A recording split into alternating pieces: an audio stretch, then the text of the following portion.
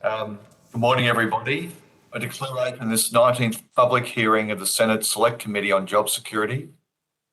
I'd like to acknowledge the traditional custodians of the country from which I'm speaking today and pay my respects to elders past, present and emerging. This hearing has been conducted via video conference and teleconference with witnesses giving evidence from around Australia. I thank the witnesses for participating in today's hearing. For the benefit of those listening, this is a public hearing and a Hansard transcript of the proceedings is being made. The hearing is also streaming live via the web, which can be found at www.abh.gov.au. I remind all witnesses that in giving evidence to the committee, they are protected by parliamentary privilege. It is unlawful for anyone to threaten or disadvantage a witness on account of evidence given to a committee, and such action may be treated by the Senate as a contempt. It is also a contempt to give false or misleading evidence to a committee. If a witness objects to answering a question, the witness should state the ground upon which the objection is taken, and the committee will determine whether it will insist on an answer, having regard to the ground which is claimed. If the committee determines to insist on an answer, a witness may request that the answer be given in camera. Such a request may, of course, also be made at any other time. The Senate recently granted an extension for this important inquiry, meaning the committee is now due to report during the last sitting week in February 2022. Where a witness takes a question on notice at this hearing, answers should be provided by the 22nd of November 2021. I remind all participants and committee members to ensure that their mobile phones are being turned off or switched to silent, and that you can remember to mute yourselves when you are not speaking or giving evidence. But I now welcome representatives from the Australian Education Union, New South Wales Teachers Federation, which is a branch of the AEU, and the Independent Education Union of Australia, and thank you for joining us. For your benefit, I'm the Chair, Senator Tony Sheldon, and I'm joined by the Deputy Chair, Senator Matt Canavan, Senator Karen Grogan, and Senator Maureen Faruqi. The Hansard record, will you please state your full names and the capacity in which you appear today? Maybe starting with you, Susan Hopgood. Yes, thanks, Senator. I'm Susan Hopgood. I'm the Federal Secretary of the Australian Education Union. Anyone jump in? You're right. My name is Anthony Odgers. I'm the Assistant Federal Secretary of the Independent Education Union, and I appear on their behalf. Thank you, Mr. Odgers. Angelo Gavriladis, President, New South Wales Teachers Federation, AEU. Thank you, Mr. Gavriladis. Information on parliamentary privilege. I understand that the Independent Education Union of Australia has not made a submission to the inquiry. However, the Australian Education Union has lodged submission 201 with the committee. Would the Australian Education Union like to make any amendments or additions to their submission? No, we don't. Thank you. Information on parliamentary privilege and the protection of witnesses and giving evidence to parliamentary committees has been provided to you as part of your invitation to appear. I now invite each organisation to make a short opening statement of no longer than 2 minutes to allow for time for questions. At the conclusion of your remarks, I'll invite members of the committee to ask questions. If you have prepared a longer opening statement, you may email it to the Secretariat for incorporation in the Hansard. Who would like to go first? Yep, I'm happy to go first, thanks. Thank you. Okay, look, thanks very much. Can I begin by acknowledging that I come to this hearing today from the land of the Wurundjeri people of the Kulin Nation, and I pay my respects to their elders, past and present, and to all the elders of the traditional owners of the land on which you are joining this hearing from. Look, I appear to supplement the AEU's October 2021 written submission by focusing on the crisis of insecure work for new teachers in the school sector that is driving new teachers out of our profession, and which by the mid-2020s will lead to our education system having tens of thousands fewer teachers than are required, and also the impact of insecure work on the TAFE sector as well. First of all, let me address the issue for teachers in the school sector. New teachers are experiencing two crises in their first years in the profession. First, about 3/4 are employed in insecure work, ongoing casual or fixed term-by-term contracts, despite the majority of those roles being for substantively permanent years-long roles.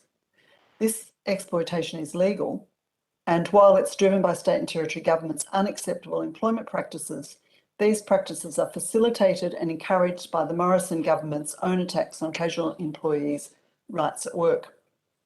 New teachers are also experiencing a profession-wide crisis of excessive workloads. This is exacerbated for new teachers, given their predominantly insecure employment.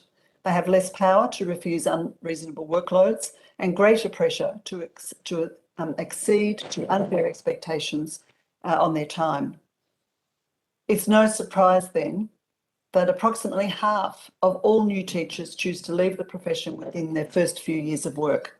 And the key reasons given for leaving the profession include insecure work and excessive workload.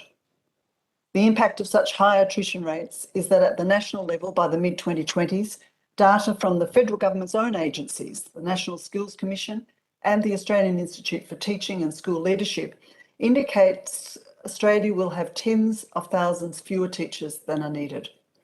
And in the classroom, students' learning and relationship building is interrupted by a churn through of teachers. At the school level, high teacher attrition is felt hardest by already chronically underfunded, understaffed, disadvantaged rural and remote schools.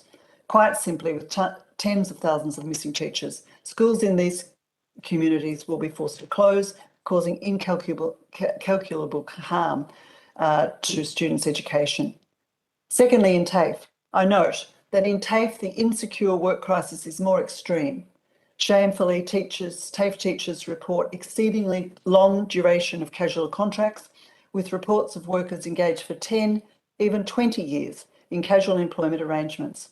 Most recently, demonstrating the inadequacy of the new casual conversion provisions of the Fair Work Act, in September 2021, TAFE New South Wales failed to offer a single conversion to over 7,700 teachers in insecure work. TAFE New South Wales cited, without any specificity, generic reasonable grounds in identical letters distributed to workers. The Morrison government, through its chronic underfunding of public education and its recent attacks on casual employees' rights in the Fair Work Act, bears responsibility in the crisis of insecure work in the teaching profession. So I now would pass over to Angelo to complete our submission. Thank you. Thank you. Thank you, Susan. And can I too please acknowledge the traditional custodians of the lands from which I'm coming. I come to you from Kamilaroi land, from the library of Narrabri High School, where teacher shortages are alive. And I want to amplify some of the points that were made by Susan with respect to the impact of casualisation on the teaching service itself, the personal professional impact, but also the impact it's having on our students, both in schools and in TAFE. In bringing to you this information, in amplifying this information, starting off with schools, I'm going to rely on New South Wales Department of Education briefing notes to its minister and its government that go to the core of this issue, starting from the point that the briefing notes conclude that, and I quote here, "We will run out of teachers in 5 years." The briefing notes then proceed to explain the causes for that, for this situation, this dire situation in which we find ourselves. And one of the causes is the fact that the teaching profession has become less attractive for young people, less attractive for high achieving people, because the attractiveness of employment in the Department of Education has been impacted as a result of the erosion of permanency. Some 10 years ago, we would have been laughed down in such an inquiry had we predicted that 30% of the New South Wales teaching service is now engaged in a temporary capacity. 30% of the teaching service. only 22% of pre-service teachers enter the workforce in permanent roles. And again, I'm quoting directly from government briefings, this impacts on the attractiveness compared to other sectors where permanent jobs may be available. 67% of early career teachers are in temporary or casual roles. And as I said, that represents 30% of the workforce. This is contributing to the exit rate of teachers, to the high attrition rate of young teachers, as Susan has described, and it's impacting teachers personally and also our students as a result of the chronic teacher shortage that is now about to get much worse, according to the government's own internal briefings. There are remedies for this, and there is a role for the Commonwealth in being part of this remedy, and that goes to the question of agreements that it negotiates with the states. For example, the National Education Reform Agreements, where these matters could feature as part of those negotiations. If it's bad, you think it was bad enough in school education, where 30% of the teaching service is now temporary as opposed to permanent, the situation is quite distressing in TAFE. This is courtesy of 10 years of the application of market principles that has undermined TAFE, the once world-class TAFE system, undermined by the application of market principles in the provision of education, contributing to the skill shortage of this nation. As Susan's already said, 7,700 TAFE teachers in New South Wales are either casual or temporary, and that represents approximately 70% of the workforce. 70% of the workforce, many of whom have been in temporary and casual engagements with regular patterns of work, not for 1 year, 12 months, not 2, not 3, but let's go to 5, let's go to 10, and examples of 20. And it's outrageous. And this goes to the recent amendments, and the fact that the amendments do not fulfil that which they said would be fulfilled. And I'm referring to the amendments to the Fair Work legislation, providing the mechanism to convert temporary and casuals to permanents. Those mechanisms that are now available are meaningless, because it's allowed an employer like TAFE, New South Wales, that's got a workforce of 10,000, 7,000 of whom or so are temporary and casual, to turn around and say that it has, quote unquote, reasonable grounds as available under this. That's a school bell, by the way. I apologise for that. My apologies for that. So TAFE has used provisions that are available in this meaningless changes to the legislation to say it has reasonable grounds, quote unquote, not to offer a single conversion. A single conversion. In fact, it took the 6 months available to it as part of the transition arrangements arising from those amendments to conclude that not one single casual employee out of the 7,700 could be converted to permanency. And I say to you that this is courtesy of amendments that are meaningless, and also the application of market principles and the ideological onslaught against TAFE that is unacceptable to us at any time, and has now contributed to the skills shortage in this country. The impact is not only personal, it's not only professional, but the students in our school system and TAFE system are impacted. Thank you very much. Mr. Hodges. Thanks. Look, I begin by acknowledging the owners of the land from which I speak, the Wurundjeri people of the Kulin Nation and their elders past and present. This always was and always will be Aboriginal land. I apologise for the fact that the committee does not have a copy of the short submission that we lodged yesterday, and I might start by saying something and then reading a very simple summary of that late submission. We'll make sure that that's circulated to the committee. So Thanks, Senator. committee members. Thank you. There are issues in employment and non-government school education with insecure work.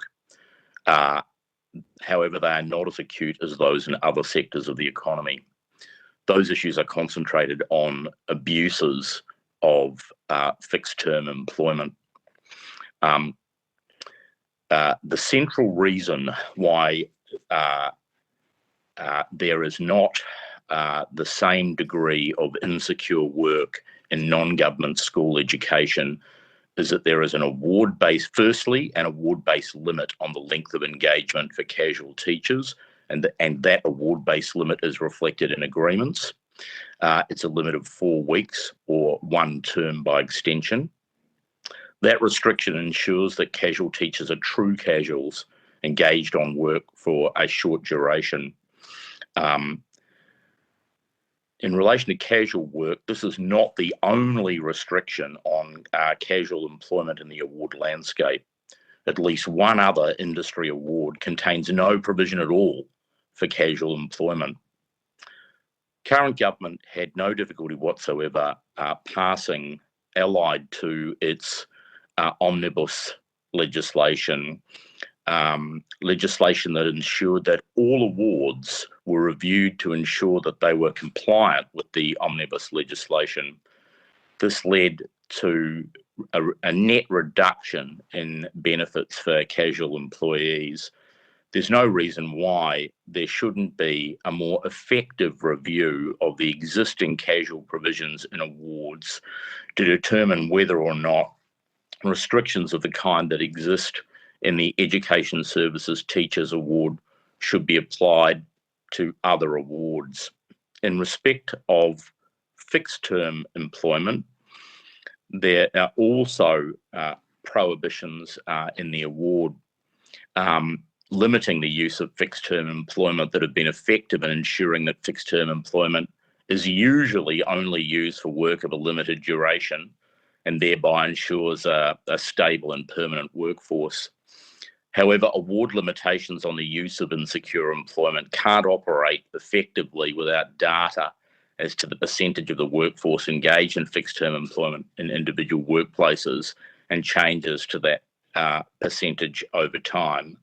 Similarly, similar provisions exist in other awards, and again, in our view, there should be a review of awards to ensure that all fixed-term employment is attended by restrictions as to utility and need.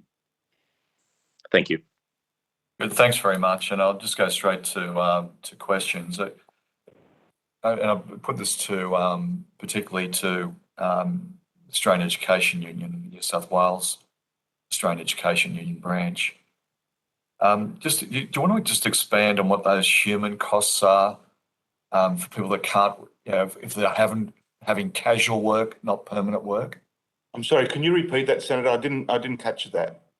Would you be able to expand on what some of the human costs are, some of the stories that you've experienced and come across in your role with teachers on being on casual work rather than permanent work, and what the effect is on themselves and potentially their families? Thanks for that question, Senator. Well, what is often not appreciated is as a consequence of casual or temporary work, which has proliferated in the last number of years. In fact, there's been a 50% increase in temporary engagements in the last 7 years. The impact is that young teachers can't get a start in their life in the sense that they can't get loans to buy a home. They can't establish themselves in the community in which they may be temporarily located. And that results in them looking elsewhere for employment where there's greater degree of permanency. But it's not only that, so there's that personal dimension, and pardon me for pivoting from the personal dimension to the professional, because that's what we do. as teachers. It's the impact it's having on the schools in our communities that are most in need of teachers. It is hardly an incentive to go to Boggabri. It's hardly an incentive to go to Louth. It's hardly an incentive to go to Ivanhoe when all you're being offered is a temporary engagement and therefore potentially without employment, having shifted yourself from house and family, and we're talking about thousands of kilometres, for a short period of time. So the personal cost is that you can't get a start in your life for young people. The personal cost is that you've got to move and be mobile, ready to move regularly. But the professional cost, the educational cost on our students is incredibly high. The turnover rates are very high amongst temporary teachers. This is in government briefings, they know. And this is contributing to shortages, the results of which is that we just don't have the teachers right across the states, but predominantly in the bush. The result being, again, according to the government's own briefings, far too many instances of teachers being forced to teach outside their area of expertise. So HSC students are being taught by teachers not qualified for the area they're teaching. The net result is obvious to everyone, but now it's in government briefings. Our HSC students in the bush, their results are inferior to those students who are taught, and there's no surprise in this, is there, by teachers fully qualified. So there is a personal dimension. The other thing is, whilst on temporary engagements, independent research finds that these young people feel that they have to constantly prove themselves for the re-engagement, and therefore are working themselves into the ground as they're trying to prove themselves with inferior levels of professional support that would be available had they been permanent and ongoing members of staff. So there's a personal dimension, and again, excuse me if I flip directly to the professional and educational broader dimension, because we can't ignore that. Thank you. Anyone else wants to add anything additionally to that? Yeah, look, I would just add one other, and that is that, we talk a lot about our young teachers, new teachers being young teachers, but increasingly actually those coming into the profession are not necessarily, the ones just leaving university or having done, a couple of years somewhere else. We are, and we need to attract others into our profession, particularly as we've been talking about. We are facing huge shortfalls of teachers over the next period of time during growth in enrolments, and also because of the problem of teachers leaving the profession. If you think about it, somebody who has a career somewhere else, established themselves, has a family, a mortgage, etc., but thinking about coming into the teaching profession, if all they're going to do is be offered for the first 5 years of their career temporary work, insecure work, then they're not going to choose that option. We need those people, actually. We need them in our profession, but that's another reason why their profession would not be attractive to them, because of the lack of secure employment. It hardly makes for a successful recruitment strategy saying to a mid-career person, come on over, get a pay cut and be engaged in a temporary capacity. Fanciful. Just a final question. Let's go Ms. Dodges first. The importance of making sure that there's arrangements in awards, and we've seen arrangements in other awards and other agreements through this inquiry where there's job security arrangements and casual conversions that actually see people converted rather than having their offers not taken up. So what kind of longer term effects would you consider if you didn't have that clause, or insecure work practices like rolling contracts, if they were occurring, have on career outcomes and progression for teachers? I know this will go to the heart of the other witnesses here, but particularly in reference to the findings of the Gallup report based on the union's direct experience. And of course, the Gallup report highlighted the effects on the teaching profession. Rolling short-term employment reduces new teachers' ability to become professionally accredited, pushing them out of the profession. So let's go to you first, Mr. Hodges. If you didn't have those clauses, what would you envisage would be happening?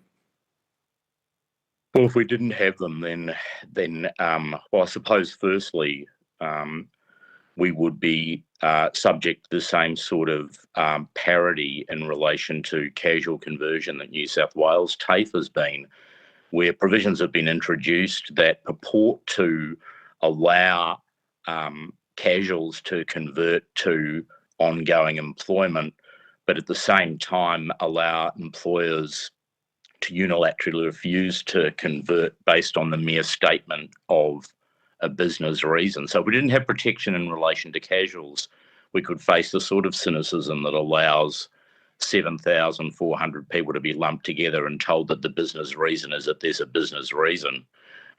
This is one of the series of changes that have been made to legislation that purport to provide a benefit and yet provide no renew mechanism.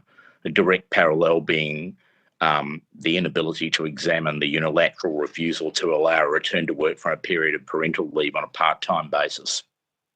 As far as fixed term goes, we already spend a very considerable percentage of our resources chasing up abuses of fixed term employment. If the fixed term provisions in our awards and agreements were expressed to operate in a manner that allowed fixed term work to have no controls. In other words, fixed termers could be appointed for work that was not of a fixed term nature, could be appointed in a manner that's been described by my colleagues from the Australian Education Union, then we would be spending all of our time chasing down employers and asking them without any recourse to industrial instruments to consider the possibility that younger teachers should be employed on an ongoing basis. And I can only agree with my colleagues that the profession would be extremely unattractive if what you are offering a professional who has a choice of professional avocations is a series of individual contracts. The looming crisis in teacher numbers would be coming on us very quickly indeed. Thank you, Mr. Hodges. Ms. Hopgood, do you want anything into, particularly in that question of the teaching profession and the ability for new teachers to become professionally accredited? Yes, look, this it really is a major issue. A recent survey that, I mean, we do an annual State of Our School survey, the AUU, and the most recent survey really did point to the problems associated with insecure work and professional accreditation, experience and skills development. For example, new teachers in casual employment report that they're less likely to have had professional, in fact, 70-80% of them, than those on fixed or permanent contracts. So it sort of works, but then those on fixed and permanent contracts had less opportunity also for access to professional development. The new teachers who are employed in insecure work are less likely to have reduced face-to-face teaching workloads in their first 3 years of teaching, which is really critical to new teachers having the time and the space to be able to develop the skills they need to become, fully experienced and skilled teachers. So it has that impact as well. And, going to that point that Anthony just spoke about what happens if you don't have those provisions. I mean, what we do know, and this is what we've said in our submission to the inquiry, is that, the Fair Work Act casual conversion provisions are totally ineffective. But we've got very good examples, like the IU have talked about today. We've got good examples in our bargaining, in our agreements where we've been able to, which actually do impact on these, and we actually do go into these in detail in our submission, and I'd encourage the committee to actually have a look at them. But they variously provide for union consultation, enforceable entitlements, limitations on engaging casual and fixed term employees to only legitimate circumstances, and annual all of organisation reviews of casual engagement process, which is, going to that last point, something that's actually been introduced in the Victorian agreements in both TAFE and school sector, and have had some success in fact reducing the numbers of people who are employed on fixed term contracts, in particular, actually fixed term contracts, and moving them over to permanent employment. Thanks. Thank you. I might just go to Senator Canavan now. Thank you.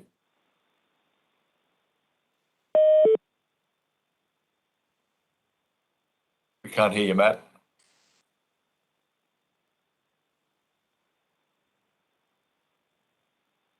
Not quite sure what's happened there. I'll go to you, Maureen. Okay. Thanks, Chair, and good morning, everyone. Thank you for coming to answer our questions and give evidence. And I just want to take this opportunity to, again, give my heartfelt thank you to teachers and teaching staff all across Australia who educate our kids, inspire our kids, and have been working so hard under such difficult conditions. I know that everyone has a teacher in their life who's changed their life. I know I have had many. And so I think from where I sit, you deserve the best of pay and working conditions. And there are people in parliaments working with you to get there. So if I might start with AEU and Ms. Hopgood, I just want to go to some specific things that you have highlighted in your submission. And one of those is that you referred to a recent journal article which found that precarious work may be having particular scarring effects on gendered patterns of career progression for teachers. So could you please just highlight for us what those scarring effects are? Yes, and thanks for the question. I mean, look, we are, in fact, of course, particularly in schools, not so in TAFE actually, but in schools, a very gendered profession. I mean, in some states and in some, primary more than secondary, something like 80% of teachers are women. What we also know in our profession is that we still have a disproportionate number of women represented in the higher career structures of the teaching service. For example, it's still not uncommon, which always surprises me, still not uncommon to see a primary school with almost all female teachers, but a male principal, male deputy principal, which is which actually does show that. One of the things that we know is that we can overcome we can help overcome this which may be a structural barrier, but it may be other things as well. We can overcome these by, in fact, ensuring that all opportunities are provided for professional development, for career paths and so on, for all teachers, particularly for women. When you actually introduce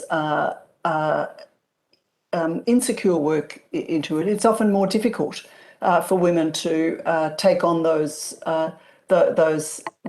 roles where they are unable to, if you like, secure ongoing employment, and maybe have to move to take another position in another school to do so, but still insecure work.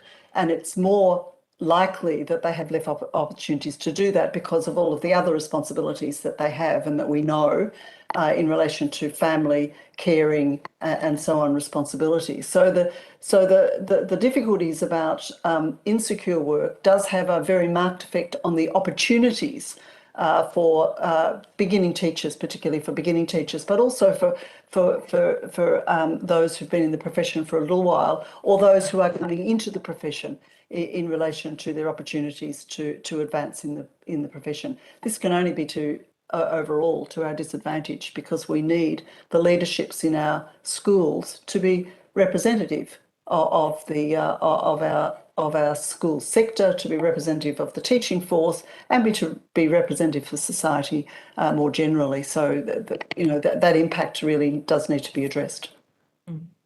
I just want to go to early childhood education and childcare, and I know you represent some of those workers in your union. And of course, again, I guess the impact of insecure and precarious work is felt more acutely. It is, again, like a gender issue there as well, but also on migrant workers. As I understand, a pretty large proportion of early childhood education and childcare workers are migrant workers. So I'm just wondering if you have some information on how during the last 2 years and just in general, how that disproportionate effect is felt by migrant workers on temporary visas. Look, Senator, I have to say that I think that, my comment really needs to be about teachers in early childhood education and care. We, the Australian Education Union, doesn't organise the educators, what used to be called assistants, the educators in early childhood education and care, and that's in fact where predominantly the workers that you're specifically referring to are employed. But overall, what we actually do know, absolutely, is that early childhood education and care, both for teachers and educators, is a very precarious employment situation, and in fact, the wages and working conditions are in fact not sufficient, really, for us to be able to attract and retain the workforce that is absolutely necessary. For teachers in some parts and in some parts of the country, teachers, preschool teachers or early childhood education and care teachers are paid lesser than teachers in schools, for example. They have the same requirements of qualifications. What is required is that they have a 4-year degree, teacher degree, and yet their salaries are much less. And in very many circumstances, if I just focus on teachers, in very many circumstances, because of the funding arrangements, there is much uncertainty about whether or not their job will exist the following year. So this has a major effect. So in many cases, they are employed on rolling insecure contracts.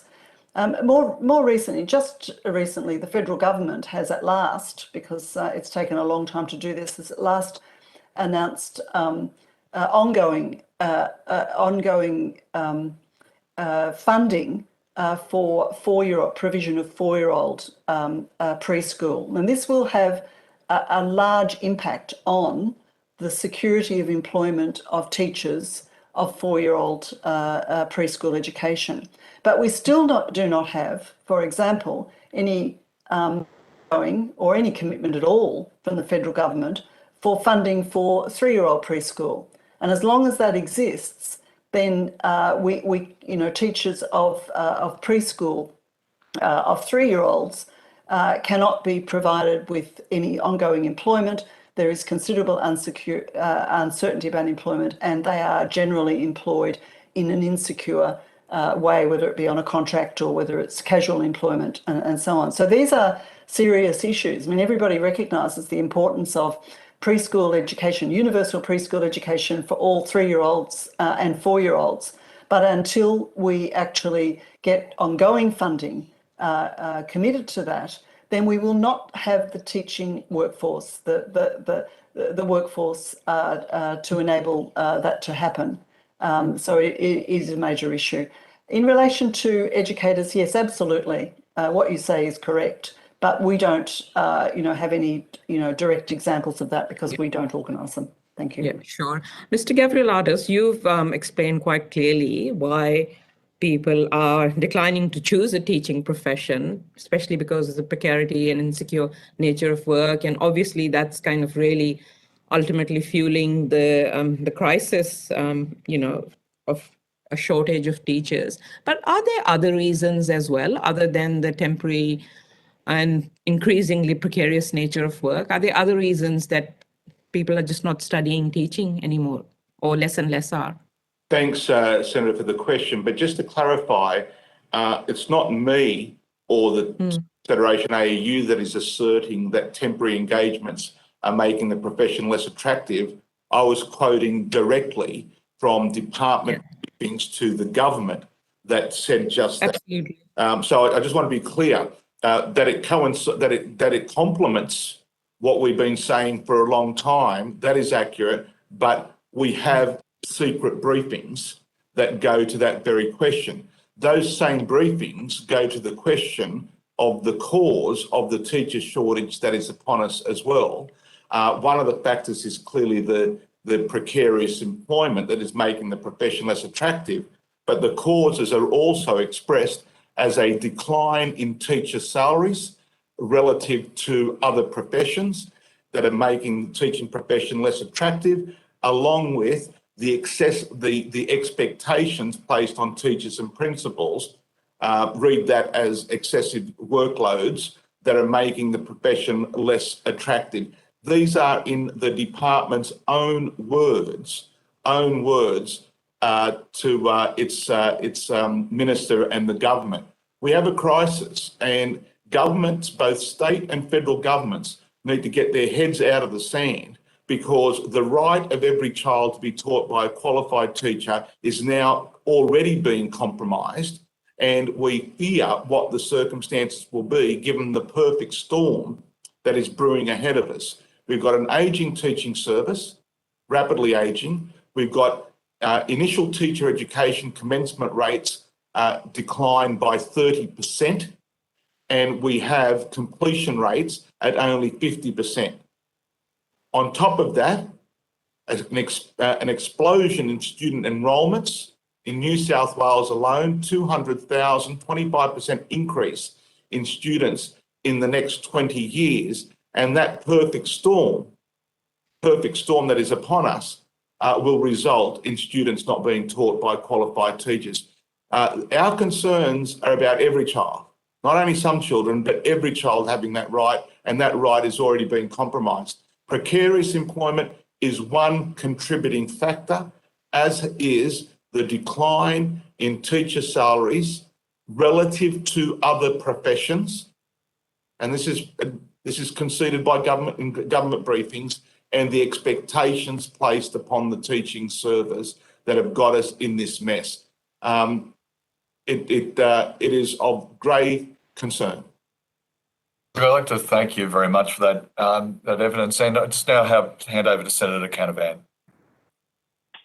Thank you, Chair, and thanks for the evidence this morning. Sorry about the glitch hiccup earlier. I've only got limited time. I really just wanted to ask one set of questions, I suppose, about the request for the 7,000 workers in your submission to convert to permanent work. How was that request made? Was it all 7,000 or so workers wanted to convert to permanent work? So specifically to that, Senator, as a result of the amendments to the Fair Work Act, as a result of those amendments, employers were to examine the conversion of long-term casuals to permanency. Long-term casuals who've been employed continuously for 12 months or more in a regular pattern of employment. Employers, as a result of that change to the Fair Work Act, were given 6 months as part of a transition period to give effect to that. At the end of the 6 months, New South Wales TAFE determined unilaterally as the employer that it had quote unquote reasonable grounds not to consider and not to offer conversion to any one single casual, 7,700 of them, not one. In the 6 months, it had to consider a transition to give effect to that amendment to the legislation. Not one was deemed to meet the criteria being 12 months or more continuous work, regular pattern of employment, when there are literally hundreds upon thousands of examples of people that meet that. That speaks volumes. So has anyone formally asked New South Wales TAFE to convert to permanent work, or how many of the 7,000 want to do that, to your knowledge? So the amendment requires the employer to put in place the practice for that to happen. The employer notified us, the union, 6 months, coincidentally at the end of the 6 month transition process, that it was exempt. The employer said that it was exempt from that practice. It had reasonable grounds, quote unquote, and advised every casual employee accordingly. We have taken this up with the employer, and now we are seeking the options available to us, including the potential of notifying of a dispute surrounding this matter, the way it's handled. Yeah. Obviously, when legislators like ourselves put words like reasonable grounds in, it has to ultimately be a matter for courts, or tribunals, or commissions, what those words mean. I mean, just going back, I mean, how many do you have? So I've only got a little bit of time, so I might just ask the question. Do you have? Sorry. I think we're already over time. Do you have a number? I mean, how many of your members want to convert to permanent work? Teachers, like all employees, much prefer permanent employment rather than precarious employment. I don't have a specific number for you this morning, but I have got evidence that shows that people have been in the same patterns of employment for 10, 15 and 20 years.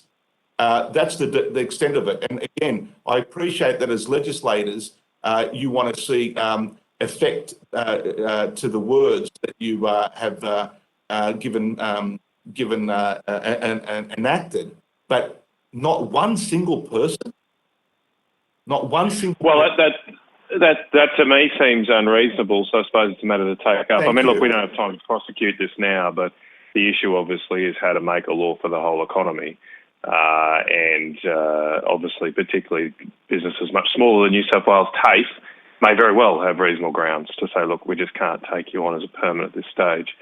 Not a single person, Senator. Not a single. Yeah, person. well, so that prima facie that seems unreasonable. Obviously, though, I'm not across the details of it, but that's why it needs to be prosecuted, I'd say, and good luck with that. But I would make, just coming back to this point, with the evidence we've had to our committee is that, in fact, there often isn't that many people requesting the conversion because, obviously, just final question here, in the other industries we've looked at, conversion to permanent work obviously normally would mean a lower rate of pay.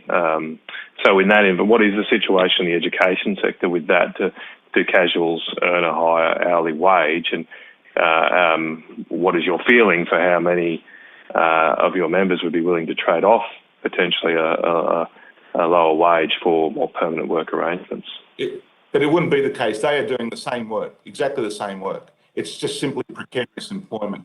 And for those who don't want the full-time engagement, there is provision for permanent part-time engagement as well. Yeah. So for us, this is just simply an example of, sorry, the school bell is going again.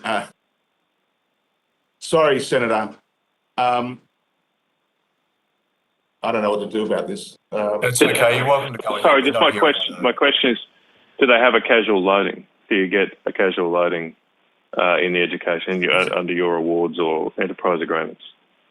There are loadings, but in this case, the issue here is the conversion and the conversion that would be wanted by people, and it's not being offered. All right. Okay. Thanks. I'll leave it there. Thanks, Chair. I'm sorry about this. No, thanks. Thanks. Absolutely understandable. And we could hear you loud and clear, actually, from our end. So thank you. Senator, look, I'm not sure. I know we've run out of time, but where we have in the states, like for example in Victoria, where we have been able to negotiate the process of conversion, what we know is that it's not the majority of teachers employed in this sort of insecure work actually want secure work. And they convert when they're given the opportunity to do so. It is true that not everybody wants secure work, but in our profession, we do have casual employment. So there is a way in which people can be employed casually. But this sort of work that we're talking about in terms of contract work and so on is actually ongoing permanent work where people are employed in insecure way. And what we know from our conversion is that people convert when they get the opportunity to do so. Thank you, Ms. Hopgood. And I'd be very interested in the figures, I think, for the rest of the committee too, if you just take on notice, if it's possible, what the conversion take-up rates are in Victoria. So I'd like to thank you for your evidence today. Your evidence will assist the committee in its deliberations and the preparation of its report. If you have taken questions on notice, please provide responses to the Secretariat by the 22nd of November 2021. And thanks again. Very much appreciate your time and your thought on the evidence today. I now welcome representatives from the Australian Manufacturing Workers Union. Thank you for joining us. For your benefit, I'm the Chair, Senator Tony Sheldon. I'm joined by the Deputy Chair, Senator Matt Canavan, and Senator Karen Grogan and Senator Maureen Faruqi. The Hansard record, will you please state your full names and the capacity in which you appear today?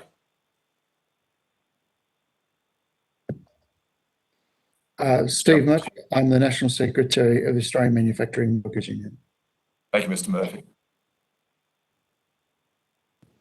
Chris Cleave, I'm a confectioner for Mondelez Australia, based in Ringwood.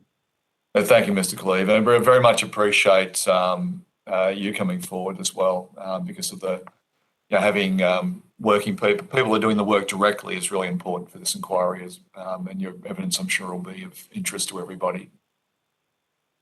And I'm Aaron Malone, an organizer for the AMWU in the Victoria branch, and I look after the site in Ringwood there.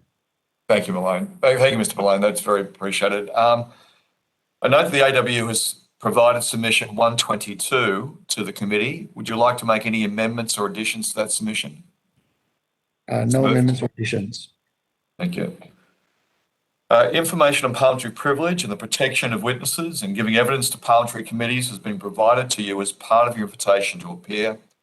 I now invite you to make a short opening statement of no longer than 2 minutes to allow time for questions. At the conclusion of your remarks, I'll invite members of the committee to ask questions. If you have prepared a longer opening statement, you may email it to the Secretariat and for incorporation in Hansard, and the senators will be able to view it as well at that time. So over to you, Mr. Murphy. Thank you, Senators. Can I begin by acknowledging the traditional owners of the land on which we meet and pay my respects to elders past and present. We really appreciate the opportunity to give evidence before this committee to help demonstrate the damaging impact of insecure work on working people. Shortly, I'll introduce Chris Cleave and Aaron Malone to provide some more detail on our ongoing dispute in Cadbury, Victoria. But before I do, just offer a short reflection. And I've been a union official for almost 20 years now, and I've seen peaks and troughs in industrial disputes across the manufacturing and other industries. And in mid-2000, most of our industrial disputes are about the right to collectively bargain, the right to have the union sit at the table, and the right to have the union party to that agreement when it was done. Those disputes no longer exist anymore because those rights are enshrined in our workplace laws, and rightfully so. Right now, the biggest single issue in our industries is the inadequate protection against insecure work. And we're seeing an increase in the frequency and the duration of industrial disputes and strikes that are resulting as part of this. This is apparent and clear right now at Cadbury's in Victoria. So with me today, I have Chris Cleave, who worked at Cadbury's for over 30 years, representing his workmates as an AMW delegate, and Aaron Malone, who is the organiser, who's been assisting those workers throughout their dispute to win better job security for all workers at Cadbury. So I'll hand over now for a short introduction from Chris before we invite any questions. Thank you very much, Mr. Cleave. Thank you, Senators. My name is Chris Cleave. I've worked at the Cadbury site for actually more than 35 years of my working life.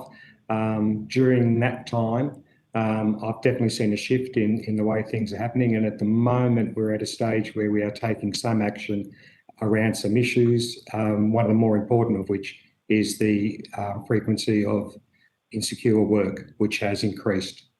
In our last EBA, which expired in March this year, was a 3-year EBA, and in the course of that 3 years, we've seen some worrying trends towards more casualisation of the workforce, and we've decided to let our voices be heard now. Thank you, Mr. Cleave. Senator Canavan. Thanks, Chair. Can I just ask, sort of where we were just before the previous witness about the recent changes to the Fair Work Act around providing a right to convert to permanent work? Have you taken, or any of your members, requested conversion since those changes? Mr. Murphy. Senator, those changes that were put into legislation for workers across the manufacturing industry were a step backwards. In our award, the conversion was able to be there by election of the worker after 6 months. The change that was made now delays that for a period of 12 months and makes it much more difficult, particularly workers who are in the food industry that might be seasonal for 11 months of the year, but then there is no work for 1 month, who forego that right now to elect to go permanent. So it has been a significant step backward for workers in the manufacturing industry. Sorry, I just are you saying that you previously did have, under an award or enterprise agreement, a 6-month, right? Is that what you're saying? That's correct. The manufacturing award and the predecessor to that, the metals and engineering and associated industries award, provided for conversion from casual to permanent after 6 months of regular and systematic work. That's now been removed, and it's now a 12-month period. Was that removed by the legislation, or? That's correct. Is that just the recent the award referred to a national end of employment standard, did it? Is that? Yeah, we recently went through a hearing at the Fair Work Commission where we argued to retain the 6 month and pick up the other parts of the legislation that were put forward, but we were unable to retain the 6 months as the legislation required that be the standard. Right. Okay.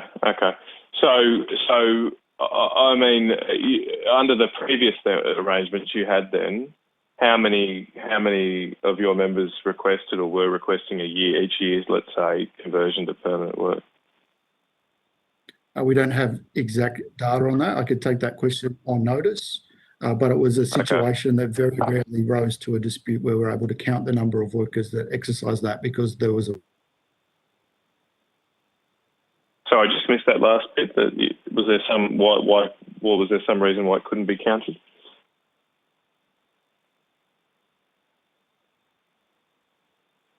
Sorry, Mr. Murphy, you're still with us?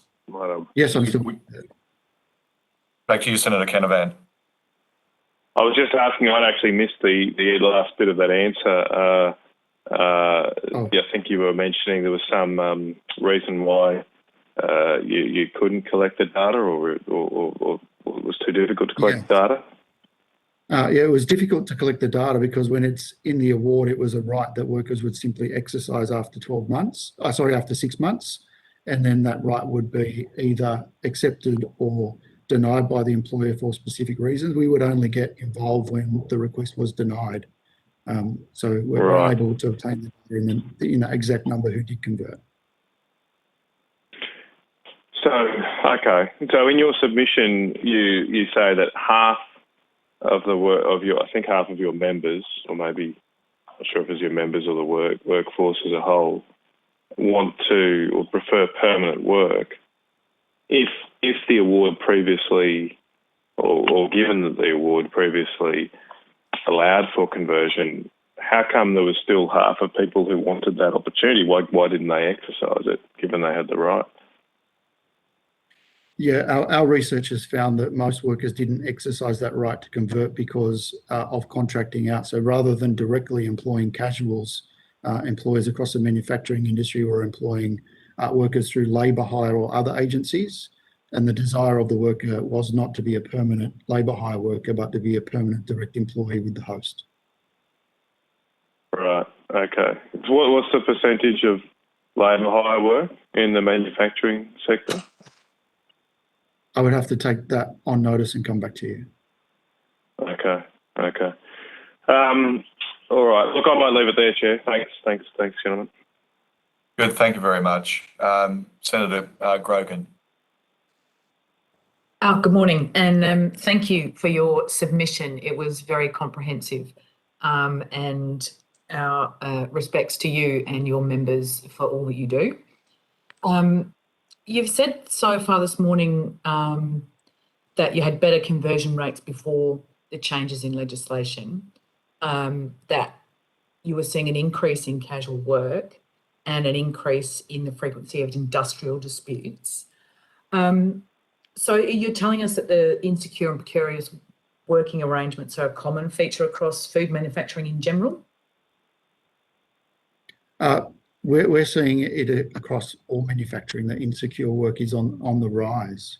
The experience of workers, whether you're permanent or casual, is that insecure work makes workers fearful about raising safety or pay issues, and make workers fearful about joining and participating in an activity, and they make workers fearful about fighting and defending the workplace rights that they have.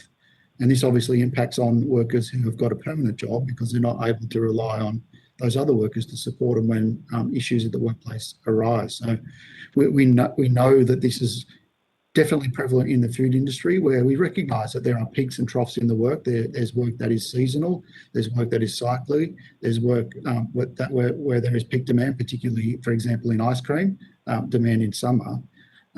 But workers shouldn't pay the price of being on endless insecure work.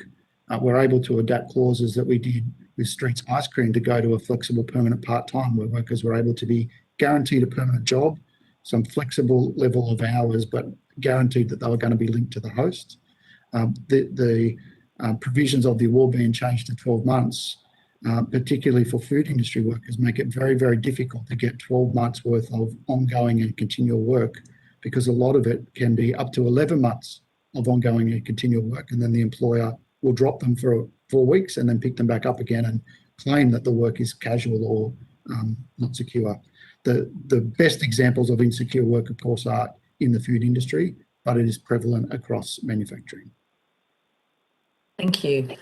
So do you have any trend data for that? I know you referenced that it was difficult to compare your previous 6-month conversion because it was such an ingrained process that it wasn't necessarily tracked. Do you have any other trend data that you could provide us with on notice? I could get our research department to pull some data trends around the rise of insecure and casual and outsourcing work in manufacturing, yes. That would be excellent, thank you. Now, you're currently engaged in some bargaining with Cadbury, and they're appearing this afternoon. Could you give us a brief outline of the issues that you've been experiencing with Cadbury, and also how the rise of insecure work is panning out in that facility or those facilities? It's best that Chris respond to that question. Chris? Thank you. Yeah, the main issue is that during the last sort of 3 years has been an increase of the forms of insecure work we have. We have sort of 3 forms there. We have classic agency who are hired on a day-to-day basis. We have contractors who are directly employed by the company, but anything from a month contract or 3-month contract that sort of rolls on. And we have a flexi permanent arrangement, as Steve mentioned, similar to what was at Streets, I think you said, where those people are hired for a minimum amount of hours during the course of a year, but retain the rights of a permanent employee.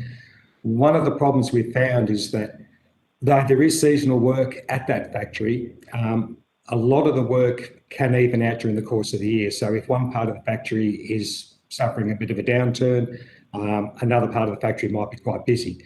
So there seems to be constant work at the factory for the whole time, yet these flexi permanents who are guaranteed at the moment 10 months work a year are actually working for most of the year and have been for a number of years. So we sort of feel that rather than have the threat of being laid off at a given time, that they should be permanent workers for full time because that's the hours they generally work. Same with the contractors. We have some people there who have been ongoing contracts for a number of years. So the work clearly exists, and yet they're still a contractor who could be laid off at the end of the contract. And that sort of puts a little bit more pressure on them as individuals and us as their workmates, knowing that you're working and working with somebody and training them, and yet they may not be there at the end of their contract. The other aspect is the traditional agency labour, who are hired on a day-to-day basis. Cadbury use quite a lot. Many days we'll have 30 or more people across the day coming in to fill those roles. There's very rarely a day during the working year where there are no agency in there. So if you have agency, as far as we're concerned, those could be full-time jobs. It may not be the same person doing that job for the entire year, but that job is being done for the entire year. So just help me understand the 10-month flexi permanent. Cadbury's, it doesn't strike me as seasonal. Look, it is to an extent. I'm sure you sell a little bit less chocolate in summertime than you may in winter. We do make Easter products there, and traditionally that's, we don't make those all year. That's traditionally been around about a 9-month cycle for that, but it's actually become a bit longer now with changes of production. The flexi permanent arose out of a situation that existed a number of years ago, where we had the Easter section in particular was basically only 9 months a year, and we had a setup where we had contractors who would work for that 9 months. This is with Cadbury. They were hired by Cadbury. They would be perhaps laid off for 3 months, or perhaps found other jobs within the factory. At the end of that 9-month period, they would be able to take their holidays, knowing that they would actually be brought back on contract the following year. That was a workforce that was consisted mainly of women back in a time when it was a bit more labour intensive, and many were happy with that arrangement. They were happy to work 9 months a year, knowing that they'd be rehired at a late, when the next season began. We got to a situation where the company made a decision that rather than have those people come back as contractors directly hired by Cadbury's, on 2 weeks' notice before one season began, they told them that they would have to reapply for their jobs through an agency. And they were no longer contracted to Cadbury's and no longer entitled to the benefits they received there. That was a bit of a shock for the people. Some of them refused to come back because the upshot was they were coming back working the exact same job they've been working for 5 or 6 years. They were on a lower amount of money and they were not getting holiday pay and sick pay. Our shock rate, if you're familiar with the term, which is what we get paid, is above award.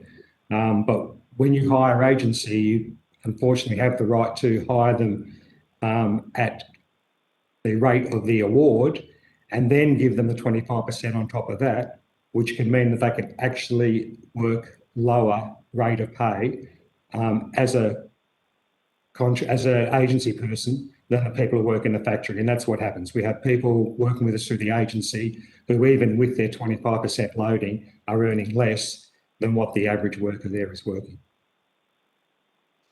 So from that point, after negotiations of a couple of EBAs, we managed to get a system of what is flexi permanent. So the idea was that they would be hired as permanent workers, but only guaranteed 9 months' work. And that way they knew that that couldn't happen to them again. They could come back each year and work for that time when there was a bit of a trial. And that was a very, very good system. No complaints about the system whatsoever if you're applying it to a situation where there is a limited amount of work during the year. What's happened subsequently with changes in production is that Easter season has spread out to perhaps 10 months. And during our last EBA 3 months ago, we asked for the flexi permanents to move from 9 months guaranteed work to 10 months guaranteed work. And the company didn't quibble. They fully recognised that these people were working just about all year. When we came to negotiations in March for our new EBA, the company said that it wanted to reduce them back to 9 months. And that was a bit of a warning sign for us, because these people generally are working the whole year and only really guaranteed 10 months plus their annual leave that they accrue. And we were a little bit concerned that why the company would want to reduce that amount back down to 9 months, giving them less secure employment. So we that's no longer, I think the company has withdrawn that offer, but we certainly are a bit concerned about the intent behind it. Do you have a sense of the percentage of agency contract, flexi permanent, and do you have casuals that are just core casuals or just the agency contractor scenario? No, we have the classic agency who come on a day-to-day basis. We have ongoing contractors, and then we have the flexi permanents. Now, the company did release during the EBA stating that it had 80% permanent employees. Now, given that they only employ the contractors, flexi permanents, and permanent employees on what could be called a permanent basis, that wouldn't take into account the agency, of which I said we could have up to 30 in a day across the shifts, and sometimes more. Sometimes we get to a stage where the agencies cannot provide us the workers that we want. We want too many and they can't provide them. So if you were to take that 80%, knowing that that didn't include the agency people, then I'm guessing, and if you consider that flexi permanent, even though it is a permanent position, it's not a guaranteed hours, I think that would reduce the actual amount of people who have permanent full-time jobs significantly. Cool. You've talked about the Easter workforce. What other kind of week-to-week or month-to-month fluctuations do you see at Cadbury? Look, we have a few areas within the factory. We make a lot of bars, so the bar lines, the picnics, the cherry ripes, the crunchies. I'm not fully conversant with what their sales are, but I would imagine that those products tend to maybe sell a little bit less than some of them they do in winter, just for chocolates, sustainability in a heat. There are different shops. We have some what is called a panning area, where that's where you get the chocolate coated sultanas and peanuts and that. I know they have a lot of that around the festive times, Father's Day, Christmas. They're quite big at that time. Certain other products, will have a bit of a peak. Our multi-packs might have a peak before Halloween. People might, buy more of that to distribute during Halloween. There are different areas of the factory doing different sorts of products. Then we also have another factory in Scoresby who make a lot more of the soft lollies. They will tend to have their peaks and troughs as well. But as I said, over the course of the year, there's not really a time where someone's not busy. Okay. And so you talked about the conversion rates earlier, Mr. Murphy, and the fact that things were better previously. Are you now finding a lot of people trying to make that conversion and not getting there, or has there been any sort of reduction in the requests for casual conversion? Yeah, we've had a few conversations internally. Organisers all across our food industry have got a level of concern where normally they would be able to express a view that they wanted to convert from casual to permanent after 6 months, and now being told that you've got to have 12 months worth of that systematic and regular work. And the example that we've just heard from Chris is that some workers can be working, up to 11 months of the year. You can work 11 and a half months, but if you don't get that extra 2 weeks, you actually lose that entitlement and you've got to start all over again. So it puts it further and further out of reach for those workers who want to convert. In manufacturing industry generally, we had a number of workers who were coming up to their 6 months and had contacted the union to see whether or not, they would still be able to exercise that. And our advice was, once the Fair Work Commission had made a decision that this was going to change, that they would have to wait a further 6 months to be able to exercise that, and there would be some other rules that they would have to engage with and understand before they would do that. The third issue that we've been dealing with internally is the idea about using labour hire as not so much as it used to be when it was first intended for specialised skills or for short-term contracts. It's an alternative model for employing workers to avoid obligations, as you just heard from Chris, to either pay them less money or to avoid obligations under workplace laws. And a lot of our members are expressing frustration that even if they did have a right to convert from casual to permanent, they don't want to be permanent with a labour hire company. They want to be permanent at the place that they're working, and that is very difficult. So from the flexi permanent at 10 months and the requirement for the 12 months, the contractors and the agency guys, do you see them transitioning into the flexi permanent or other forms of permanent work, or does that not happen?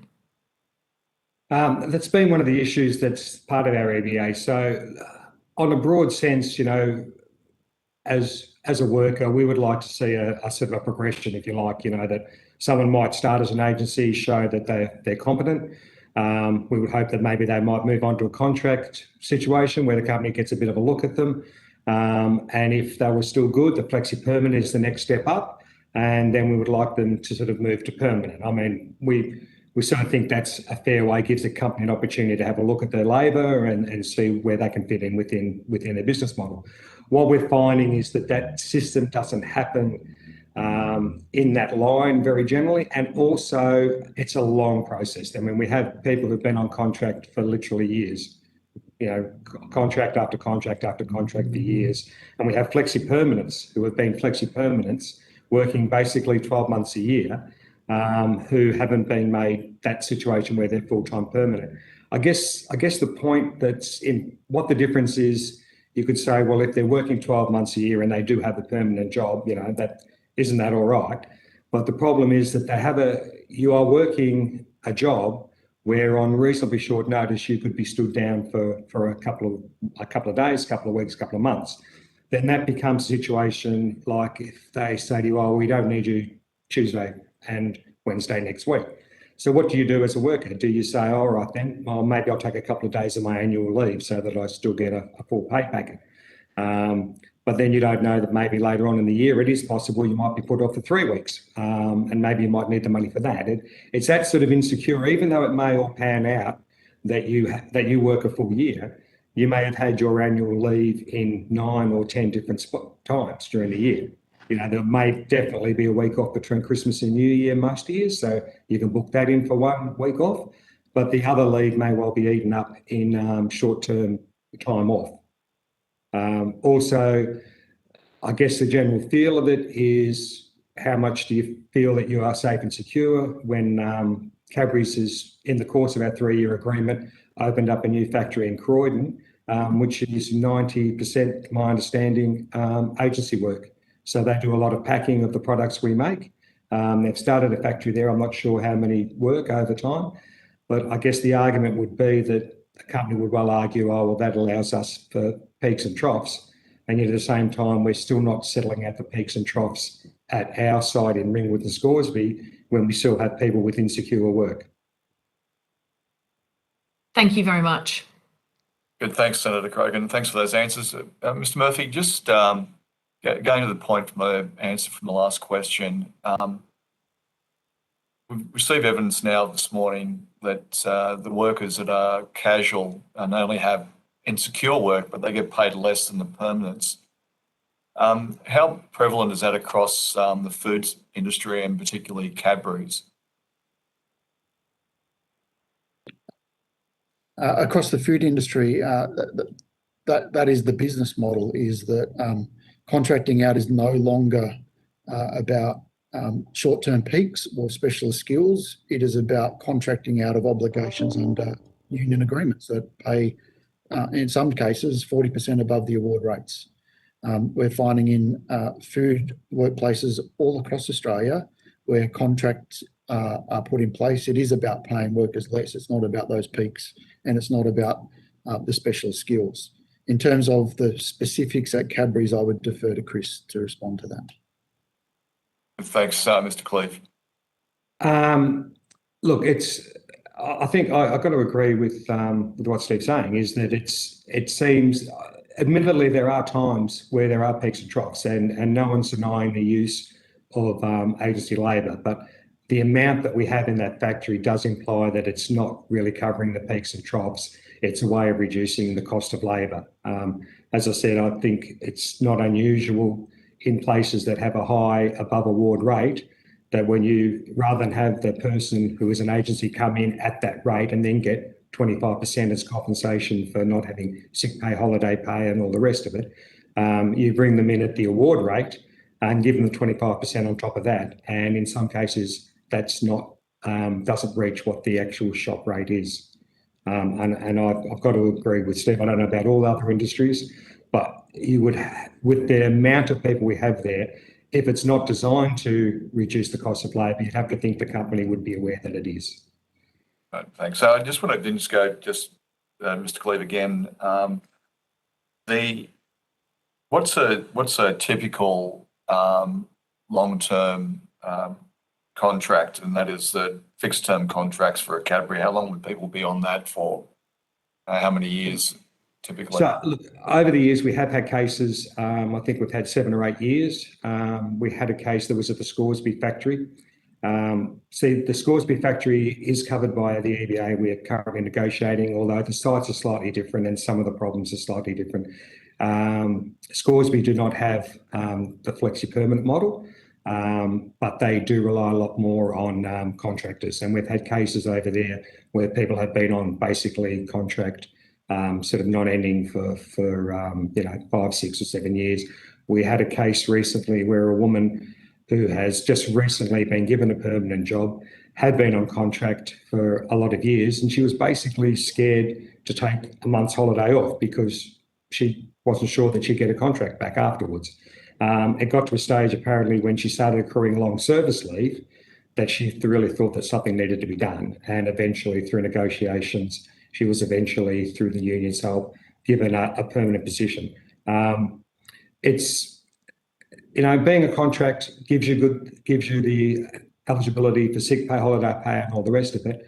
But as Steve's mentioned, I mean, it does have implications for whether you want to raise issues about whether you think you're getting the right pay rate, whether you think, I should have my holidays now, or, is that good for the company rather than is it good for me? It's a situation where, and myself as a full-time employee, these things, I'm quite happy to raise them, obviously, and as a shop steward. These people are a bit worried. You have a connection with the company, you've worked there for 5 or 6 years, yet the fact is that you may not have a job at the end of your next contract. Yeah, thank you for that. Mr. Murphy, over the period of 12 months cycle of the work and the type of work that's carried out with some degree of peaks and troughs, are there operations in Cadbury's who are appearing later today where there is consistently month in, month out for 12 months, week in, week out, day in, day out, where labour hire is engaged so that there is a capacity, if there was a requirement for them to make people permanent, they could? Chris is probably better placed to answer that, Senator. Thank you, Mr. Murphy. Look, we definitely feel that. I mean, the fact that agency are present just about every single day at that site, implies to me that you could make some more permanent jobs than what we've been after. During the course of our EBA negotiations, this has been an issue we've been raising all the time before this for the 3 years of the previous agreement. The company has made some steps and has changed the employment status of a few people over that amount of time, but it was basically, they had made adjustments to 30 people on the day we voted to take industrial action. So I think they must have felt there was room to improve. We think there's even further room to improve. And as a workforce and under the present laws, the only time we get to have a say about this is during EBA negotiations. If we were to sort of accept what the company had done and think that things are going to get better, and we sign a 3-year agreement, then we've got no real guarantees that those jobs will be created in the next 3 years. Thank you for that. Mr. Murphy, the question and common conversations occurring now in the industrial relations arena and more publicly is the concept of same job, same pay. And we've received evidence from other industries and in particular mining regarding the wage differentials up to sometimes as much as 40% between a insecure worker and a labour hire company who's getting paid a casual loading to what a direct hire worker in a mining site might get. is there similarities in, you've raised Cadbury's, is there similarities right across the market, and with same job, same pay, assist in dealing with insecure work and making insecure work less financially attractive for companies? Senator, that is true. I'm a fitter by trade. I did my apprenticeship at Tube Makers in Newcastle, and I came into work for the union. I was surprised when I left that site to see, at the time, there were 6 labour hire companies in and around Newcastle, and then it became a business model where that went to over 145 labour hire companies in Newcastle. And what we saw was that those labour hire companies were not used to bring in specialist welders or specialist skills. They were used to undermine whatever the terms and conditions were that were established by union agreements all across the Hunter Valley. And since I became the State Secretary and now the National Secretary, almost 18 years later, that has become a business model where the buildings, the machine and the jobs are permanent and ongoing, but the worker is not. And we're seeing the rise in this insecure work being a new business model where it's no longer about those specialist skills. It's no longer about short-term hires or peaks. It's a business model to reduce wages, to have workers with less rights and with less dignity. And we're, as Chris is sharing, workers becoming so frustrated, and it's now become the number one issue during bargaining, and the only chance that we get to fix it up and make sure that if there's permanent work, that there's a permanent worker. And this question of the potential for legislative same job, same pay, how high a priority would you put that? Same work, same pay is something that we used to be able to bargain about. It used to be top of our union's log us to be able to regulate the wages and conditions of a third party or a labour hire company, which we used to be able to do. So same work, same pay is a big issue for the union movement, and it's a big issue for workers all across manufacturing. The idea that you'll be employed to do the same work, but be paid up to and even more than 40% less than someone who's got the same skills, just because the boss decided that this is the way that they want to do it, isn't seen as fair. And our union is going to make sure that we're raising this issue in every bargain, every time we are bargaining.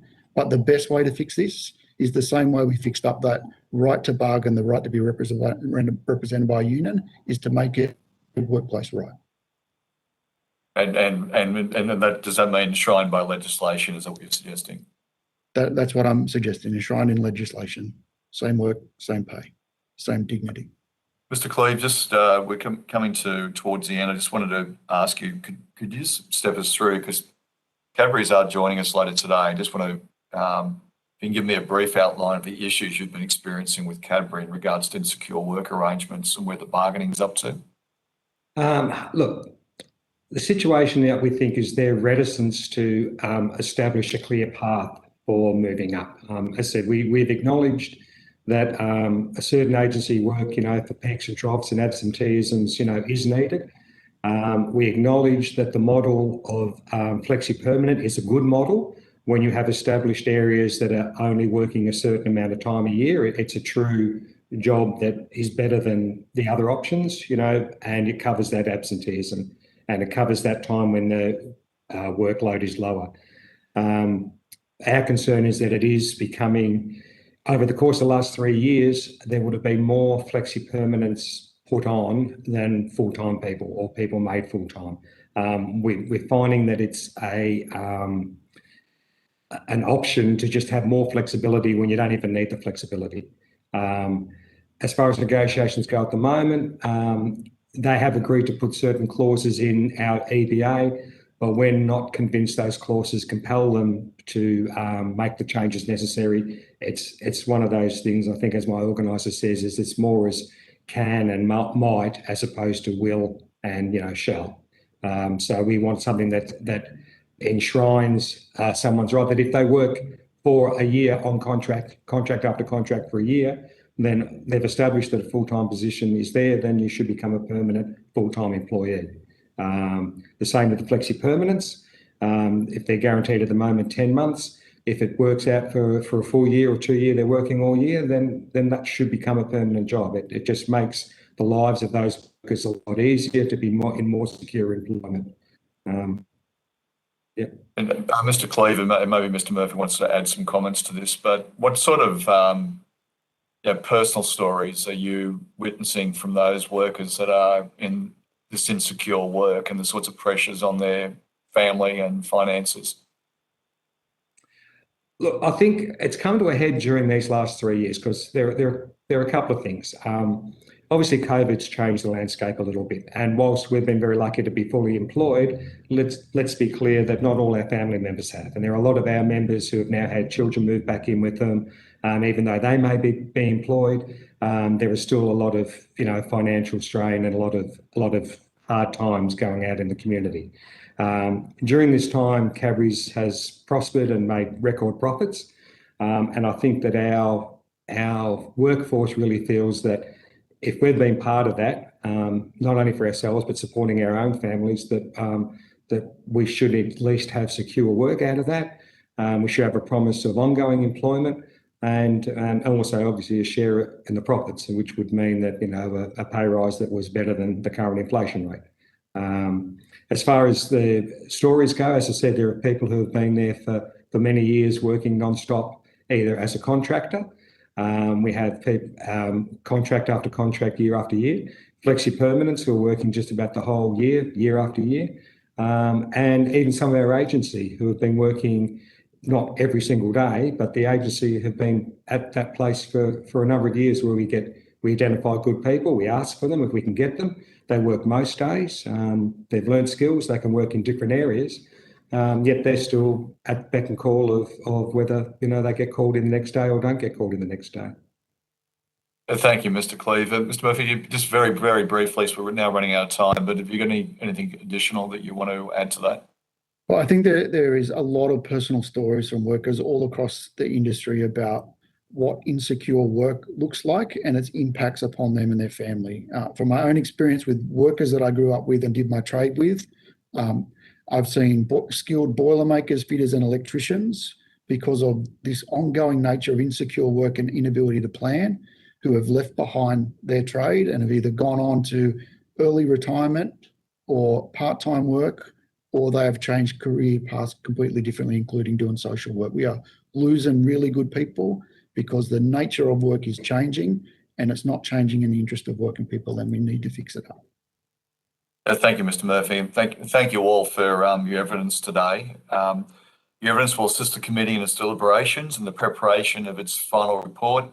If you have taken questions on notice, please provide responses to the Secretariat by the 22nd of November 2021. We'll now go on a break, morning tea break, till 11:45. Mr. Darren O'Brien from Mondelez International, and thank you for joining us this morning still. For your benefit, I'm the Chair, Senator Tony Sheldon.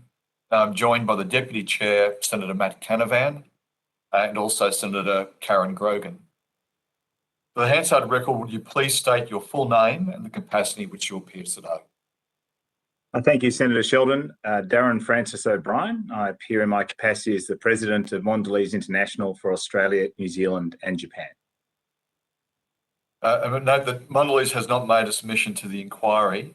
Information on parliamentary privilege and the protection of witnesses and giving evidence to parliamentary committees has been provided to you as part of your invitation to appear. Now I invite you to make a short opening statement. Please limit your remarks to 2 to 3 minutes to allow for questions. At the conclusion of your remarks, I will invite members of the committee to ask questions. Over to you, Mr. O'Brien. Thank you, Chair and members of the committee. On behalf of Mondelez, I appreciate the opportunity to appear before the committee today. As one of the largest food manufacturers in Australia, our success story is being built by our people. For almost 100 years, we've been employing thousands of Australians, supporting local communities, dairy farmers and sugar growers. We remain committed to being there for another 100 years. This means safeguarding our onshore manufacturing in Australia when so much is going offshore and keeping jobs where they should be with Australians. To do this, we need to continue to invest in growing our organisation. I'm pleased to inform the committee we have seen the success from our over $500 million worth of investment into our people and our plants over the past 7 years. Because of our record production, we've been able to employ more Australians and support more Australian farmers. We are proud that 90% of our products sold in Australia are made in Australia. But if the past 18 months has proved anything, the cost of doing business in Australia has been challenging. COVID-19 has had a profound impact on retail and manufacturing industries, particularly around shipping and supply. Throughout this period, our priority has been protecting the health of our workforce. All 2,000 of our people have remained in their roles. This has not been because of JobKeeper. Fortunately, we didn't need to use this initiative. It's because we continue to reinvest back into our frontline. Almost 75% of our workforce are permanent. At Mondelez, we provide excellent working conditions by investing in advanced manufacturing, as well as paying wages and with terms and conditions that are some of the highest in our industry. For example, at our plants, a typical production worker's take-home wage is in excess of $90,000 per year, plus super. And we are currently finalising wage negotiation with union counterparts that see above sector increases for many of our workers. As many organisations have no doubt told you, it's a fine balancing act between managing the cost of doing business and ensuring workers have secure jobs. Like other sectors, 30% of our business volume is seasonal, and we manage an increase in seasonal demand through offering Australians flexible work, again, above the award wage. We consistently remunerate well those who give us that flexibility with additional and protected benefits. As I said earlier, we've been employing Australians for 99 years, and next year we look forward to celebrating 100 years of local manufacturing with our people, the community, and all of Australia. Once again, I thank you for the opportunity to contribute further today and welcome your questions. Thank you, Mr. O'Brien. To Senator Grogan. Thank you. Mr. O'Brien, how's business been through the pandemic? Have chocolate sales been impacted in any way?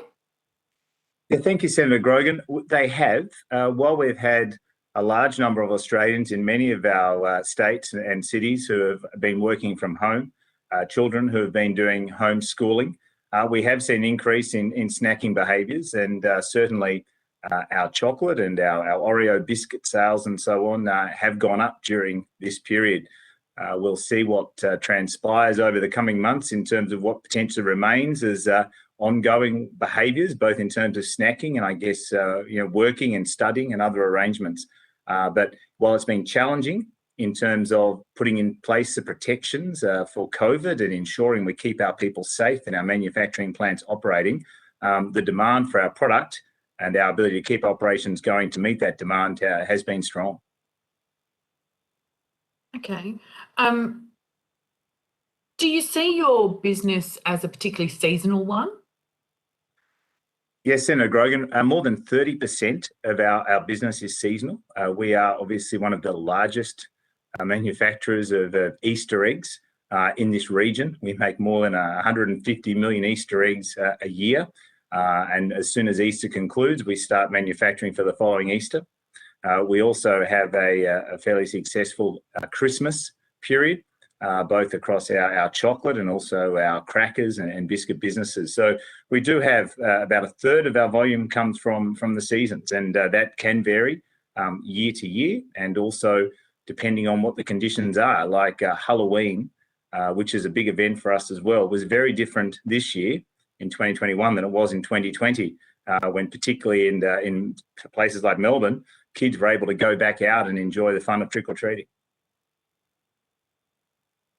Okay. But they're quite widely spread, Easter, Christmas, Halloween, obviously things like Mother's Day, Father's Day. That is quite a spread in terms of your peaks and troughs.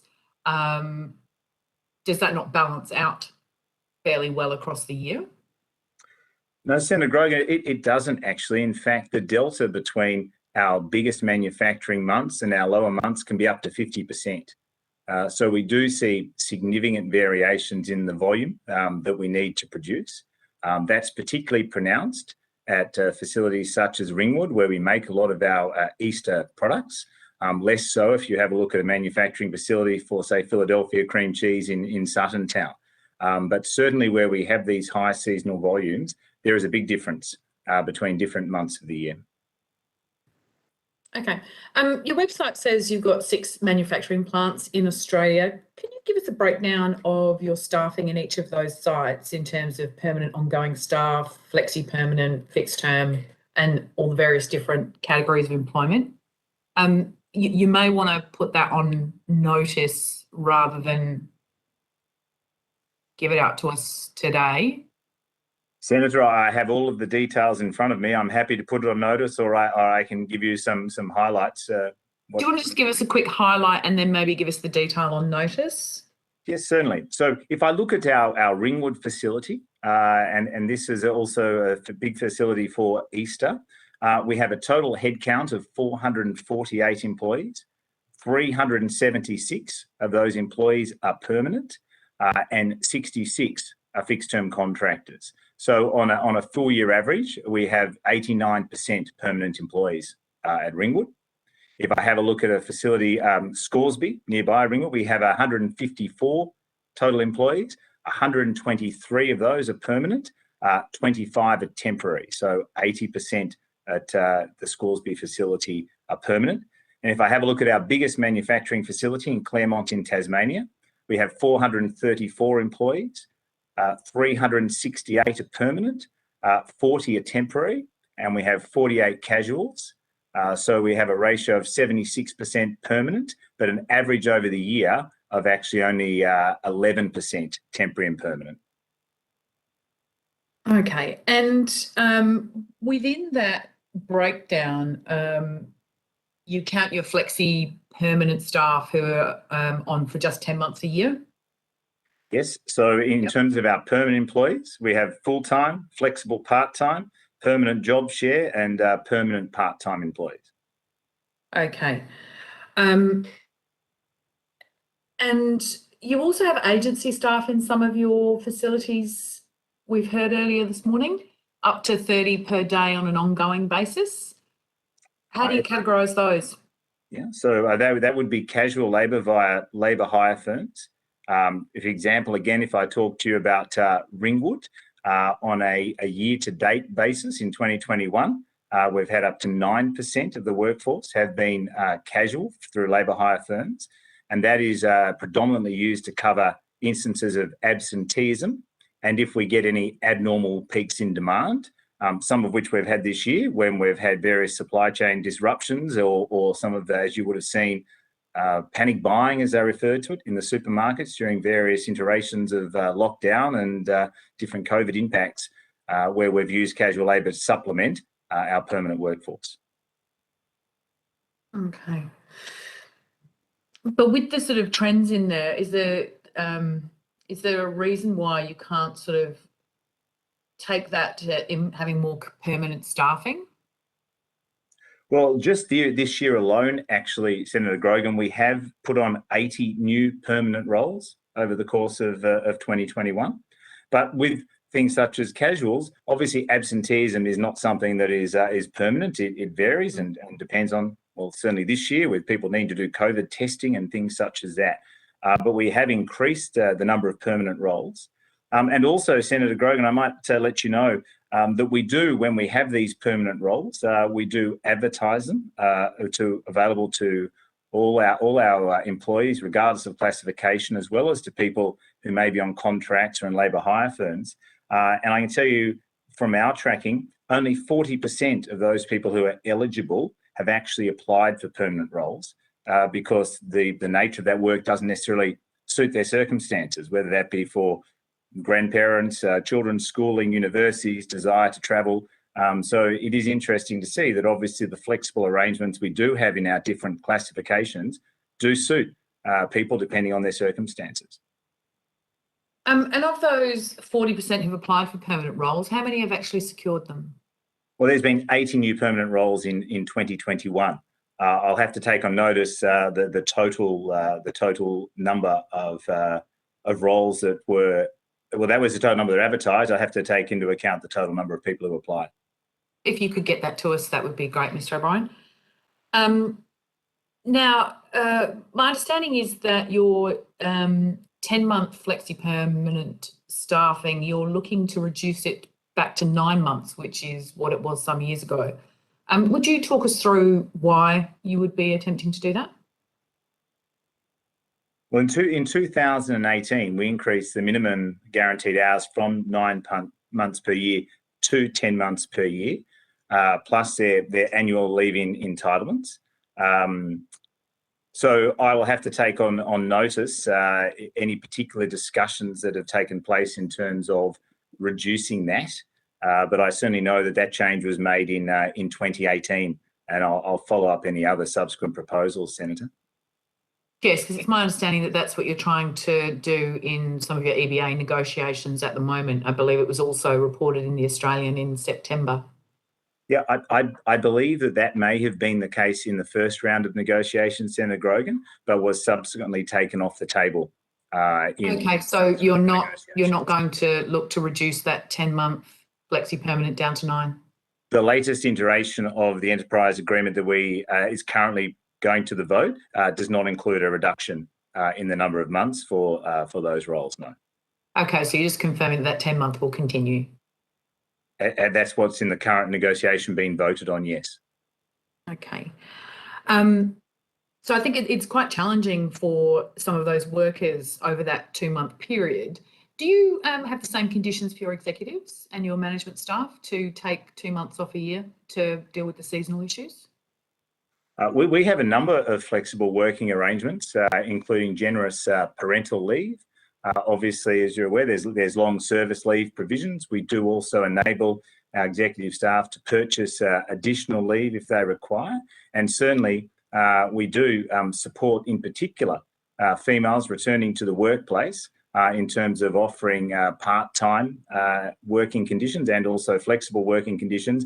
If that suits their childcare or other arrangements, it needs to be suitable for the job role, but certainly there are a number of examples, including on my executive team, of people who have taken advantage of the flexibility that we provide to support, in particular, working families in the arrangements that they may wish to have. I'm not necessarily talking about your flexible conditions for your workforce, but more about whether you have a requirement for your management and executive staff to take 2 months off a year as you do with your other staff. Our general position is we require them to take at least 1 month off a year to ensure they're using their leave entitlements to refresh and to look after their mental health as well as their well-being and spend time with their families. And as I said, they can also increase that amount of time if they choose through some of the arrangements that we provide. And that is consistent also across the vast majority of all of our permanent employees as well, regardless of location, Senator Grogan. So, Mr. O'Brien, would you be willing to take 2 months off a year from your position? I'll be taking more than 2 months off a year over the next 12 months, Senator, because I've got a bit of time, bit of leave to catch up, given the restrictions that COVID imposed, particularly on those of us in Melbourne. So I definitely will be taking and plan to take at least at this point 2 months over the course of the next 12 months. And so then for people who maybe don't have such a lengthy tenure or leave up their sleeve, they are basically having to save up throughout the year to cover off on those couple of months where they're not working. And I'm just trying to see if it's a similar situation across your whole staffing, or if it's just one rule for your production staff and one rule for your management and executive staff. Well, Senator Grogan, I guess the best example I can give you is coming back to we have offered 80 new permanent roles this year. So people have had the opportunity to apply, including people who are on these permanent flexi part-time roles. As I mentioned to you earlier, we had 40% of the eligible population who applied. I do need to get you the breakdown of how many of those people were in these flexi roles, but it doesn't suit everybody. And in fact, when we introduced this category in 2012 and then we updated it in 2018, it was at the request of our employees and in consultation with the union. So we actually see it as a positive in terms of the various flexibility that we can offer that suits both the needs of our employees as well as our production needs, given our seasonal fluctuations and other areas where we need to have the ability to ramp up or ramp down production. Okay, thank you, Mr. O'Brien. I'll look forward to looking at those figures when you submit them. Thank you, Senator Grogan. Thank you, Mr. O'Brien. Senator Canavan. Thank you, Chair, and thanks very much for your evidence, sir. Can I just ask to go back? I did hear some of the figures you mentioned there around the number of casual workers. What is the overall percentage across Mondelez's workforce for casual employees? Yeah, so Senator Canavan, if you have a look at over our 2,000 employees, it's less than 10%, and 5% of that number are actually in our field sales force. So they are merchandisers who we use to do promotions and things such as Halloween and Easter and so on in supermarkets. So across our manufacturing environment, Senator Canavan, it's around about 5% of our workforce would have casual roles. Okay, and has that changed over time, or has it stayed about the same, say, over the last 10 years? Is in that manufacturing element, I suppose that's what we're largely talking about today. Yeah, in our manufacturing environment, Senator, it has largely remained at a similar level. As I mentioned earlier, it's largely for absenteeism and spikes in demand that we haven't foreseen, or is new to us. And so we use casuals to supplement that, or to, while we have periods of absenteeism, if we see that demand becomes permanent and we expect it to remain, then we look at putting on permanent employees to cover it. Right, okay. And do you use labour hire at all? We do, Senator Canavan. We do use labour hire firms, and they are the major source, if in fact the only source of the casuals that we have. So, they can provide workforce on very short notice if we, for instance, as I mentioned, things like COVID testing and isolation and so on, they were the fastest source to be able to get casual workers. What I do know, Senator Canavan, is that if I look in particular at Ringwood and Scoresby, while our contract is with the labour hire firm, the casuals that they are providing are paid the same base wage rate as our permanent employees. Right, okay. And so can I just clarify there, you're saying that you only use labour hire for that, or for a part of, or all of that casual workforce in your manufacturing facilities. Have I got that correct? That's correct, Senator. We use labour hire firms to supply casual labour. So none of the 95% of your workforce that are on a permanent contract of some form, or a non-casual contract, none of them are labour hire employees? That's correct, Senator. They are all direct employees of Mondelez in Australia. Okay. We had evidence from the union earlier today that under previous, I'm not sure if it was an award or an enterprise agreement, but under previous labour arrangements, you were obligated to offer or provide permanent or conversion to permanent work for an employee who had worked more than 6 months on a regular roster, if the employee chose to exercise that. Is that correct? First of all, is that correct? Is that what was the situation for yourselves? And I'm not suggesting the union said anything wrong, but I'm just obviously that you're only one part of their membership base. So was that the situation for you at Mondelez? Well, Senator, because of the nature of what we use the casuals for short time periods, be it absenteeism or also for peaks in demand, we rarely come up against this issue of someone who's been casual for extended periods of time. But my human relations team are acutely aware of our obligations around where someone may be eligible to convert from casual to permanent employment. But it's certainly not something that's been brought to my attention in the last couple of years. But we are aware of our obligations, but casuals really are very much for these short-term peaks for absenteeism, so it's not an issue that we face. Okay, so you're not aware of even a single example of that being requested, or? I've been back in this role for about 18 months now, Senator Canavan, and I'm not aware of any instances in the time that I've been back in Australia. Right, okay. Look, I might leave it there, Chair. Thanks very much.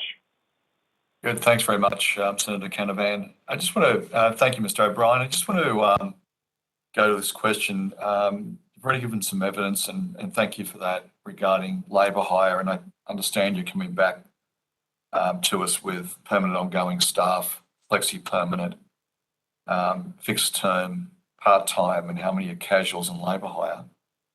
I just want to go to labour hire at Croydon.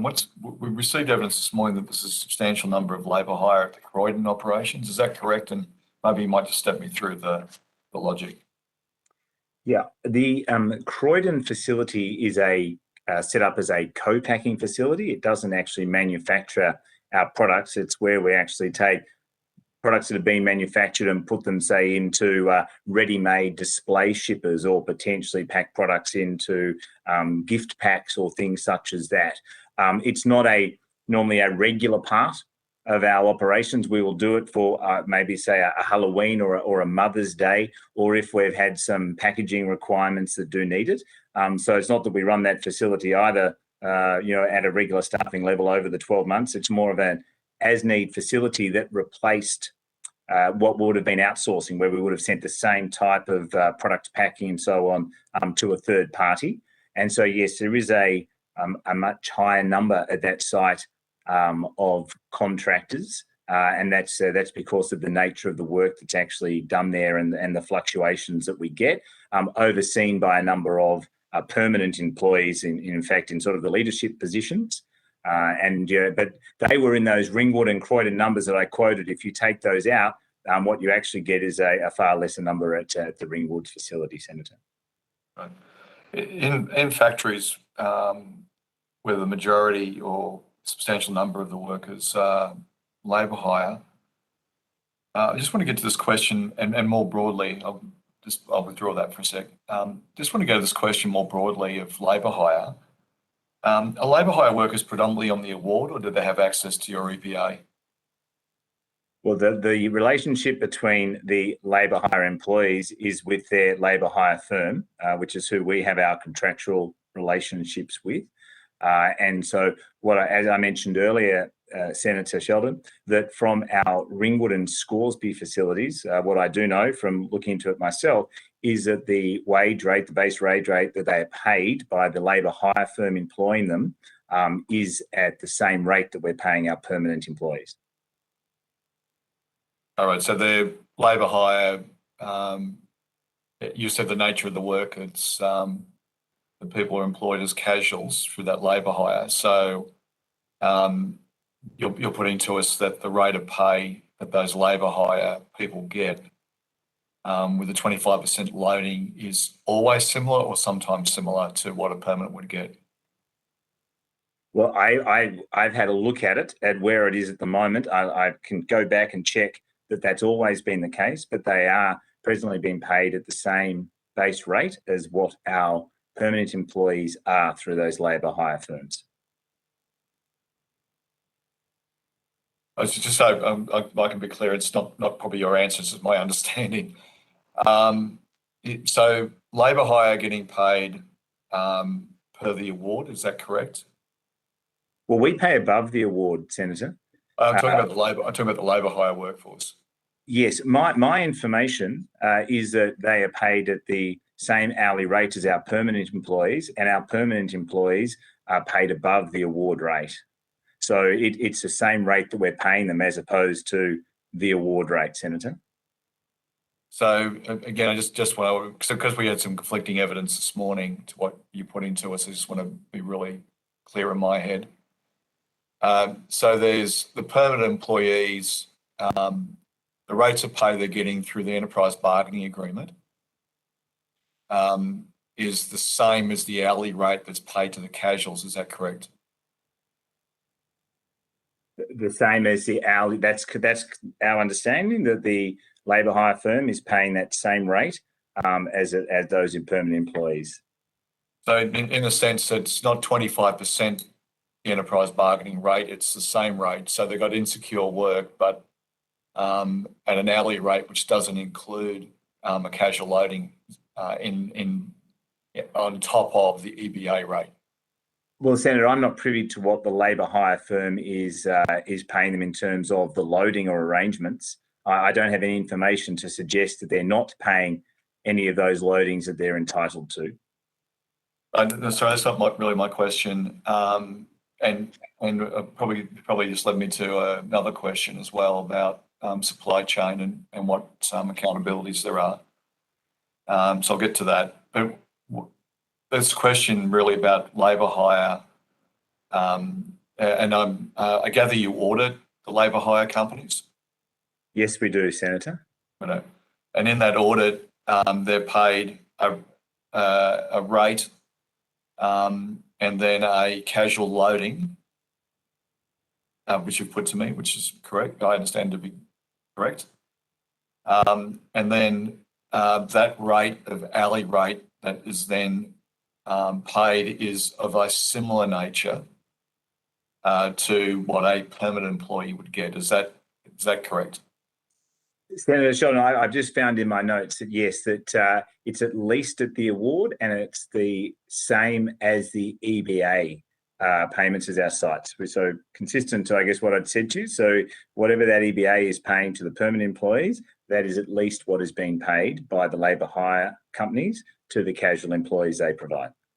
You're aware that generally regarding precarious work, I'm not suggesting that the payments are illegal. That hasn't been a suggestion put to us, so I'm not suggesting it.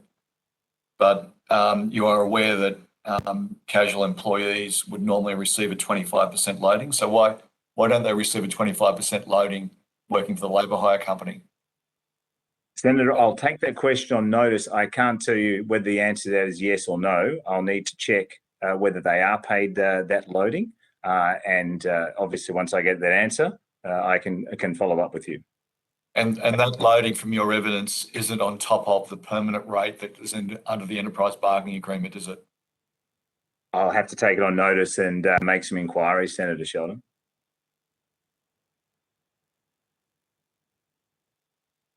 Just want to go into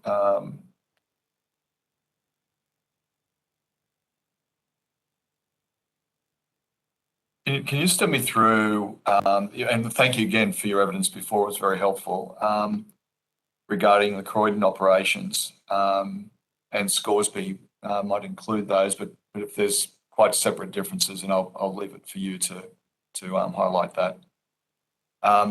Those operations are open throughout the year, and they're involving what we consider as skilled and semi-skilled workers. Senator, the Ringwood operation is open over the entire year. The Croydon operation does do, the nature of the work done, the Croydon operation does not require operation on a full 12 monthly basis. And it can vary depending on activities and activations that we're planning, or things such as I mentioned, if we have some need to do co-packing because other packaging hasn't arrived or isn't functioning and things such as that. But the Ringwood site certainly is operating for the full course of the year. And what about Scoresby? The Scoresby site also operates for the full year. Right, thanks. In the case of Scoresby, is there labour hire that's engaged, in the case of Ringwood, is there labour hire that's engaged consistent? I know you've given some evidence already, so I just want to be clear in my head. Are there labour hire that's consistently employed throughout the cycle that the manufacturing is operating? It's not on a planned basis, Senator Sheldon, but when we do get absenteeism, or if we get some unexpected demand peaks, or if we were to say have machinery that broke down for a period of time and we needed to catch up, we may need to use the labour hire firm. As I mentioned in the numbers earlier, over the course of the year, it's quite small. Of the 154 total headcount, over the course of the year, we had 24 temporary staff over the course of the year. That's roughly, I mean, I'm just doing the very rough calculation. So that's 12 to 14% roughly. Is that correct? Yes, it is. But for the purpose of our calculations, what we've done is taken where we've had a casual on site. It doesn't mean they've been there for the course of the full year. because we use them for, as I say, absenteeism and peaks. But in terms of the number of people who have been casuals on the site, to your maths, pretty good. It's about, yes, 15%. With the casual workforce, when you say casual, is that referring to labour hire, is it? Yeah, so they are either through the labour hire firm, or we may have them on a contract for a period of time. Yep. It would be a direct contract with us. Yep. Thank you for that.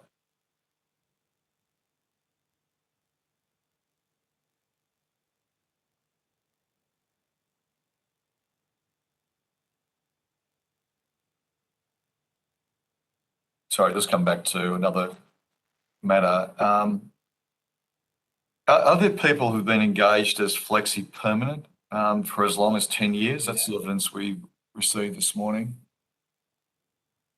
And are there workers that may even be as long as over 5 years?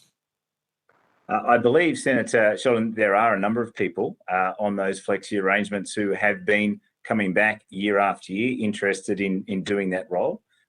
Their motivations for either wanting to do that role or alternatively to have a different role, including a permanent role, I can't speak to, other than a number of people from that labour pool have been converted into permanent roles over time as well. But when sorry, Senator. That's okay. I didn't want to cut you off. I was just also going to mention, I guess, I come back to what I'd said earlier about we do open up these applications when these permanent roles come up to everybody, including people on the flexible part-time roles. And as I said, of the eligible pool of people, only 40% applied for the 80 permanent roles that we had in 2021, Senator. Thank you. That figure's helpful. An article on the Australian on the 8th of October 2021 titled "Cavalry Workers Strike for Second Time in 3 Weeks" says that 18% of your workforce is employed on a fixed term basis. We've heard today that some of your workers have been on rolling fixed term contracts for as long as 7 years. Is 7 years a temporary job, or does that sound like an ongoing work? Well, Senator Sheldon, maybe if I could just confirm, because of our types of work, we have these permanent flexible part-time roles, which is the roles that can provide up to 10 months of work per year plus annual leave entitlements. I think some of the people you may be referring to who've been doing this on a long-term basis fit into that category of the permanent flexible part-time. Is that correct? Yes, thank you, Mr. O'Brien. Yeah. So we do consider those to be a permanent part of our workforce in terms of our classification. So I understand that the number of months that they're working, in this case, the 10 plus annual leave, is not a full 12 months, but they are part of our permanent classification of workers. And this type of role was introduced at the request of our employees and also in consultation with the unions, and was introduced in 2012 and then adjusted in 2018 to actually have that month from 9 to 10 months. So we see them as part of our permanent workforce, and their conditions and wages and so on are no different to those who are doing the full 12-month permanent roles. Thank you. In the 10-month period, plus that those fixed-term workers work on their contracts, and some for as long as 7 years or 10 years. Is there labour hire that is consistently engaged throughout the year? And the point I'm getting to is that is there downtime which could otherwise be taken up by hours being extended, days being extended, months being extended for these other workers? So, Senator, from an economic perspective, it is in our best interest, wherever we have permanent volume increases, to actually use permanent full-time employees. When we don't have these permanent peaks in our volume, when they actually do have unpredictable or variable nature, then the best economic sense is to use people from potentially either whether it be labour hire or on a contract, recognising that potentially does cost us more for that period of time, but there's no point having people in roles that don't have volume that can sustain it over a permanent basis. And thanks for your evidence. And I just want to put to you something that was, and I'm using my words, not the exact words that we used this morning, but my words as I understood it. We received evidence that people have been on rolling fixed term contracts for 7 years. In that specific case, the workers were recently finally converted, and we identify that, and you've given us that evidence. But they were scared to even take a holiday because they didn't know if they would have a contract when they came back. Is it true that flexible permanent staff receive their shifts on a Thursday for the following week? That's really two questions. Senator, maybe perhaps to the first part of the question. Obviously, we have people who come back and apply to have our permanent flexible part-time roles on a year-to-year basis. So it would be a fair assumption to say if someone didn't apply because that didn't suit their circumstances, maybe they were going away for 4 months of the year or so on, that they wouldn't necessarily have that role for that year, but they'd certainly be welcome to apply the year after. So I'm not sure I understand the evidence about why people wouldn't want to take months off. I guess that's sort of the nature of the role, in that there is a month of leave in there as well, and a flexible month. But I take the proposition that if someone wanted to take 4 months off, that may preclude them from applying for that role in that following year. In terms of, I'm sorry, Senator, could you repeat the second part of your question? I might just follow on that. I might come to the second one again, but thank you for asking that. I just want to clarify something on the evidence you just gave. So what I was putting to you on that question was that, in essence, was that workers that are on fixed term contracts, some who have been on fixed term contracts for 7-10 years, it's been reported that this morning, that the number of those workers are concerned about whether their contracts will be renewed, because it's not an automatic arrangement, as I understand it. Is that correct?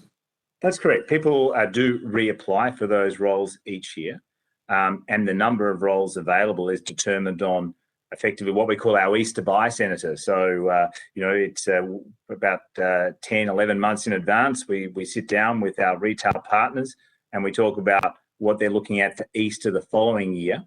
And that gives us then a production schedule to meet those volumes. So once we have a view on that, we know how many people we require to be able to meet that volume. And then we open up for people to apply for those roles. Unfortunately, what I can confirm is we've been doing pretty well over the last couple of Easters. And we haven't been in a position where we've had to significantly reduce those roles. In fact, if anything, we've been converting some people into permanent roles because we think that the nature of the volume we're delivering has become more permanent and sustainable longer term.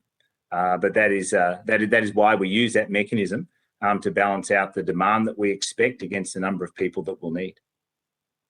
So there's people that just from that train of thought, and I'll come back to the second part of the question in a moment. So people have been there for 7 to 10 years and have to reapply for their job every year. Is that what I understand from your evidence?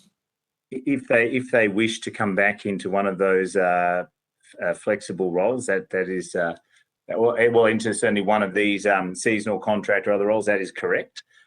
These are the fixed terms. However, they may also, as they're always offered when permanent roles come up, they have the opportunity to apply for those roles. As I say, there were 80 of those in 2021, but some of them choose not to apply because the arrangements around these fixed contract periods suits them better. What's your view on this? This is incorporating aspects of the second question I asked. If you had to reapply for your job every year, I'm talking about somebody in the workforce at Cadbury's, wouldn't that make it difficult to make long-term decisions like buying a house or starting a family? Well, Senator, that's a great question, because this is one of the things when we had consultations with our workers and also with the unions, that it was better for them to have these fixed term contracts in terms of doing things such as that, applying for loans and other things, than to be on a casual or other basis. And so that was part of what led to us introducing these roles back in 2012. And to meet that exact question that you're asking, to give people a fixed period of time that was known. Thank you. Final question, Mr. O'Brien. Just, well, I asked this question of the AMWU this morning as well, so I think it's appropriate I also ask you the question. What do you see as the outstanding issues of difference between the parties at this point? And by all means, list them, but particularly in the context of questions where this inquiring into about insecure work. Yeah. So, Senator Sheldon, in the latest round of the negotiations, the key thing that changed from our first offer to the offer that's now been voted on was the time frame. So our original offer was a 4-year enterprise bargaining agreement. We've now taken that back to a 3-year agreement. And that 3-year agreement, which has both an element, a 2.5% increase each year over the 3 years, plus there is a sign-on bonus, and plus there is this statutory increase in superannuation of 0.5% and back pay. But the key change that has taken place was the time frame from 4 to 3 years. The original offer over the first 3 years had a 7% component. And then there was a 4th year. This one now is a straight 3-year agreement with 7.5% plus the statutory super increase over the 3 years. Thank you, Mr. O'Brien. I just want to follow up just very quickly. The negotiating committee that negotiates with the company, are they recommending the agreement? And if they're not, what's the outstanding issues in your mind from their position?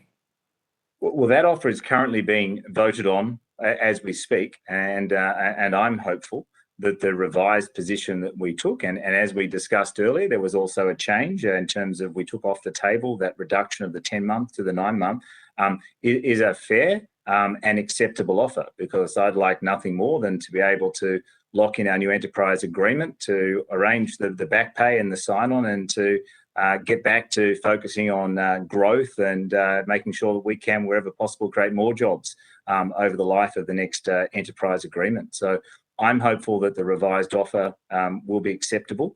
I know that a number of workers that I've spoken to are supportive and hopeful as well, because they don't want to be needing to take industrial action on. They'd like the security and to get back on with a new agreement, and I hope that's the outcome.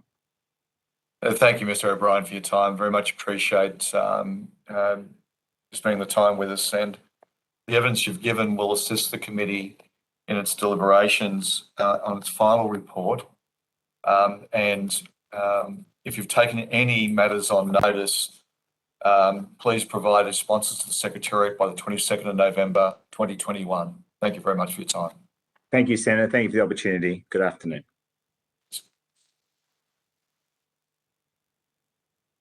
I now welcome representatives from the Young Workers Centre, Unions ACT.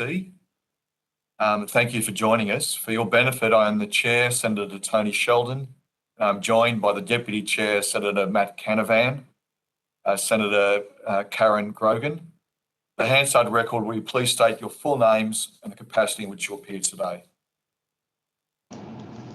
Thank you, Senator Sheldon. My apologies, we seem to be having difficulty with our video, but I'm hoping that it will be resolved. My name is Arian McVie. I'm the manager of the Young Workers Centre at Unions ACT. I have with me Sabrina Clark. I am a hospitality worker and a university student. Yes, and my name is Lorenzo McMeekin. I'm a university student and most recently a retail worker. Thank you. The Young Workers Centre has lodged submission 99 with the committee. Would you like to make any amendments or additions to that submission? No, thank you, Senator. Information on parliamentary privilege and the protection of witnesses and giving evidence to parliamentary committees has been provided to you as part of your invitation to appear. I now invite the Young Workers Centre to make a short opening statement of no longer than 2 to 3 minutes, and you may have comments that might want to be passed by the three of you, which is fine. If the worker witnesses would like to give a brief opening statement, that would be very helpful. At the conclusion of your remarks, I'll invite members of the committee to ask questions. Over to you, Ms. Bugvee. Thank you, Senator Sheldon. I'm afraid it looks like our video is not going to start working, despite. Okay, we can see you. So yeah, fantastic. So thank you for the opportunity, committee members, to present to you the experiences of young workers in the ACT. I'm the manager of the Young Workers Centre at Unions ACT. We run a workplace rights information and advice service, as well as outreach and education programs for young workers. We also advocate for change to make young workers' lives better. For young workers in Canberra, insecure work is normalised and widespread. It is detrimental to their well-being in every aspect of their lives. The COVID-19 pandemic has exposed just how precarious work is for young workers, with many losing work overnight. Almost 3/4 of young workers in Canberra are in insecure jobs, most as casuals. In practice, employers have unilateral power and control to offer or not offer work and to change rostering arrangements at will. Young workers are effectively on call every day, with employers able to demand that they be available at short notice or accept last-minute roster changes. Conversely, asking their employer for time off for sickness, family reasons, study can mean being dropped from future rosters. Young workers say that they are being treated as disposable, and that the flexibility of casual and insecure jobs only benefits employers. Juggling multiple low-paid jobs makes it hard to meet family, personal and study commitments. This affects young workers' mental health and social well-being, and the uncertainty and insecurity creates mental and social stress that permeates young workers' lives. Fluctuating work means fluctuating income and financial insecurity, a constant struggle to make ends meet, and the inability to save for the future. Insecure work undermines our industrial relations system, leaving young workers without effective protections. It creates the conditions which facilitate exploitation and unsafe work. Young workers don't speak up for fear of losing their jobs. Ultimately, insecure work gives employers power over young workers' lives and makes them vulnerable to exploitation. We implore the committee to make recommendations to fix the system to protect young workers from exploitation and to give them the rights to work-life balance and security enjoyed by previous generations. Thank you. Good, thank you. And would anyone else like to, Ms. Sabrina or Ms. Lorenzo, Mr. Lorenzo, like to give any further evidence? Yes, please. So I have worked in insecure casual employment for the past 10 years. At my various jobs, my workmates and I have been repeatedly sexually harassed, underpaid, and forced to work while sick and injured. At my last bar job, I raised these issues with my manager and I was threatened. After their last night of business, one of my managers decided to punish me by paying everyone except for me. After pleading and begging, I was still denied this pay and I had to go with my union to the Fair Work Commission. I avoided going to the doctor or booking myself into therapy, even when I really needed to, because these were expenses that I couldn't budget for. I bought $20 work shoes that I had to keep super gluing back together. I burned through my savings and I rarely left my share house except to go to uni or to work. At one point, in order to start saving, I worked 2 jobs while studying. When I didn't have classes, my day would start at 7 in the morning for an 8-hour retail shift, and it could end as late as 6 a.m. from my bartending shift. I would get between 1 and 4 hours of sleep before I needed to wake up and do it all again. Between work and uni, I never had a day off. My mental and physical health declined dramatically, and I was exhausted all the time. I endured all of this because I knew that if I complained too much, that my shifts would be cut and my savings would be lost.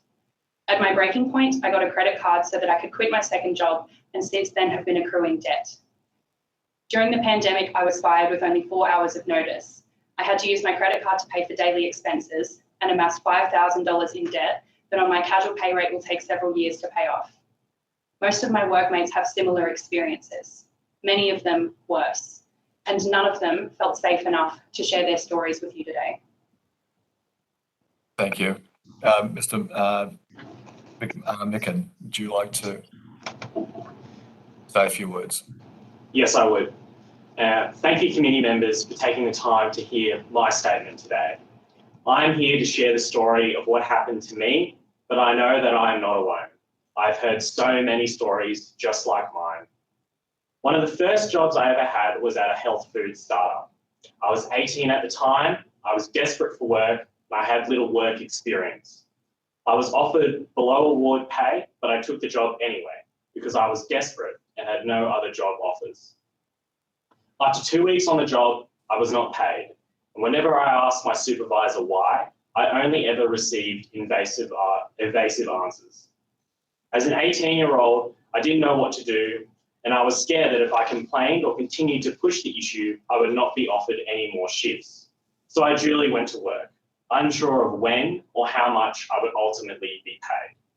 After about a month, the business closed, and I ended up not being paid at all.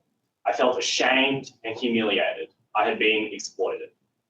Fast forward 5 years, and with a dozen of my fellow university students, I've been researching how insecure work impacts my generation. What we have found is saddening. In this country, we have a system that undercuts the bargaining power of young workers. Insecure work is ubiquitous, and employers have the power to punish anyone who stands up for their rights, because they dictate who receives shifts. Enforcement of labour rights in these circumstances is difficult. Pursuing legal action in my case would have been uneconomical, and the outcome would have been uncertain. We need action to address these fundamental imbalances, and I implore the committee to produce a report that reflects this. Thank you. Good, thanks very much. I'll now go to Senator Canavan. Yeah, thanks, Chair. Can I just ask about the situation in the current labour market? Very much commiserate with the experiences people had during the pandemic, especially for casual employees. We've received evidence to this committee that, as you'd expect in a downturn, it's often the casual employment that takes the hit. But right now, and I know the ACT has just been in a lockdown, and I'm up here in Queensland, but the most common reaction I get from small businesses who employ a lot of young casual people, retail, hospitality, etc., is they just can't find people. Like, they're just desperate for workers. It's the biggest number one complaint I get time and time again. So what is the situation as you find it there in these labour markets, in retail, hospitality, these types of things, which typically would employ a lot of young people and often in a casual way? Because, as I say, the experience to me seems to be that there's just a massive amount of demand. So why and how would employers persist with any kind of dominating or demeaning behaviour? There's just so many options out there, seemingly, for young people now, because there's so much demand for labour. Thank you, Senator Canavan. I'd be happy to address that question. I don't have precise figures on the current state of the labour market to hand, but could provide those. I think relevantly to your question, there's an assumption there that there are a number of good, secure jobs available to young workers where they can feel safe and they can achieve work-life balance. The experiences that we're bringing to you today will demonstrate that that's not the case, and in fact both Sabrina and Lorenzo can talk to the point about the experiences that their friends and co-workers have, and really illustrate that we're not talking about a labour market here where it's available to young workers to find good, secure, reasonable, fair jobs where their rights are respected. Just I'll put an assumption back to yourself as well. I mean, the assumption seems to be here that a lot of young people want a permanent job. I mean, the experience I've just heard from the two workers there, and they might want to contribute, is that by the sounds of it, given that they were studying and that they actually didn't want an ongoing permanent job, and that's you know, I know with my own kids, and they're starting to get in the labour market, they don't want that. They do want a job to give them some money, but they're quite happy with casual employment right now because they are studying and looking to do other things. So the prevalence of casual employment in younger populations, in your view, is that a function of the demand from young people, or the supply you're saying of jobs from businesses? I'm not quite clear what the drivers are here. Yeah, thank you, Senator. Our submission would be that this is very much driven by businesses and employers. What we've found through our work with young workers and through, you know, our various research is that the so-called flexibility, which is supposed to be available to young workers in casual working arrangements, is in fact non-existent. All of the flexibility in those arrangements benefits employers. When young workers need to be ultra responsive to the demands of their employers, so in my opening statement I talked about being on call all the time, needing to respond to changes in shifts at short notice or cancellation of shifts, that flexibility is suiting the businesses and not the young workers, and far from enabling young workers to be able to balance their work and study and personal lives. It actually has a massively negative impact, creating a constant juggle and a constant struggle, which has serious impacts on their mental, physical health, their studies, and their financial security. Yeah, look, it just doesn't. I mean, I've got a couple of kids in casual employment. That experience is totally at odds with what I see. They, as I say, because and they've worked for small businesses, franchises, you know, like fast food outlets, that sort of stuff. They've got a very cooperative relationship and have great flexibility in terms of managing their studies when we go on holidays, etc. So, look, I mean, the problem with doing this sort of stuff, obviously, is there's never going to be a perfect system. I do feel for the experiences that the two people here have had, but it's hard to make legislation or policy by anecdote. I mean, what change? You mentioned you want us to make recommendations here. What would you like to see changed in industrial relations law to fix the issues you've raised? Senator, we're very keen to see the recommendations of the committee. What we'd like to see is that young workers have jobs that they can rely on, where they feel safe and secure and confident to assert their workplace rights, and where they can balance their personal, study and work needs with ongoing financial security. We'd like to see young workers being able to take leave, paid leave, when they need it, obviously in negotiation with their employer, but when they need it, in order to be able to take time off work when they're sick, or when they have exams, or when they just need a break, without constantly being in fear that they'll lose their jobs. So if they get the paid leave, obviously they'd lose then the casual loading. Is that something you think young people want? I mean, the overwhelming evidence we've had to our committee is that there hasn't been a lot of people that are in casual employment primarily, and there are exceptions, but a lot of people in casual employment don't want to take the lower pay. Or are you suggesting we should legislate that casual employees should have the flexibility but also get the paid leave as well? Isn't there a quid pro quo here? If you don't get the paid leave, you do get the loading, but you've got to make a choice. Senator, we know that young workers, when they are sick, are often forced in practice to continue working. And we've heard some terrible stories of young workers who are sick at work, not being allowed to go home, for example, or being forced to come in for their shift. That sort of circumstance obviously presented a huge public health risk during the pandemic, but it's also completely unfair and detrimental to the well-being of young workers. I don't think that it's a necessary choice of either or. What we would like to see is some certainty and some safety for young workers so that they have incomes that they can rely on, so that they're not constantly struggling, and so that when they do come across employers who choose to take advantage of them, they have the security of tenure to be able to stand up for their rights. Yeah, look, I'm sorry, I'm just not very convinced by the evidence. Is totally at odds with what my experience has been through the pandemic. I mean, it may have been different before COVID, but during the pandemic, small businesses that I know were desperate to make sure people that were sick did not come into work because they were in constant fear of being shut down. If they had a COVID outbreak, they were in big trouble.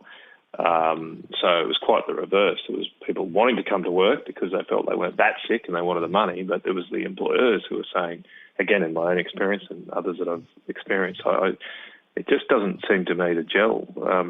I mean, what has happened to casual employment for young people in the ACT over time, and do you think it should be a goal to minimise that or eradicate it?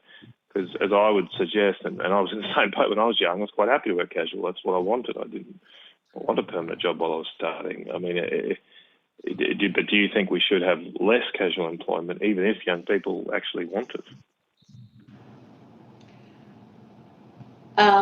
Senator, I feel like all we can do is present to you the experiences of young workers in the ACT as they're related to us. And this is what we find through our research and through the work that we do every day.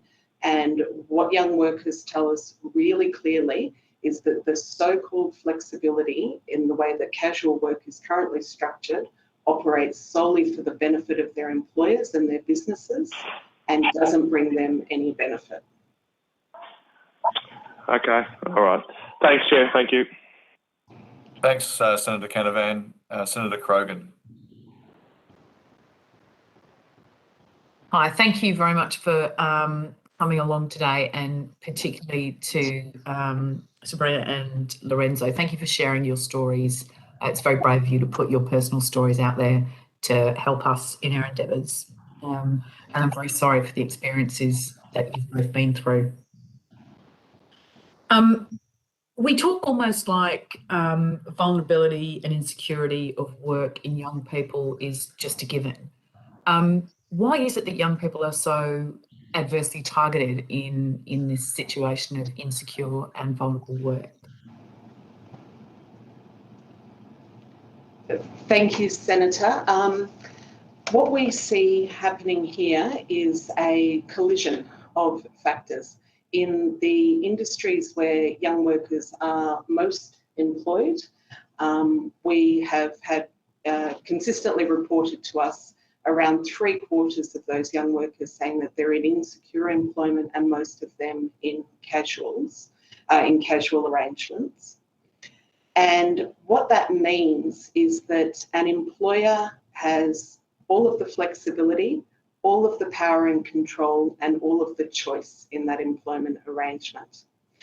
And in practice, although we're not asserting that every single employer does this or that every single young worker has exactly this experience all the time, in practice, what our research tells us and what our work with young workers tells us is that those young workers are being exploited, they're having wages stolen, and when we ask them about what that means for them and what they want to do about it, we consistently get very high reporting from young workers saying that they won't do anything about it because of the insecurity of their job.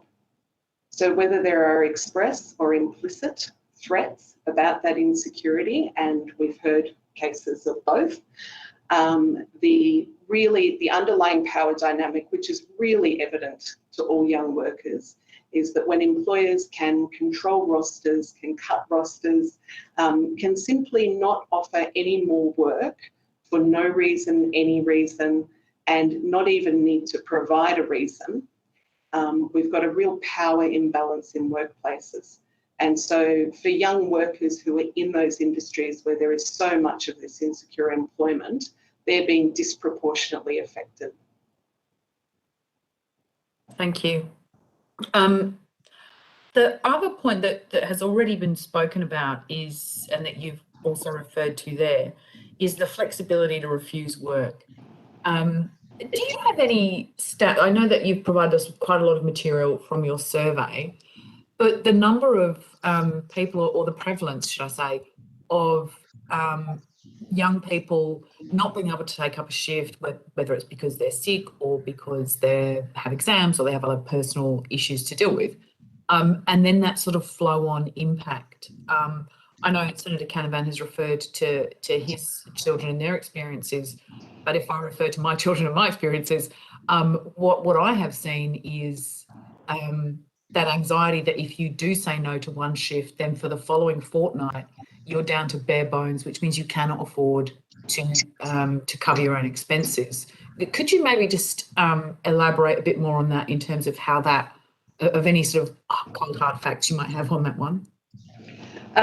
Yes, Senator, thank you. I don't have a specific statistic that relates to the refusal of shifts and the consequences of that. What we can say is that it's a very common experience that young workers report to us, and both Lorenzo and Sabrina can attest to that from their own experiences and that of their friends and co-workers. And what we know from talking to young workers about this is that, as you say, there's a real anxiety, there's a real invidious choice presented when you need to take time off, just as any of us would when we're sick, or we have other commitments that we need to meet. Trying to assert that right, that flexibility, does bring with it the implicit and too often explicit threat that you won't get any more work. Obviously, young workers who are in low paid and insecure work are financially vulnerable and financially insecure, and most often living paycheck to paycheck. So when your work dramatically decreases after, if for a couple of weeks, when you're not sure whether you're going to get work next week or the week after, and it just disappears, that actually has a massive impact on financial security and well-being. Mm. And I suppose it is that fact that it may not be written in any award or any conditions from an employer. It's merely the rostering and the implications of the unwritten rules. Yeah, I think that's exactly it. It's the operation of the power dynamic, which is created by the insecurity of tenure for young workers. Mm. And I don't know, Sabrina or Lorenzo, maybe the effect of not having the ability to make those choices, how does that impact on your ability to plan your study or your personal commitments around your work? So as I said before, I've been working in casual employment for the past 10 years in retail and hospitality jobs. And it was a kind of, as you said, an unwritten rule that we were expected to work all public holidays. So Christmas, New Year's Eve, which meant that I didn't get to spend any of that time with my family for multiple years at a time. I missed the birth of my niece because I had to work. And if you refused or asked for that time off, that we would often be punished by being taken off the roster completely the next week. And for those people that don't have good relationships with their families, that don't have that as a kind of backup safety net, I know casuals who really were worried about becoming homeless if they tried to negotiate their hours at all because they didn't have parents that could support them or pay their rent or anything like that. And I, myself haven't really felt comfortable asking my family for that type of support beyond my first year of uni. So yeah, I mean, that's been my experience. That's kind of all I can really say to that. I don't know if Lorenzo has anything to add. Yeah, in my experience, it is an incredible challenge coordinating the time that you need to study with rostering arrangements, particularly when, as in my experience, working at different retail jobs, the manager can just change that roster, and they often do so without your consultation. There's no need or requirement for that consultation. and it's just an expectation that I'd come and arrive. I remember when I was working at a supermarket, a friend of mine had to go to his exam in the supermarket uniform because literally they had scheduled the roster so that they had to work right up to the minute of that exam. And I just think that it's ridiculous that we have that kind of situation in that one directional power dynamic. And so, yeah, that's my experience juggling the study and the organisation issues. Thank you. Do you think that the current industrial relations framework is adequate at providing any recourse for young people who are exploited or mistreated at work? Thank you, Senator. This is one of the key issues that faces young workers in insecure employment.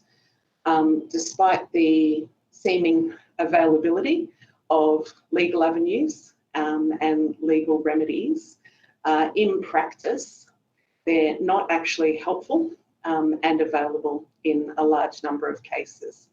And the reason that we know for that is, again, around half of young workers tell us that they're too afraid for their jobs to stand up to their boss, to speak up about their rights at work, to, say that they want their unpaid wages back when their wages have been stolen.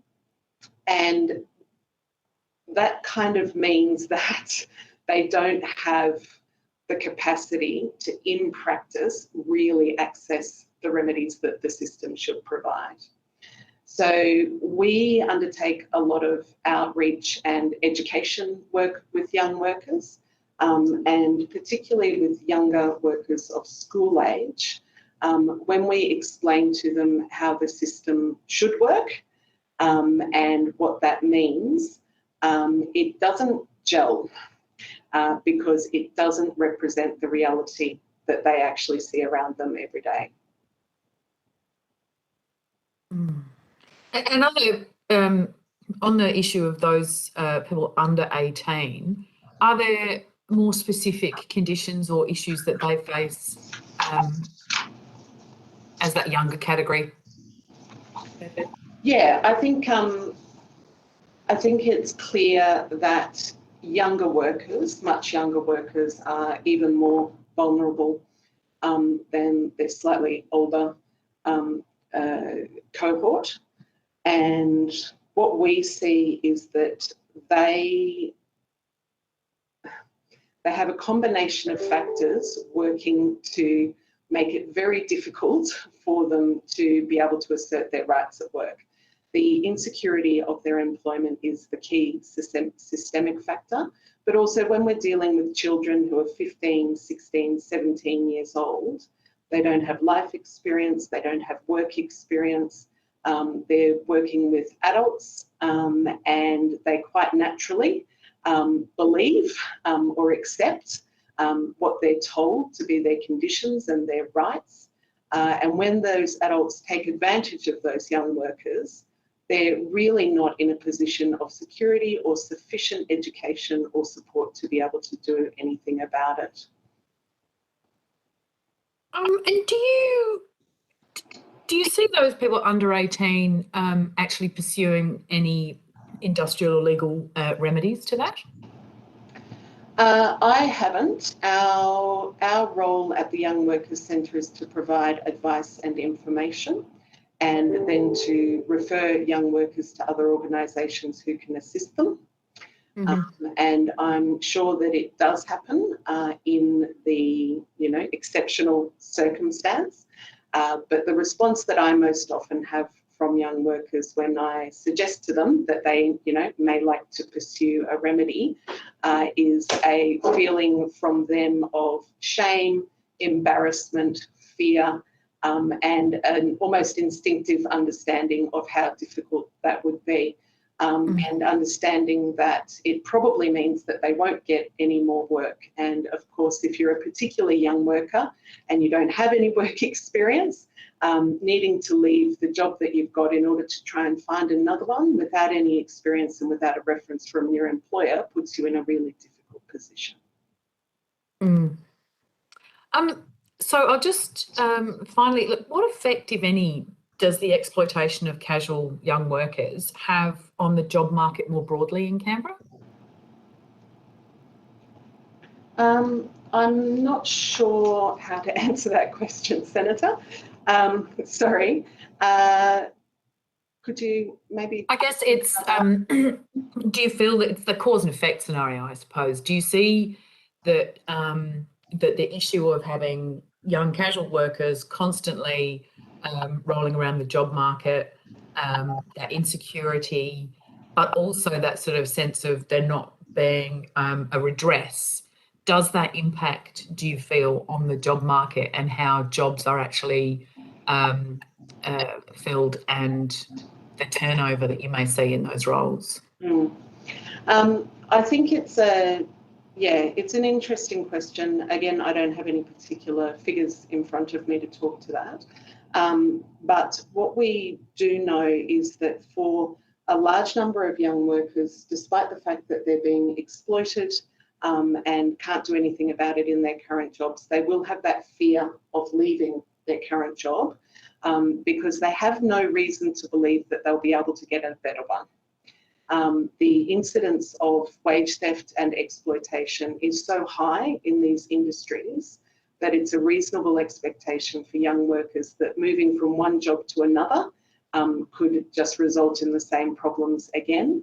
And certainly all of the, not all, apologies, the vast majority of the available work for young workers is in casual, insecure employment. So the same dynamic plays out time after time after time. It's definitely true that some young workers do choose to leave their employer and seek another job. And some of them do find good work and have a good relationship with their employer, but that's not the main experience that we're aware of. Okay, thank you. And thank you again for coming to talk to us. Thank you. Good, thanks very much, Senator. And I just want to go to Ms. McVeigh, just so I'm really clear. The question regarding casual work, it's not really a question about whether people should be casual or permanent, and permanent in the traditional sense, we would consider as 38 hours. The question is about casual workers having some rights regards job security for ongoing work. Is that the essence of it? Yeah, thank you, Senator. That's precisely the essence of what we're talking about. Young workers need to have some security, both from a financial, personal, life balance, well-being perspective, to not be under the constant threat of losing their jobs or having fluctuating shifts or needing to meet unreasonable demands to work at last minute from their employers. They need to be able to take time off when they're sick or they have other commitments to meet. And so those are the things that we're focused on.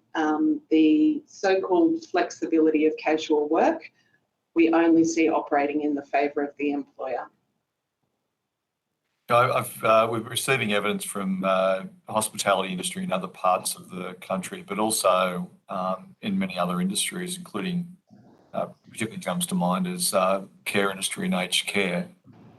And there was I'll get to back to hospitality, but just put it in context.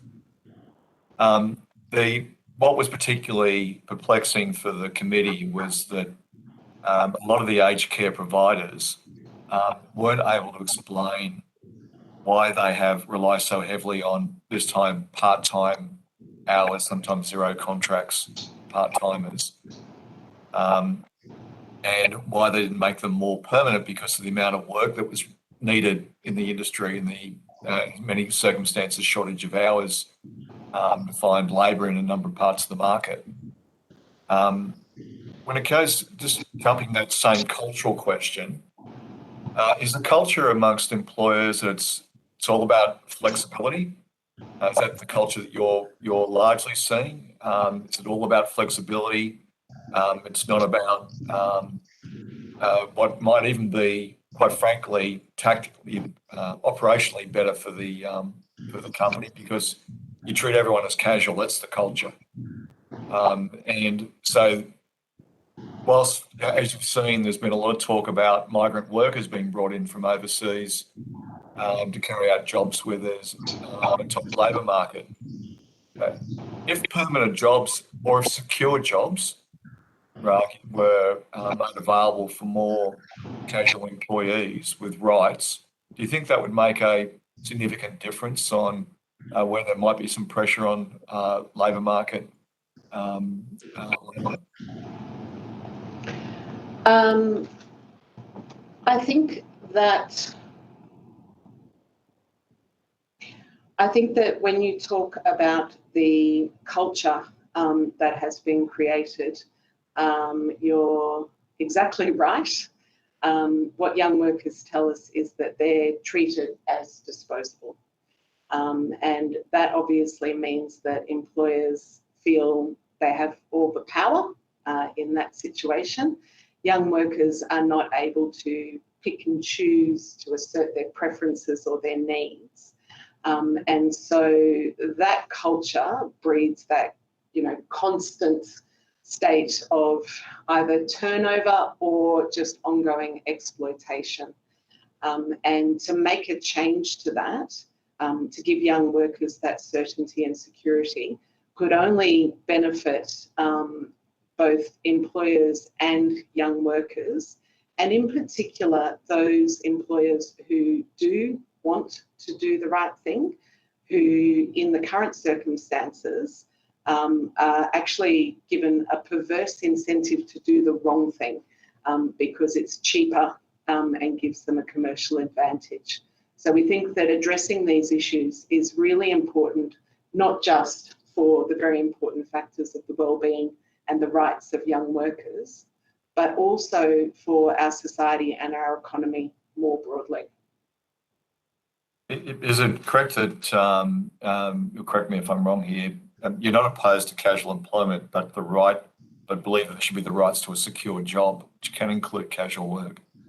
Yeah, that's exactly right, Senator. So casual work as traditionally characterised, that does enable flexibility, that does provide rights, that's not what's happening right now. So yes, we're very focused, and please do jump in if you'd like to say anything on this, Sabrina or Lorenzo. We're very focused on that need for the protection of rights and to just give some more certainty and security to young workers. Ms. Clark or Mr. Meckham, would you like to add anything into that?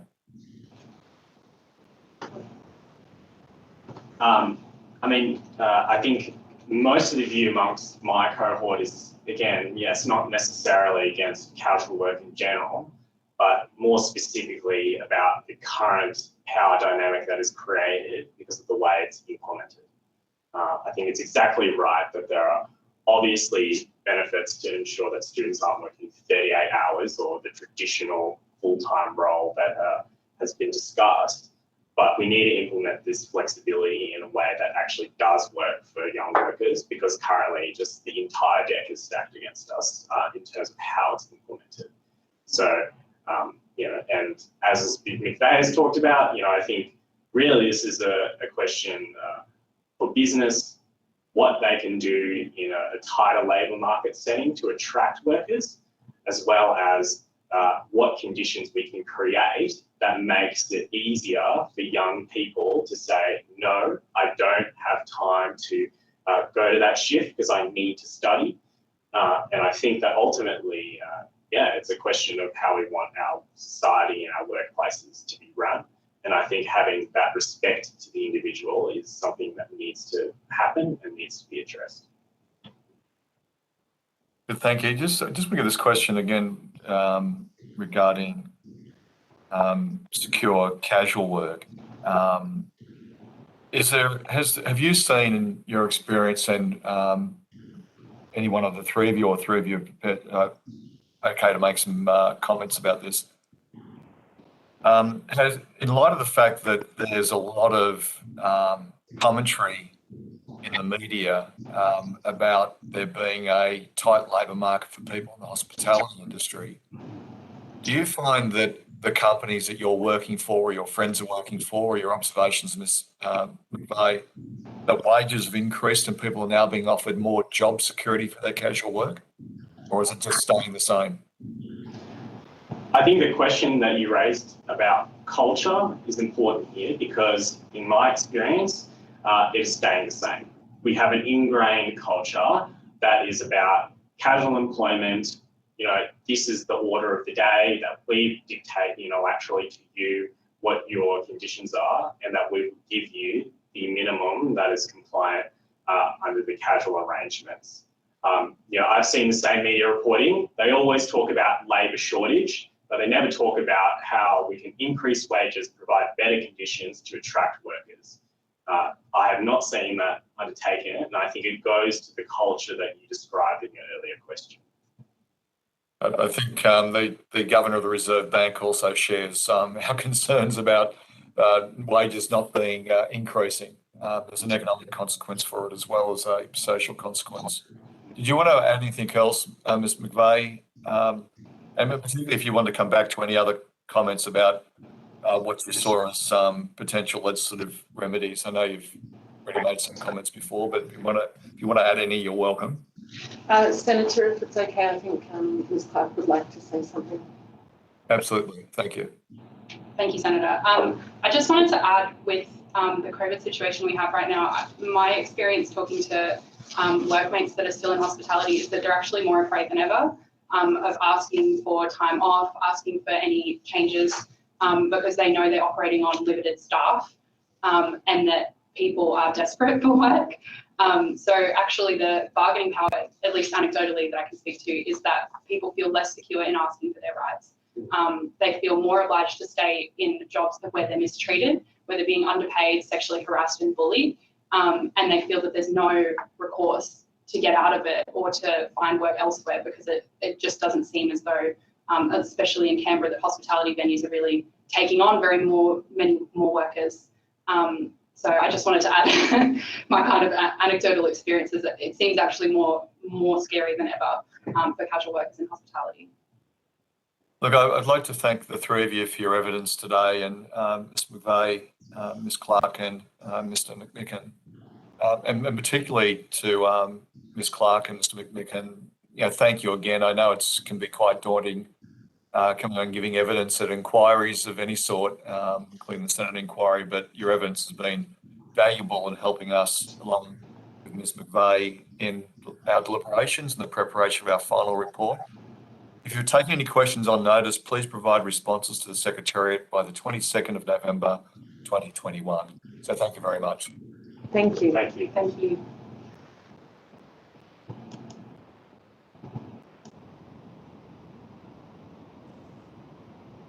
I now welcome representatives from the Australian Hotels Association.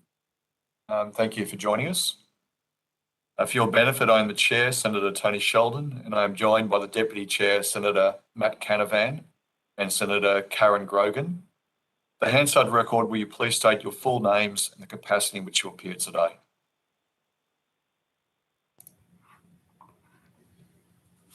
Ferguson, you want to go first? Yeah. So Stephen Ferguson, National CEO, Australian Hotels Association. Thank you.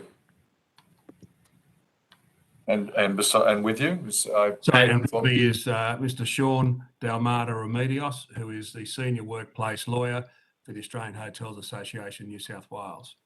Great. Look, I appreciate both of you coming on. Thank you. The Australian Hotels Association has lodged submission 205 with the committee. Would you like to make any amendments or additions to that submission? No, thank you. Thank you. The information on parliamentary privilege and the protection of witnesses and giving evidence to parliamentary committees has been provided to you as part of your invitation to appear. I now invite you to make a short opening statement of no longer than 2 to 3 minutes to allow time for questions. At the conclusion of your remarks, I will invite members of the committee to ask questions.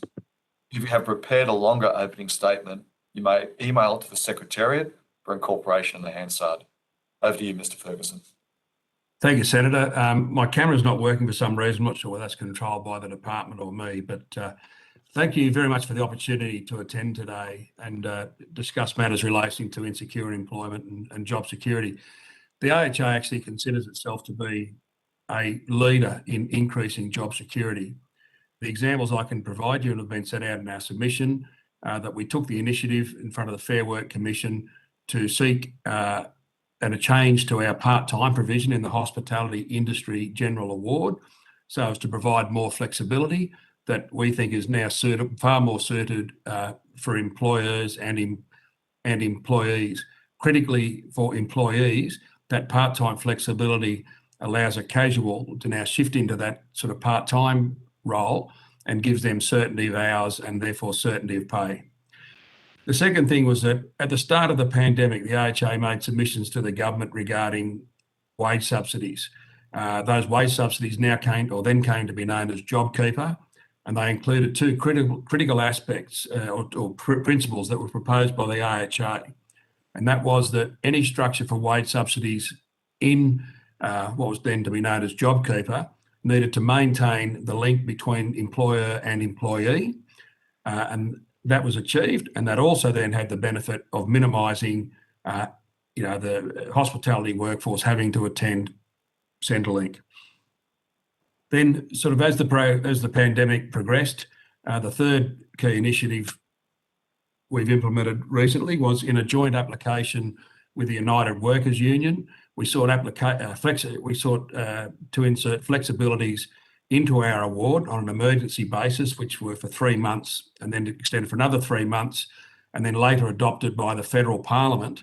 And that related to the classification of employment, the duties, hours of work, and annual leave, so that employers could have flexibility in say, offering fewer hours, but being able to keep more of their staff on and keep more people gainfully employed, other than having to have stood down, say, 50% of their workforce.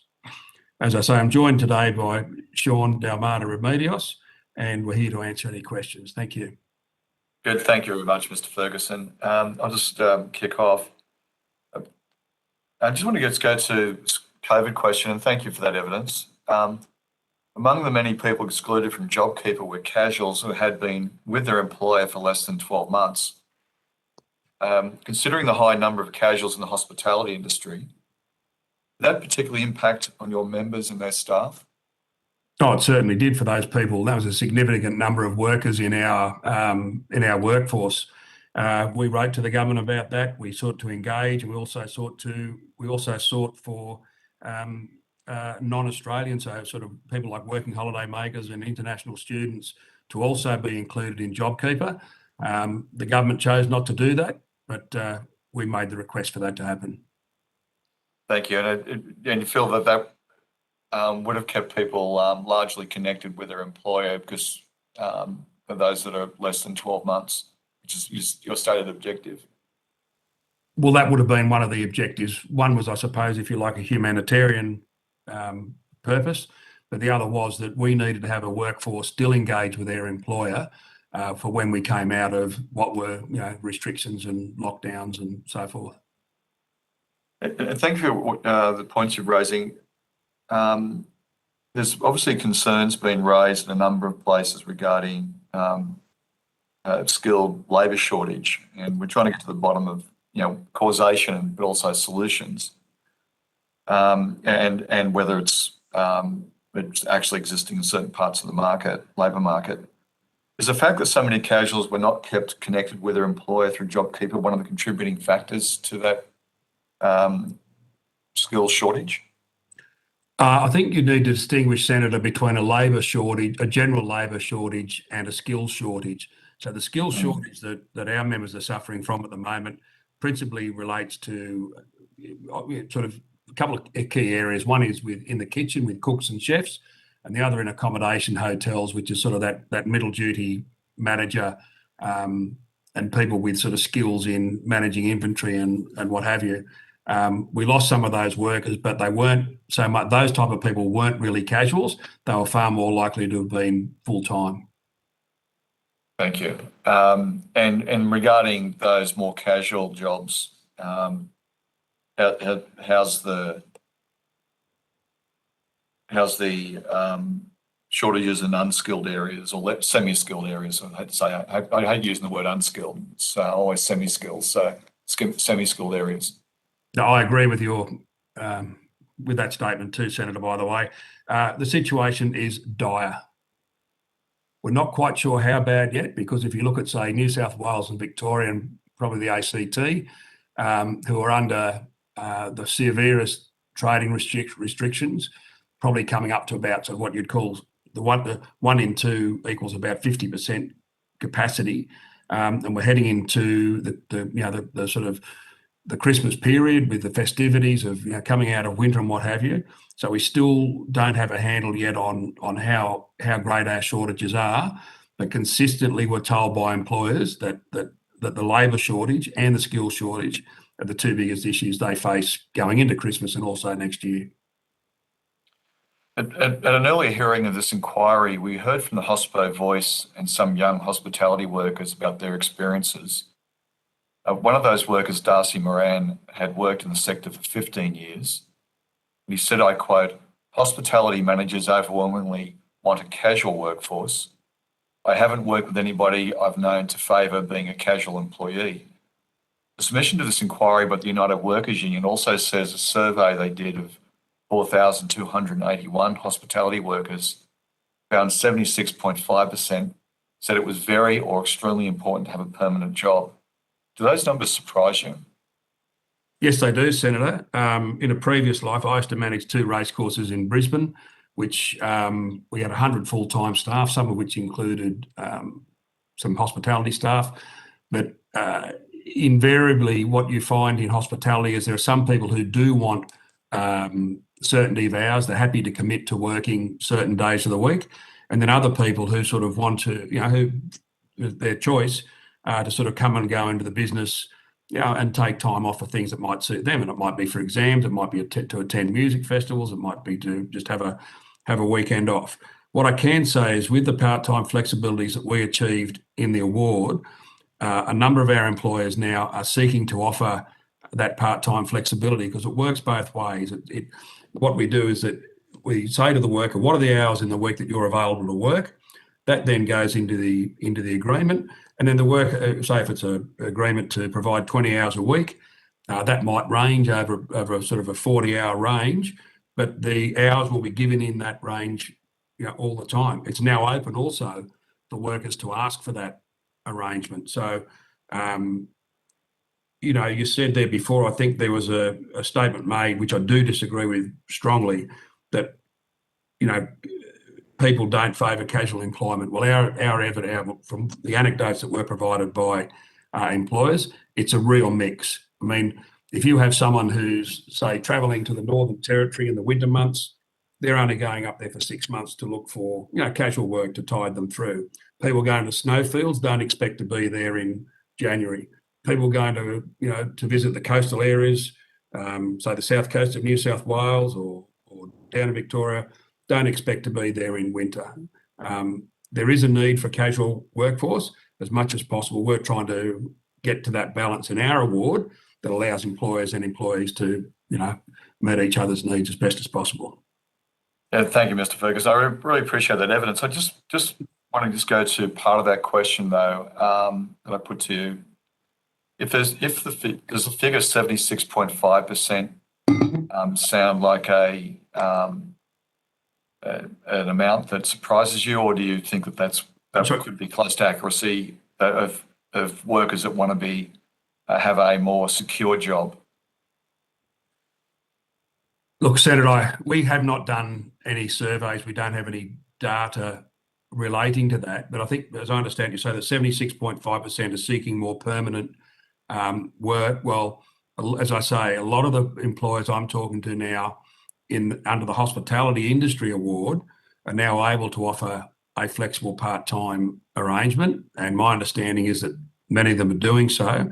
Mr. Dalmata Remedios, who deals with hoteliers from day to day, may be able to offer some better insights than me. Thank you, Mr. Ferguson. Oh, we can't hear you, Mr. Thank you, Senator Sheldon. The microphone was on mute. That's been corrected. Just for the sake of context, I'm employed by the AHA New South Wales branch in their legal and industrial affairs team. So in respect of any evidence given about the take-up or the state of affairs in the workforce, that's coming through the lens of advising hospitality employers on their employment arrangements. As Mr. Ferguson said, for today's attendance, we haven't prepared with any sort of data or empirical studies or anything like that. However, what we can say from anecdote in advising employers is since the Hospitality Award was varied at the start of 2018 to incorporate a flexible part-time provision, I would say there's been a substantial increase in the number of employers seeking advice on how to implement a part-time employment arrangement by way of them seeking advice on relevant contracts of employment around part-time employees, as well as seeking advice on how the provisions of the award operate and whether that suits the needs of the employer and the employee in those instances. Thank you. Look, thanks very much for your time. There's lots more questions I'd like to ask you, but I'll now have to hand over to Senator Grogan. Hi, thank you. One of the things that we have heard is the challenges for women in hospitality, and particularly Hospo Voice had done a study where 400 young women in hospitality had responded, and 9 out of 10 of those had been sexually harassed at work. Do you have a sense of why women are so vulnerable in the hospitality sector? Senator, I've not seen that report, and I couldn't comment on it. However, what I would say is that if you are after any data that we could perhaps source through the Fair Work Commission or Fair Work Ombudsman in regarding to that matter, we're more than happy to try and source it for you. Thank you. So I'm not aware of that as being a. Once again, Mr. Delmata Remedios may be able to cast a New South Wales lens on this topic. I think so. The Hospo Voice study was one aspect. The other thing is the Sex Discrimination Commissioner, Kate Jenkins, has identified that insecure work is a significant risk factor in sexual harassment. And I guess I'm just trying to understand that connection there and what experience or what understanding you may have of that within the hospitality sector. Look, I think Mr. Delmata Remedios deals with workplace relations issues on a day-to-day basis, and I'd ask him to respond if he can. Yes, thank you, Senator Grogan.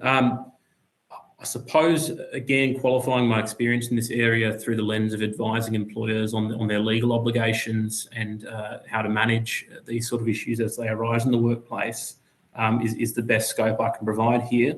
I'm not familiar or haven't read the report by Hospo Voice that's been mentioned. But what I can say is that generally in advising employers that have come across those unfortunate situations where that sort of conduct has been reported in the workplace, the type of issues we're generally advising on is, apart from the primary aspect of ensuring safety in the workplace, is taking steps of how to correct that. And that often involves advising on disciplinary processes, including termination of employment, to remove perpetrators of that sort of conduct from the workplace. That would be my most direct experience in dealing with this issue. I'm not sure if I can be of assistance in terms of any rates of prevalence or anything like that in a statistical way at this point in time. And I wonder, there's obviously the point of sexual harassment exercised by other employees. But what about in terms of patrons? Do you have any sense of how that situation might be rolling out across hospitality? Do you have any of your employers coming for any advice on those issues, which would obviously be more structural? Yes, thank you, Senator Grogan. In a similar way, in advising of our members' legal obligations as they relate to employment, other areas which we may advise on include their legal obligations in terms of excluding general persons from a venue, which is a fairly unregulated area subject to anti-discrimination law. And again, without being able to provide any statistical background to the matter, in my anecdotal experience, I have advised operators of hotels on what steps they may take to prevent instances of harassment from patrons on employees, and that could include whether barring or banning a certain person from the venue may be an appropriate course of action. Again, apologies if that's not the most helpful targeted response, but I don't think there's much more I can say at the moment. Okay, thank you. Thank you. Would you agree that there is a general perception among Australians that jobs in the hospitality sector are insecure and vulnerable to issues such as wage theft and harassment, and that often those jobs don't provide a great deal of opportunity in terms of progression or further training? Would addressing some of these issues entice more Australian workers into the industry, given the significant challenges that you guys have outlined already in terms of skills shortages and labour shortages? Is there some structural changes that may assist on that front? Senator, with respect, I disagree entirely with your assertions there regarding wage theft, harassment and lack of opportunity in the hospitality sector. I think that is not proven. So what people need to be careful of is, what you need to consider is that often you'll hear the Fair Work Ombudsman talk about the hospitality sector, and they will address those questions that you raise regarding, wage theft, which I think is a poor phrase to begin with, harassment and harassment. As far as we're concerned, hotels operate under the Hospitality Industry General Award. Now, we're 5,000 members in the accommodation and food service sector, which gets lumped into this sort of hospitality industry. Now, that includes everyone from fast food to, or everywhere up to a sort of a 5-star hotel. Now, in that sector, there is 97,000 employers, of which we're 5,000, and there is 950 odd thousand employees, of which we're about 250,000. And I think if you talk to the Fair Work Ombudsman, because we have about this, we've continually asked the Fair Work Ombudsman to recognise that within that sector, there are various degrees of professionalism and, lack of professionalism. And the hotel sector, the Fair Work Ombudsman will advise you, is right up the pointy end of doing things the right way. Now, of course, every now and again, things happen that are addressed by the Ombudsman or the Fair Work Commission, and we own up to that. But we do not agree with those statements as being a rapport for the industry. And I'd go so further to say that continual utterances saying that there's a lack of opportunity in the hospitality sector is completely misleading, is not in accordance with the facts, and in fact is one of the reasons that we struggle to find people wanting to come into the workforce. Now, I started in the hospitality workforce and I ended up with a pretty good job. There's plenty of people I know that have done that. We put a lot of effort into encouraging people to join the industry and see their way up. They might start as a cleaner, rising to a bar person, up to a barista, then up to a senior manager, a duty manager, managing hotels and working in some very, very large organisations that are global organisations that provide massive opportunity. So I don't agree with your, wherever you're coming from on that, I'm sorry. I think my point being that it's a perception, and also I don't agree with that. The hospitality is very much a broad church. So maybe we can just define that down to just the hotels scenario. And do you see opportunities for some structural solutions? Again, because as Senator Sheldon pointed out, we are looking for solutions here that would provide any structural changes that will provide further opportunities and help enhance the situation that you're facing, given that you have outlined for us the extensive skills and labour shortage that you're facing? Yes, look, it's a really interesting question and it's a difficult question to answer. Many of our operators, especially the larger operators, are able to put in place schemes. And I'm talking about the large hotel accommodation chains and the large sort of pub chains, if you like, are able to put in place significant training schemes. And that often occurs with the assistance of either the state government or the federal government. When you get down to the smaller operators, obviously it becomes harder. I mean, if you're a hotelier in a small country town, a one pub town, it is harder to provide, the sort of graduation within that business. But the type of soft skills that can be learnt there can also be transferred somewhere else. So one of the opportunities that hospitality does give people is to learn the soft skills that are critical in terms of dealing with people, customer service, that then they can go and apply either transferring to another role in hospitality or taking that into whatever field of endeavour they wish to do so. We've been supporters of many schemes in the past. One of them was, I'll give you an example, was the PATH scheme, Prepare, Trial, Hire. That was canned by the opposition, despite our best efforts to make it work. So sometimes, we're not helped by politics getting in the road of what can sometimes be good policy. Okay. And from what you've said, the notion that there'd be some sort of government-supported scheme would be something that you would be supportive of?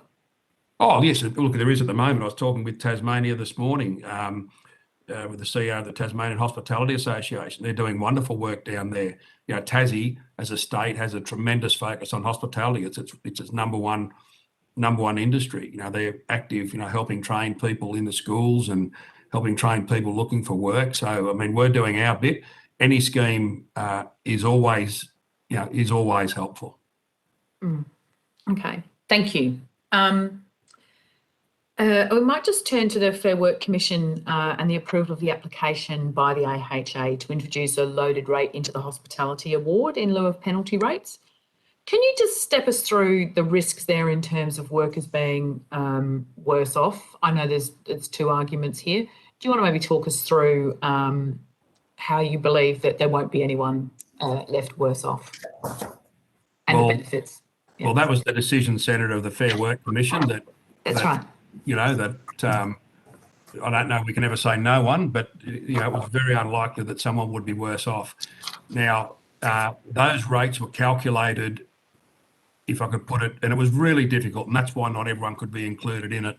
They were calculated on a way to be generous, and we put them forward on the basis that the particular numbers that were achieved, they had a bit of, if I could say, fat in them, that no one should be any worse off. That was put back to the union. I think the union went back and consulted. They ran their numbers through them, and the numbers were found to be as robust and as fair as possible. And that's the reason the Fair Work Commission approved the loaded rates. We actually don't think that it will have tremendous take-up. What we think will happen will be, a sophisticated business that can run a sort of, if you like, a sophisticated payroll probably would not look at loaded rates because they've got the staff, the expertise to trawl through the 128 pages of the Hospitality Industry General Award. But for those, sort of, excuse my, gender or whatever, but, the sort of family operators or mum and dad operators or single operators.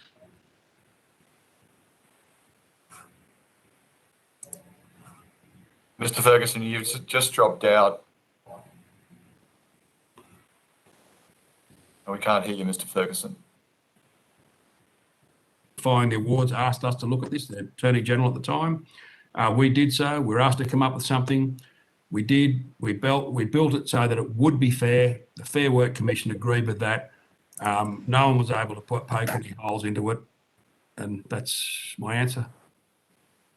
Cool, because I believe some of the concerns raised by the unions was the interface between the level 3 and the level 1 and 2 conditions. Is that correct? Oh, Senator, look, I'd have to go back and read what the union raised again. I mean, It's got very limited application. It only deals with certain classifications. And Mr. Dalmata Remedios might, if you want better sort of better advice, but it deals with only full-time people on limited classifications, so it's got very limited application in the sector. Okay. And do you have a plan to sort of track that take up and the impacts into the future? We will do. We haven't spoken about that as yet, but I'm certain that one of the things that we're definitely interested in is tracking the number of people now in flexible part-time employment, and I'm sure loaded rates will be something else that we'll go back to our members with. Yeah, because you have expressed on a couple of occasions that it is something that people are more interested in, the part-time flexible but permanent sort of scenario. Absolutely. We've got some of our bigger groups, some of our more prominent members, very much encouraging staff to start work on within that part-time flexibility role. It provides employers more certainty that they will have staff there, because it is hard for a hospitality business to have when you're employing casuals who have the right to refuse a shift. They can say, well, I'm not going to come along for the next month because I'm going to the Byron Bay Blues Fest, and away we go. So it does give the employer more certainty. The flip side of that is it provides the employee more certainty that, as a casual, it's very difficult to get a loan with a lumpy pay slip. But when they're, able to walk in and say, here's my 20 hours a week, I'm bringing in $500 a week every single week, that helps them when they go to the bank. So we think that it's a real win-win. And Mr. Dalmata Remedios and I were talking this morning about, have there been any instances of dispute or complaint at the Fair Work Commission? But I'll let him answer that question.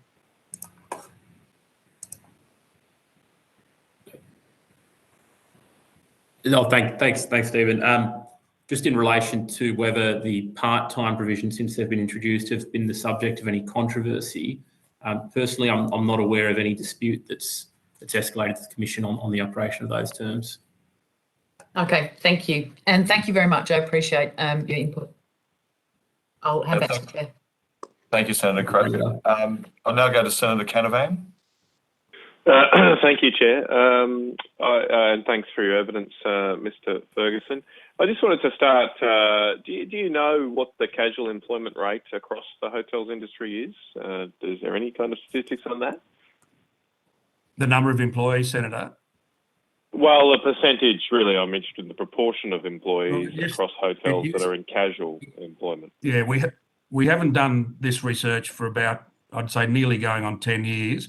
At that time, it was about 78% casual, 2% part-time, and 20% full-time. So by far, the smallest category was part-time, and the largest category was casual. But now, anecdotally, we're very certain that the 2% of part-time is increasing rapidly, and the 78% of casual is decreasing. Okay. And what's the reason for that change? Do you sort of simply because of what's happening? Yeah, simply because of the change to the award that the Fair Work Commission granted, making part-time more flexible. The way the previous award, the previous part-time piece of the award, it was very, very, very, very rigid. It said you had to dictate the specific hours that someone would work. And then that just became too hard for anyone. So now, if I could use it in the context of say a young parent, in the workforce, they'll be told, they'll say, how many hours are you prepared to work a week? And they'll say 20. They say, okay, well, any days you can't work. And they say, look, I've got, my son's football training on Friday nights. I can't work Friday nights. My husband or my partner can look after the kids on Saturday. I'm prepared to work Sunday. And they'll structure a sort of a range of hours around that. Whereas under the old way, it was very rigid that you had to work those specific hours. So it's now just a win-win for everyone. Okay. In terms of a lot of the evidence and questions we've been asking through this committee is about the access to permanent work options by casual or otherwise what would be casual employees. What is the situation under your awards and what the hotels offer? Is there before the recent IR changes, was there an option for casual staff to request conversion to permanent work? I can take that question, Senator Canavan. The Hospitality Award contained a casual conversion provision prior to the recent amendments to the Fair Work Act and prior to some casual conversion clauses that were introduced during the 4-yearly review of modern awards. My anecdotal experience on advising on that clause was that it was very rarely taken up by employees to request conversion to part-time or full-time employment.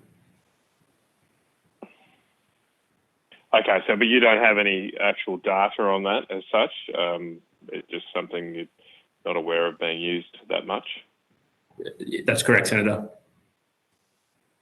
And is that provision still there, or has it been superseded by the recent IR changes? No, that provision was removed following the changes to the Fair Work Act. The Fair Work Commission went through a process of ensuring the awards were still current and relevant post those changes. And as part of that process, the casual conversion clause now is basically a reference to the provisions in the National Employment Standards and the Fair Work Act for consistency's sake.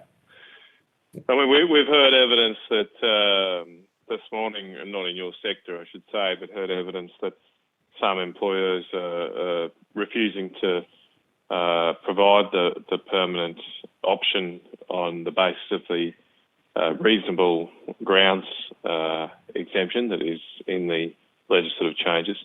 Has that been relied on at all, to your knowledge, by your members, by hotels, to refuse access to permanent work options? Senator Canavan, in regard to the reasonable business grounds refusal, in my experience in advising members of the association on this, the looming deadline or the relevant date in which the first batch of casual conversion offers went out under the Act coincided with I'd say an increase, at least in New South Wales, of COVID-19 pandemic-related business restrictions and closures. So I think it's a fair statement that there were a fair number of hotel employers in New South Wales, at least, who did rely on those reasonable business grounds to not offer conversion. But that was in circumstances whereby businesses were shut down, subject to closure orders, at least in Greater Sydney and parts of the regions at different points in time. And also, if they were trading, it was in a very reduced and exceptional capacity to their normal business model of providing takeaways only. In those circumstances where there was an ongoing public health related shutdown of the business, I think that fairly and squarely fits within the definition of an uncertainty about the future, which may be a reasonable ground to not offer permanent ongoing employment at that point in time.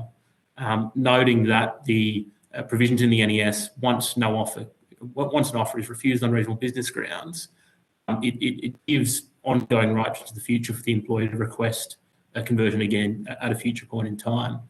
So it's not shutting the gate completely there. Okay, so there have been requests, to your knowledge, to make these conversions since the Fair Work Act changes, and do you have any kind of evidence on the prevalence of those or some sort of data, quantitative data? In your industry, obviously, I'm asking about.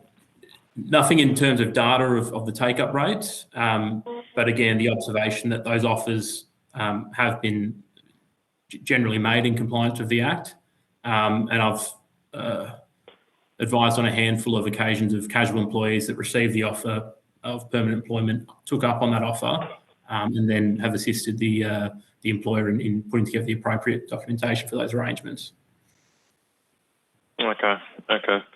All right. I wanted to go back a little bit. I think some previous questions you're answering around the opportunities for young people and progression. I mean, do you have evidence of how long people stay as a casual employee in the hotel industry? What's the average sort of time that people spend in such a role? Senator, we don't have any evidence no data in regard to that, I'm sorry. Okay. All right. I mean, I was just trying to link it back to the point you made. I think there's a good one about a progression through either the industry, and obviously for a lot of people, they might have a casual job in a hotel and then move on to other careers, etc. That would be a common experience, I suppose, even if you don't have a quantitative data on that. Is that the experience of a lot of your members, that there is, I suppose, a degree of turnover as people move on with their lives to other careers and or progress through a business to a more permanent or senior role? Senator, the best response to that would be that many of your colleagues in the Parliament tell me that one of the first jobs they had was, working in a pub, club, restaurant or cafe. Well, they haven't done very well for themselves, have they? But anyway, you've got to question your life choices sometimes when you're on these Senate committees, mate. But so yeah, but that is a common experience among your members, is it? Yes, I look, from my personal experience, I think that many people at some stage have gained employment in hospitality. And as I say again, I stress that one of the key things in hiring people is soft skills and the interpersonal skills, and working in hospitality is a great way to learn it. Ideally those people will stay in the game, but those that don't, have picked up skills that they can, as I say, especially the soft skills that they can transfer elsewhere. Okay. Well, look, thank you very much, gentlemen. That's it from me, Chair. Thank you.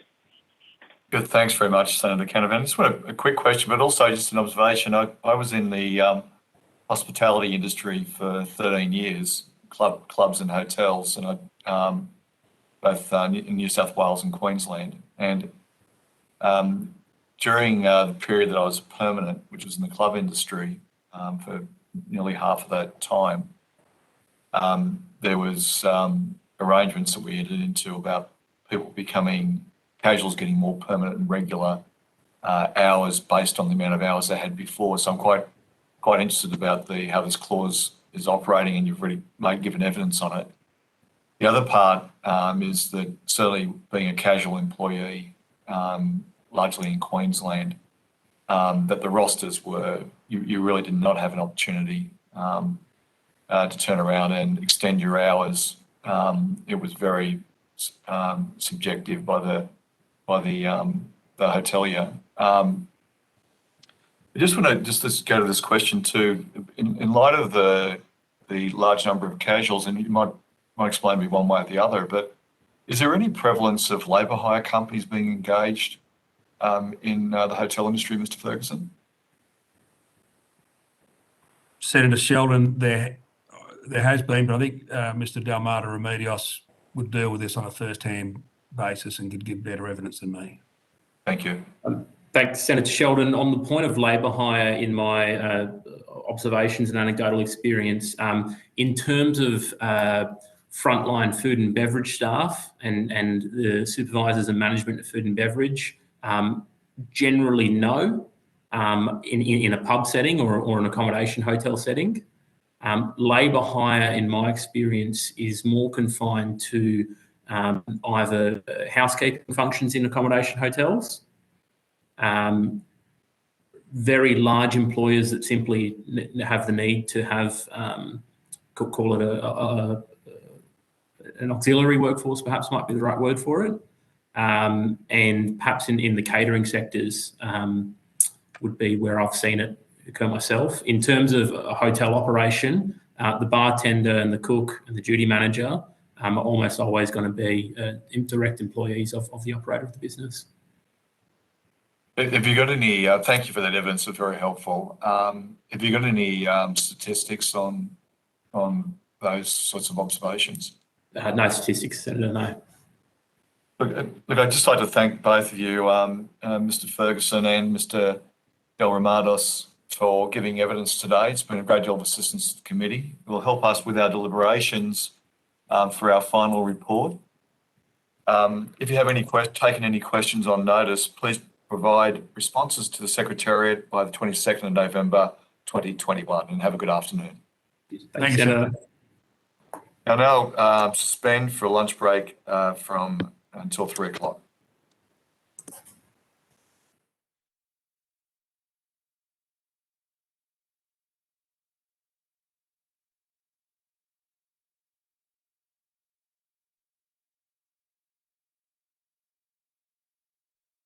I now welcome Mr. Wes Lambert from the Restaurant and Caterers Industry Association of Australia. and thank you for joining us.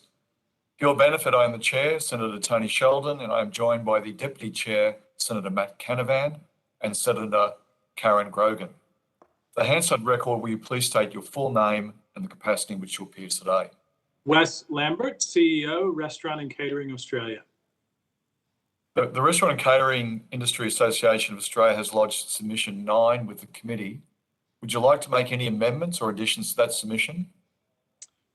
Well, ultimately, that submission was made on the 30th of March 2021, and we find ourselves on the 3rd of November 21, and certainly many things have changed since that point in terms of how the economy is going and how hospitality specifically is going. I don't think any of us on the 30th of March could have foreseen the Delta variant and the return to takeaway and delivery 100% in New South Wales and Victoria for some time.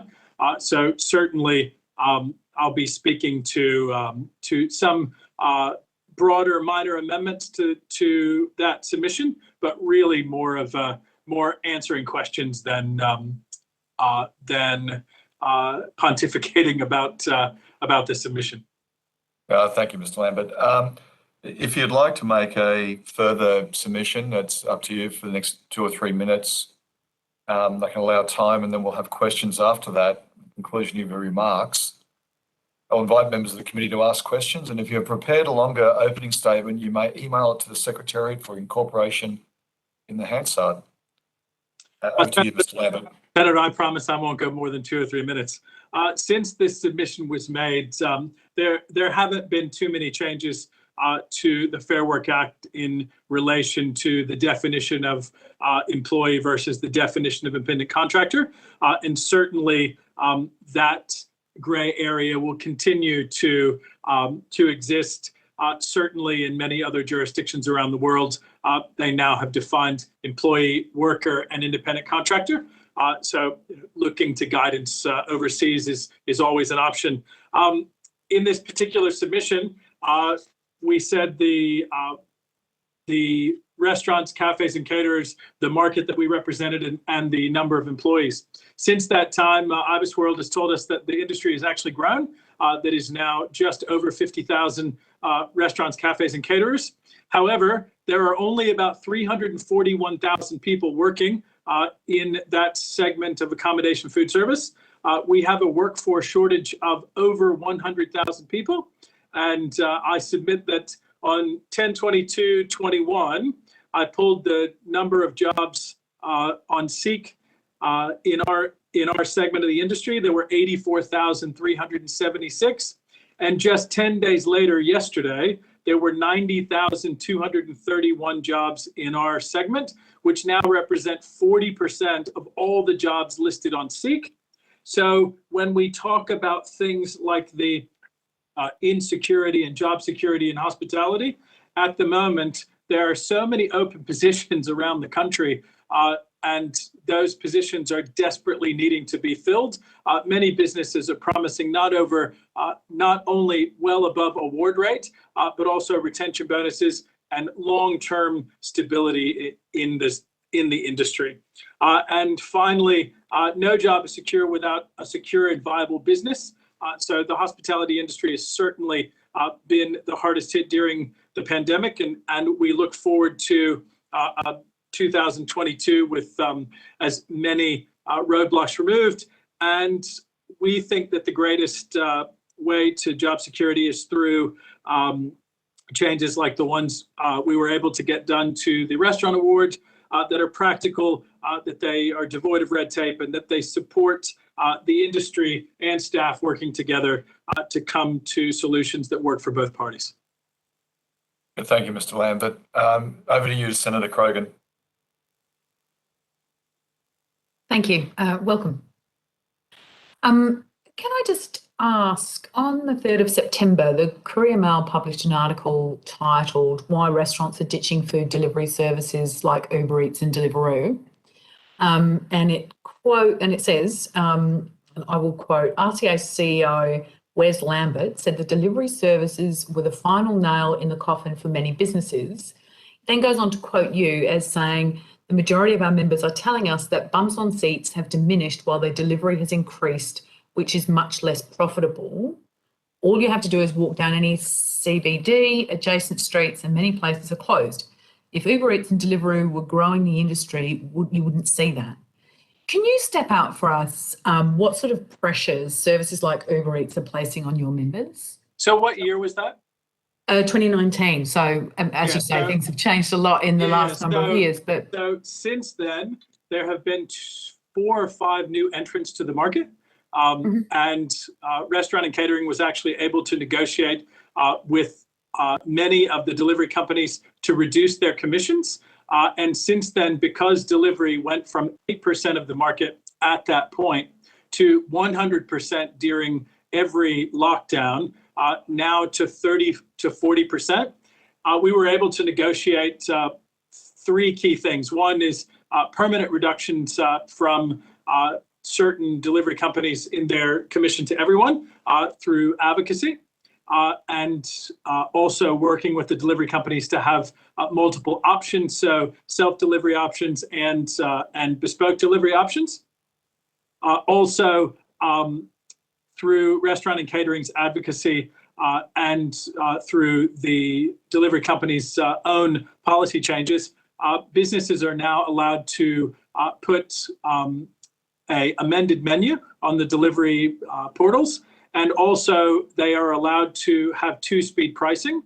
So you will find that that in some cases that the prices dine in on the menu are slightly different than the prices for delivery, which help to cover some of the commission cost that restaurants were telling us were certainly more affecting their businesses pre-COVID. So really what happened is from 2015-16, when the delivery companies began to come to Australia, and 2019, businesses had yet to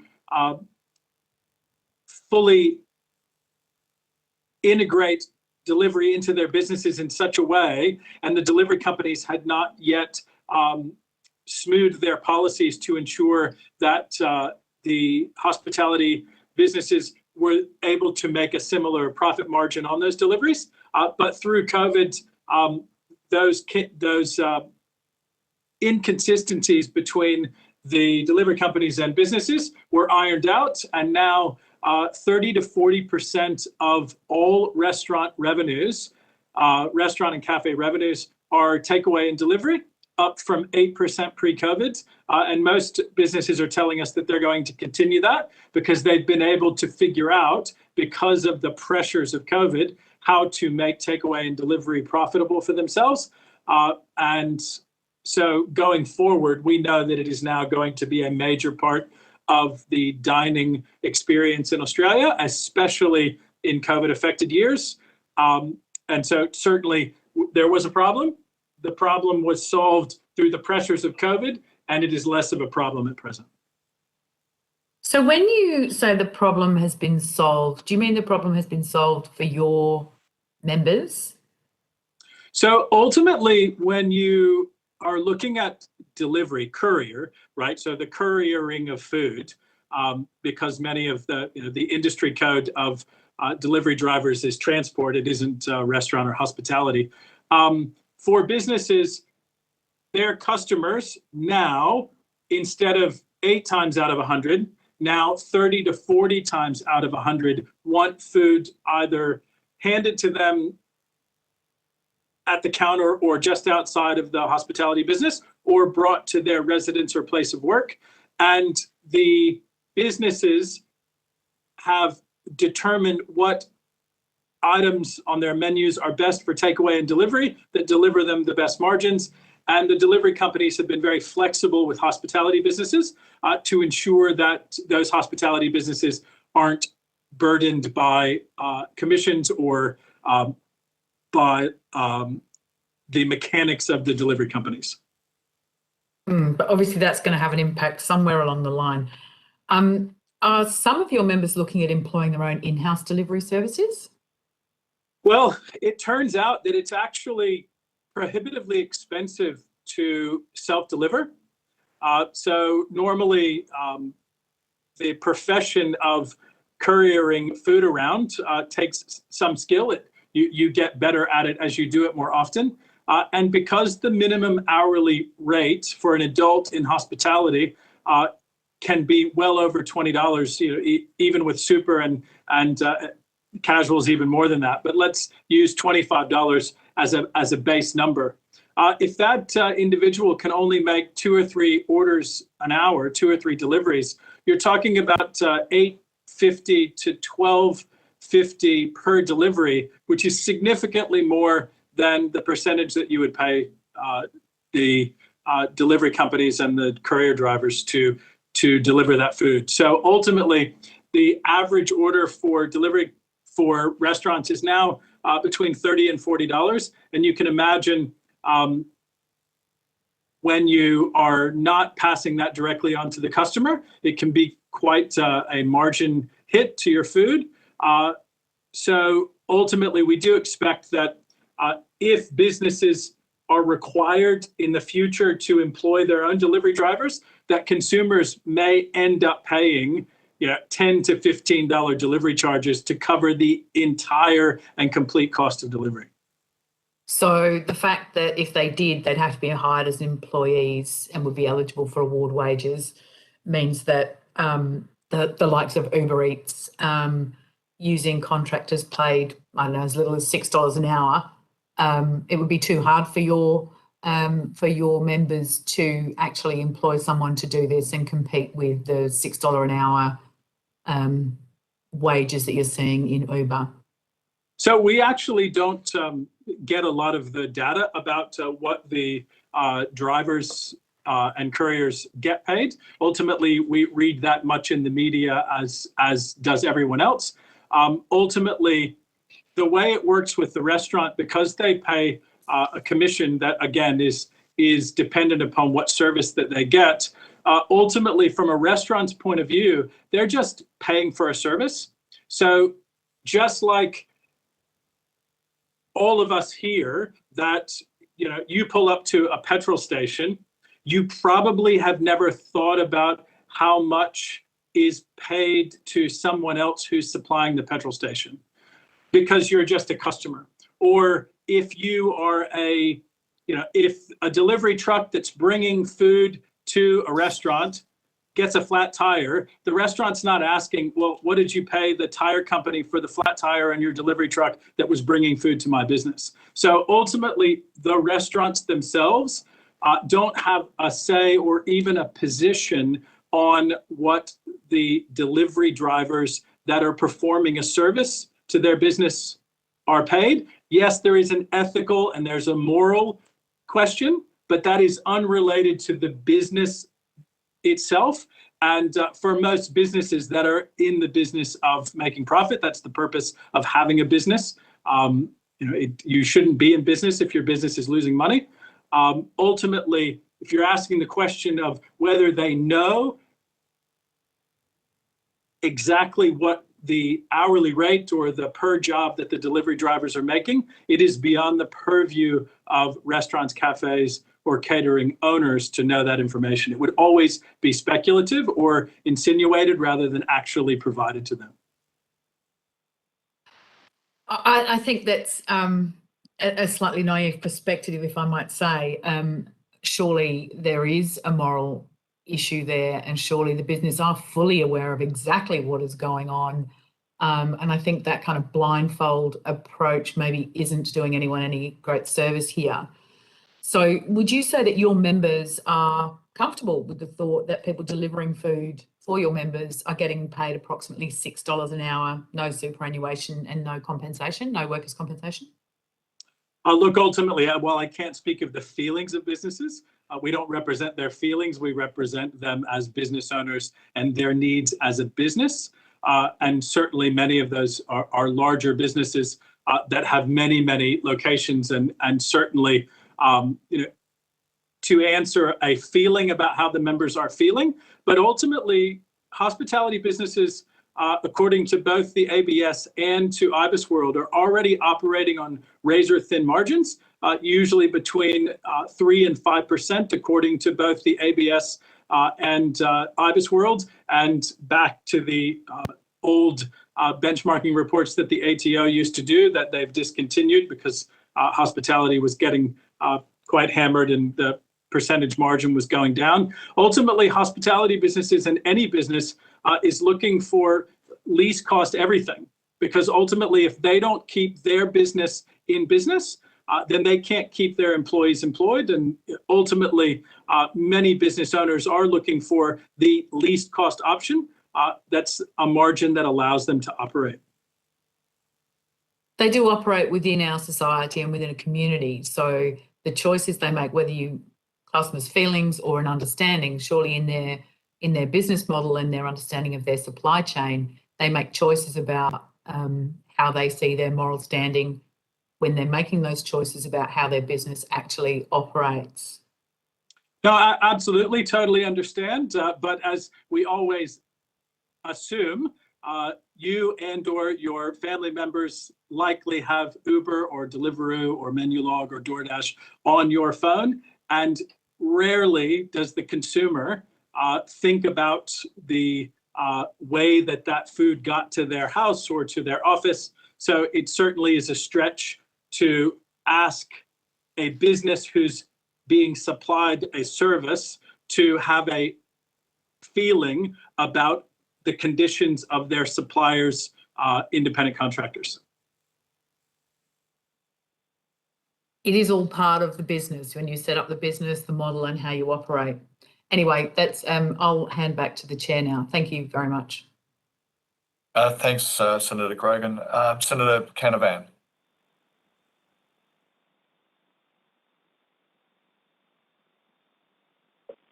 Thanks, Chair. Just coming off mute. Thanks, Mr.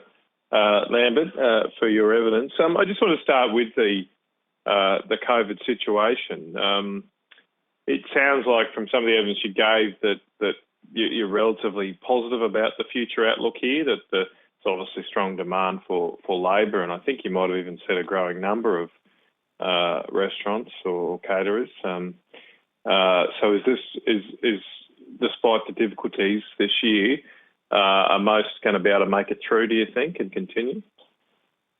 Oh, look, ultimately, the stimulus that was provided from the beginning of COVID, from a business point of view, has allowed the hospitality industry to limp along. And certainly the existence of takeaway and delivery as an option has saved the industry. We reached out to the government right at the beginning in March of 2020 to ensure that takeaway and delivery was allowed and continued. Look, this is according to IBIS World. We were quite surprised to see that that the preliminary figures that we assumed that the ABS is going to release in December for entry-exit will likely show that accommodation food service grew. It did from 2020 to 2021, which surprised us quite a bit in the previous year. It grew by like 700 businesses, but this is a slightly larger jump. Now, that may be the effect of new businesses without the old ABNs being canceled, because those businesses were on some sort of financial assistance. However, if you notice, because there are now green shoots and because we are reopening in the East Coast and most of the other states stayed open, we are seeing quite a lot of demand. And in fact, between January and June, the Treasurer let us know that revenues in food retailing and in accommodation food service had far exceeded the 2019 numbers. I think we were all very excited to get back to hospitality January to June. And obviously, first quarter of fiscal 22 has been quite a drop from the previous quarter and previous years. We do expect that fourth quarter calendar and second quarter fiscal will be strong, and then going into 2022 calendar will hopefully continue strong if there are no more road bumps. Okay, that's good. That's good to hear. You mentioned, I think, that there's very strong, indeed, you were saying the record numbers of ads there on Seek for people.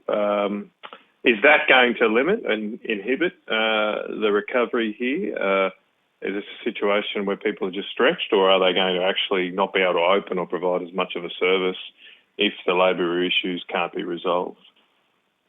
Well, look, most hospitality businesses are telling us that they used to be open 6 or 7 days a week, 2 or 3 meal periods, and now they're open just 4 or 5 for 1 or 2 meal periods. You'll likely find that many of your favorite restaurants have bookings pushed out now into the weeks and months.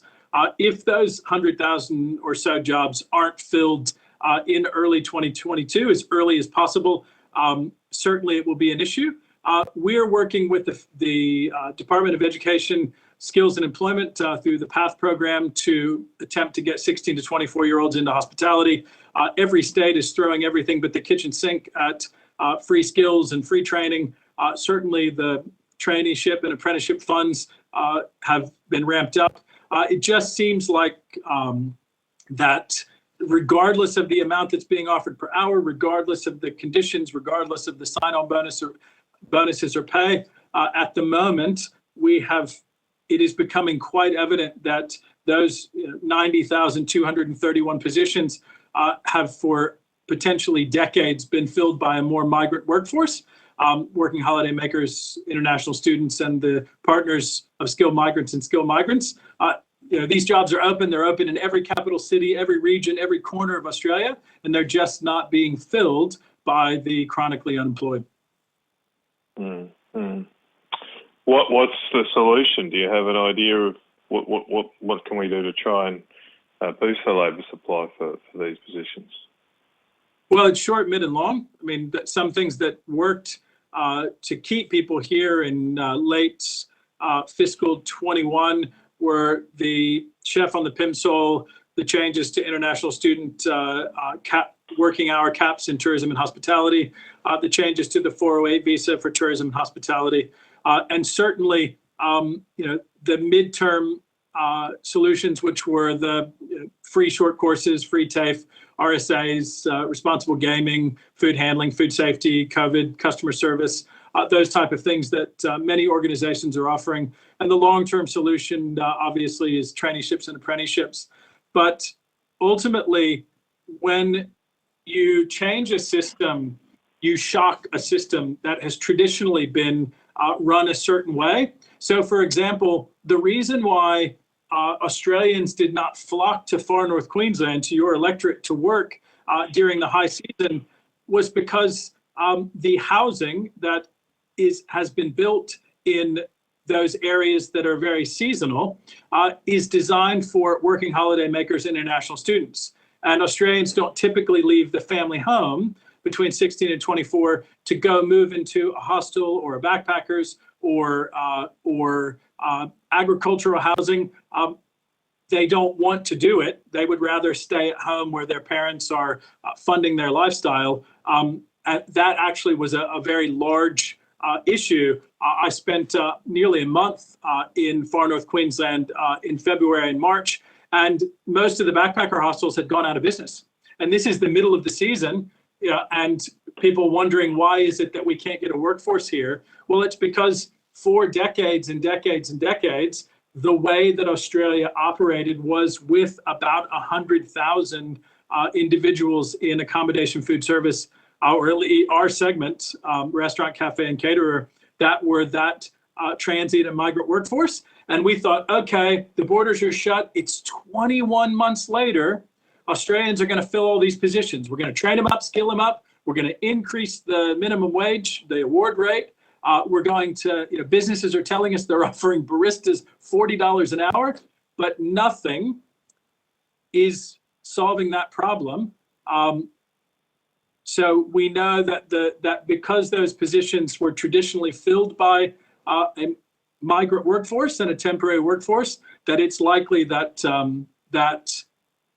that will be the solution, is bespoke special purpose hospitality and tourism visas to get that workforce in. Look, the positions are open.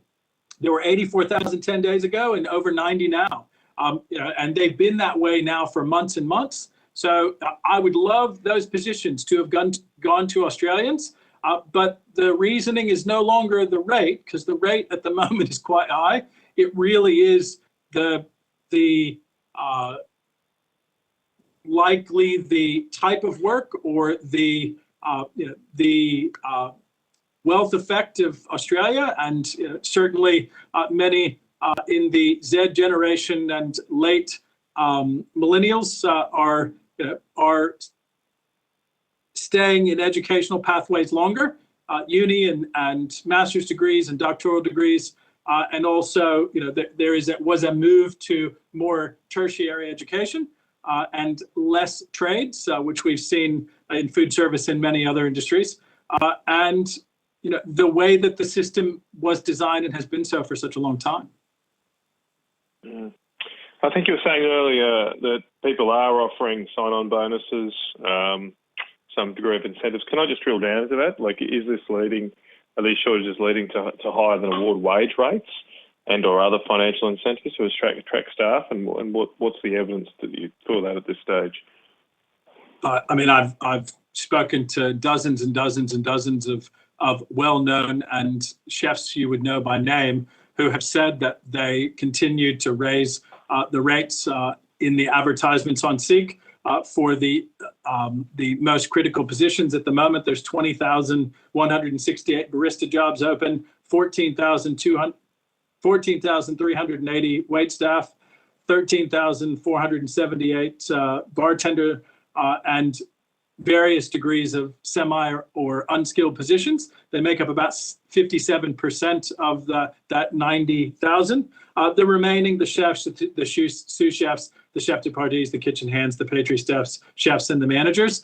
That tends to take a lot longer to get to. You can't just magically be a chef. You can't just magically be a restaurant manager or a pastry chef. It takes years of apprenticeships and years of traineeships to get there. And when you're in lockdown, it's impossible to do face-to-face learning. So really, we're starting from, let's say, the 1st or the 15th of December or the 1st of January 2022 before we can really get back to skilling up that workforce. But those businesses are desperate today. And we can see that the leaving of about 15,000 highly skilled hospitality migrants during the pandemic, pre the latest round of stimulus, when JobKeeper wasn't available to anyone who wasn't a resident or a citizen. Certainly, that shortage didn't appear as bad during the fall and winter months, where traditionally hospitality is slower. And then we hit the Delta variant in late June, which obviously kept the number of job listings suppressed. And now it's just going gangbusters. Mm-hmm. Okay. Look, I realise I might be pushing with time, so Chair, if you need to step in, feel free to do so. I just wanted to turn to the casual employment issue. We've had a lot of evidence to the committee about the proportion of people employed in casual work, or more broadly, insecure work. And then also whether, the desire or otherwise to convert from casual / insecure work to more permanent arrangements. What's the proportion roughly of casual employment across your members, across restaurants and catering businesses? Well, look, there's evidence that it's at least 50%, certainly quite high, but there's a mix of reasons. Obviously, the hospitality industry is seasonal. You cannot have outdoor dining in the cold of winter in Tasmania and Victoria and parts of New South Wales and South Australia. It's just too cold, so you need less staff in the wintertime and in the some parts of the autumn.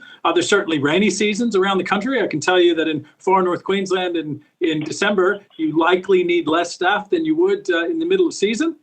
So certainly the flexibility that is always existed in the hospitality industry, either for the seasonality of tourism or the weather, will always have an effect. But also, normally, most of those positions, host, hostess, bartender, barista, wait staff, that make up about 57% of the shortages, those positions are normally filled by 16 to 24-year-olds who are either working holiday makers, students, international students, or transient individuals that are likely going on to a different career or a different industry. and those more specialized trades, they are either onshore or they are highly skilled international migrants who would likely be eligible for permanent residency and eventually citizenship anyway.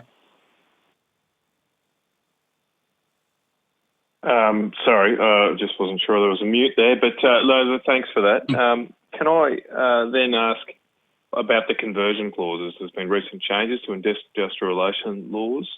What was the situation before those changes in your industry in terms of casual employees being allowed to or having a right to request conversion to permanent work? Were they being used, and have the changes made any difference? Look, it's hard to tell with the changes having been made and having had COVID effect in the industry. Certainly that we'll need more time to see if anyone takes those up. But as I said before, the hospitality industry is a bit unique. Ultimately, because the industry has a high turnover rate because of multiple factors, and because semi-skilled, skilled, and highly skilled individuals are seen as a commodity and certainly well regarded in the industry. Most restaurants, once someone gets ingrained in that business in terms of a skilled or highly skilled position, ask any restaurateur and say, what would you give your eye teeth for your restaurant manager, assistant manager, your chefs, your chef de partie, sous chefs, and chefs to stay with you forever? And they'll tell you yes in most cases, because those positions are very difficult to fill, and certainly those individuals are in very high demand. But they'll also say that more often than not, their casual staff and their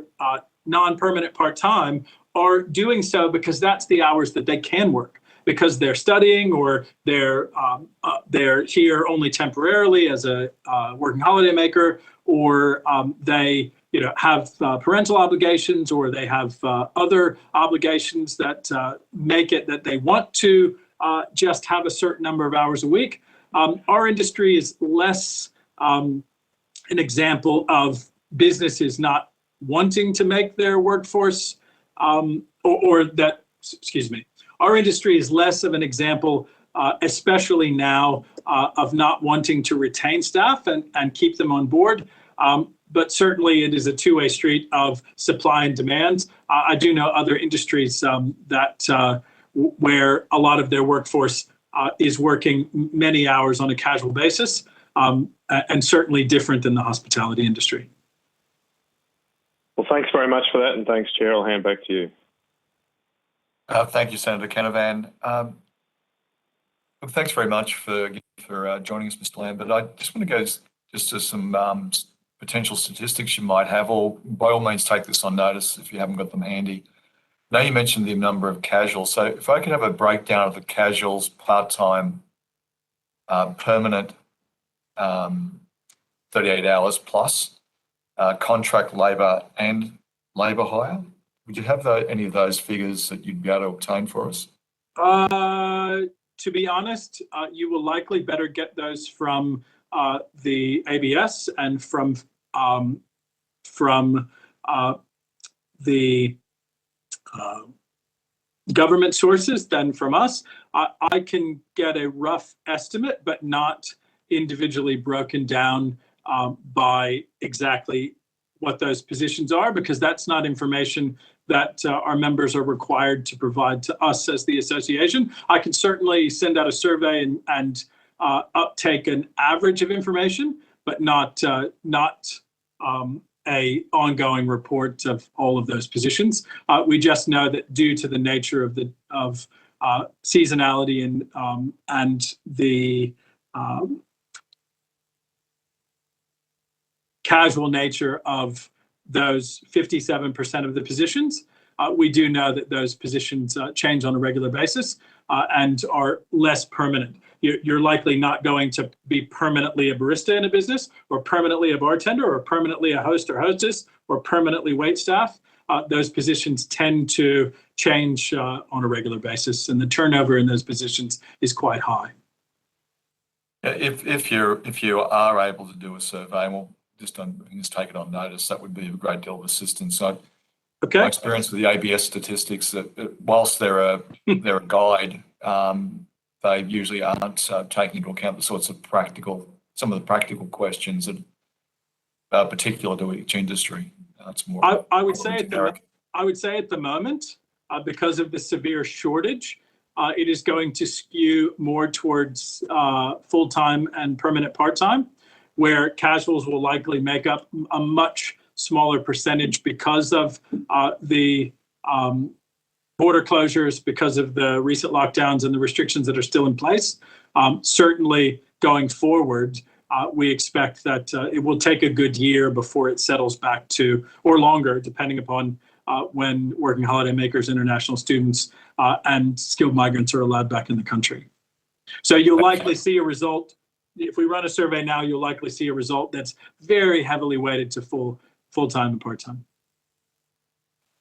We had evidence this morning from Hospo Voice and some individual workers, including some survey results from unions ACT and their workers centre. One of the evidence that was given was that a lot of and particularly the two people that gave evidence that are individuals in the hospitality industry described what it was like for them trying to get job security and their workmates. And job security isn't necessarily the 38-hour week full time. It may be part-time job security as part-time hours, and that was one of the things that was actually bearing a great deal of pressure on workers trying to stay in the industry, and secondly, of course, trying to work out how to get a steady income. Have you got any sort of observations on that? Well, I would say that I'm going to look back through the transcripts and try to find their names, because there are tens of thousands of hospitality businesses desperate for stable employees that want to come back into the industry. Look, the job openings that are available at this moment are really the overwhelming mountain of evidence that there are a tremendous amount of open jobs, and certainly that stability is provided by supply and demand. So if there is a ridiculous demand for skilled employees, and anyone is feeling like they don't have enough hours, or that they have bullying or harassment or anything else, there are certainly tens of thousands of businesses in every state in the country combined that are desperate for employees. It is an employees market at the moment, and to hear an employer group say that, it's just a fact at the moment. It is an employees market. Employees at the moment are able to dictate a lot about their terms and about their rate well above the award because of the scarcity of those employees. So certainly I would challenge Hospo Voice and those individuals because the anecdotal and the provable evidence just isn't there that the positions are not available and more hours than they could possibly hope for.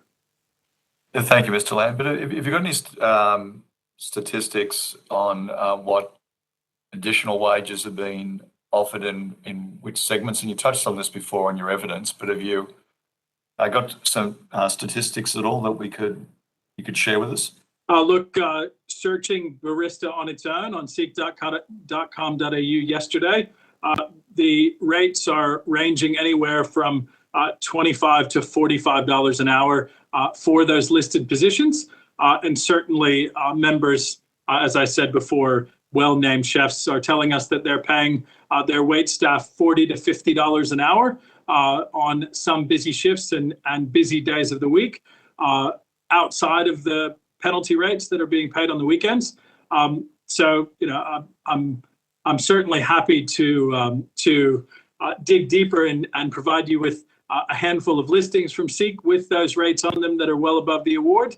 And really multiple media outlets are reporting on pub operators and hotel operators and restaurant and cafe operators that are offering sign-on and retention bonuses. So certainly that sounds like a very secure time for employees in this particular industry because of the supply and demand issues. Right.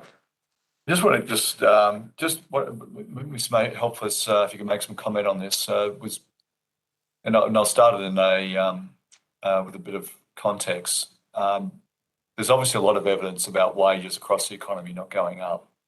The Reserve Bank is again just as recently as yesterday making comment on that.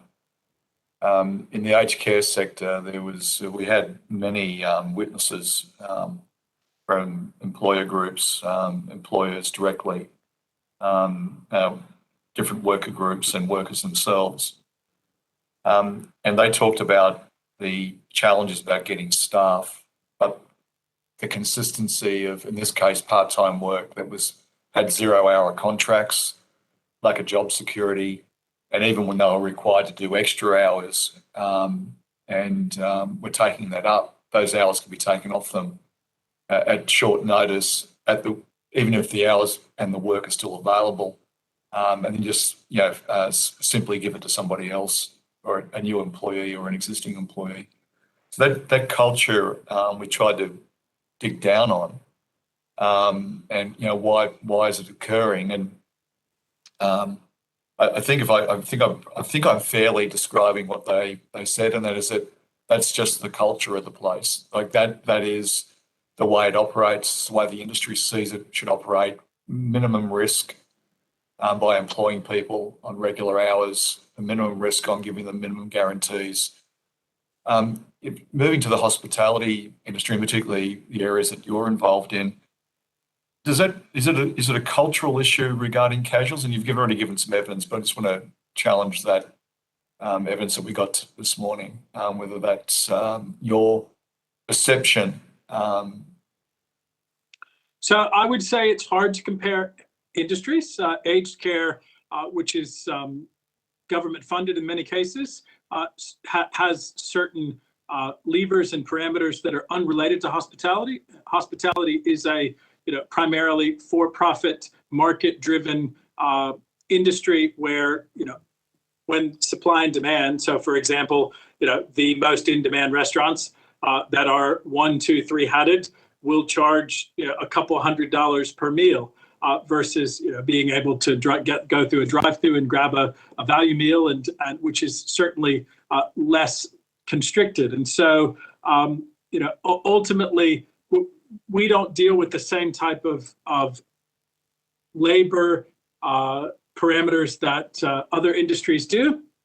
As I said, in hospitality, at present, it is certainly an employees market because there are so few.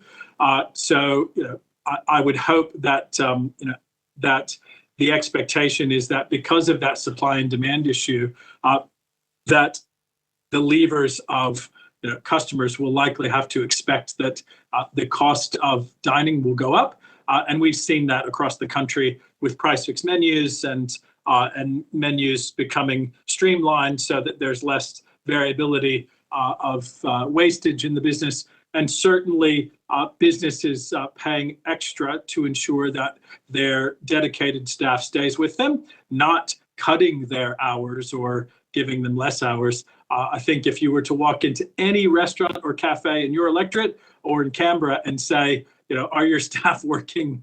What hours are your staff working? They would say that they're all working at least 38, if not significantly more. I'd like to thank you very much, Mr. Lambert, for your time this afternoon. The information and evidence you've given will assist the committee in its deliberations and the preparation of its final report. If you've taken any questions on notice, please provide responses to the Secretariat by the 22nd of November 2021. And thank you again this afternoon. Thank you, Senator. I now welcome Mr. Jason Ward from the Centre for International Corporate Tax Accountability and Research, and thank you for joining us. For your benefit, I'm the Chair, Senator Tony Sheldon, and I'm joined by the Deputy Chair, Senator Matt Canavan, and Senator Karen Grogan. The Hansard record, will you please state your full name and the capacity in which you appear today? My name is Jason Ward. I'm the principal analyst of CICTAR, the Center for International Corporate Tax Accountability and Research. Thank you. CICTAR has lodged submission 93 with the committee. Would you like to make any amendments or additions to that submission? No amendments. I'd like to make a brief opening statement. I'll certainly give you a chance in 2 secs. Information on parliamentary privilege and the protection of witnesses and giving evidence to parliamentary committees has been provided to you as part of your invitation to appear. And I now invite you, thank you, Mr. Ward, for a short opening statement. At the conclusion of your remarks, I will invite members of the committee to ask questions. If you have prepared a longer opening statement, you may email it to the Secretariat for incorporation on the Hansard. Over to you, Mr. Ward. Thank you very much, and I very appreciate the opportunity to be a witness at this important hearing. Increasing insecurity in the labor market is a major and growing problem. These changes are driven by corporations who profit from driving down wages and working conditions and create a broader race to the bottom for the rest of us. Frequently, these corporations are avoiding tax obligations as they avoid and steals funding from essential public services and undermines competition and a level playing field for small and medium-sized domestic businesses. Let me provide you with a few quick examples from CICTAR's research. Labor hire multinationals undermine employment standards and aggressively avoid tax. These multinationals have an oversized footprint in Australia and are now amongst the largest employers in the world. In Australia, multinationals win huge public sector contracts and publicly funded work in health, aged care, and disability services. 20%, 1/5 of the payroll cost of the Australian public service is now spent on labor hire. Dutch-based Randstad is the world's largest labor hire multinational. Its Australian business is owned via Luxembourg and financed through Singapore. Major Australian labor hire firms, including Programmed and Chandler McLeod, each employing over 20,000 people in Australia, are now owned by Japanese multinationals. Japanese multinationals explicitly invest in Australia to win public sector contracts and publicly funded work to balance the ups and downs of the manufacturing sector. Other multinationals like Glencore, with its own major tax dodging concerns, also use labor hire to avoid obligations to workers and increase profits in the mining sector and across the broader economy. Uber and other digital platforms undermine job security and distance themselves from obligations to workers and funding roads and services that underpin their profits. Impacts are not only on workers providing Uber services, but across the broader labor market. Uber ranks in the top 50 companies based on revenue from Australian end users, but shifts profits to the Netherlands. Uber sold its intellectual property from itself in Bermuda to the Netherlands, where all its non-US revenue is shifted. The transfer created an US $8 billion tax shelter in the Netherlands. That tax shelter grows by $1 billion every year through interest payments on a $16 billion loan from another Uber subsidiary in Singapore. Other global tech giants are awarded with massive federal IT contracts and undermine public sector capacity and employment while dodging taxes on profits generated from government contracts. Amazon Web Services, Accenture, Oracle, IBM all provide clear examples. The ATO has been pursuing Oracle in what is likely the largest transfer pricing case since the landmark federal court win over Chevron. Oracle may have shifted over $1 billion in profits out of Australia in recent years, but nonetheless continues to win new federal contracts. Lastly, there is significant evidence of tax dodging in aged care and other publicly funded services, which are plagued by insecure work. Several years ago, Bupa was forced to pay $157 million in back taxes. Ality, owned by a private equity firm, eliminated its taxable income for years by paying 15% interest on a loan from shareholders. TRICARE is owned via Norfolk Island, a full-fledged tax haven up until 2016, and continues to benefit from an exemption on capital gains tax. I could go on for much longer, but hopefully that provides some concrete examples of the links between tax avoidance by corporations that drive and profit from the growth in insecure work. Thank you. Thank you, Mr. Ward. Senator Canavan.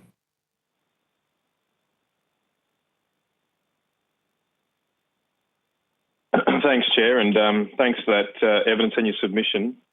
It is very interesting. Can you outline, or do you know, how the tax evasion is occurring? So what exactly are these labour hire companies doing to transfer presumably profits that would otherwise be taxed here in Australia?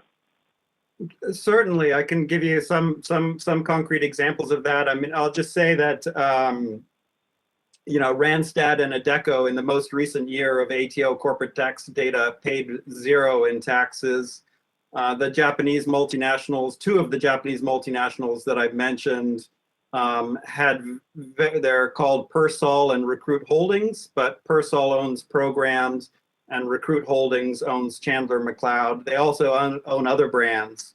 They have according to the filings of those companies in Australia, the ASIC, and using the ATO corporate tax data, their profit margins in Australia are very, very low compared to the profit margins that they report globally. And that's true of the other multinationals that I mentioned as well.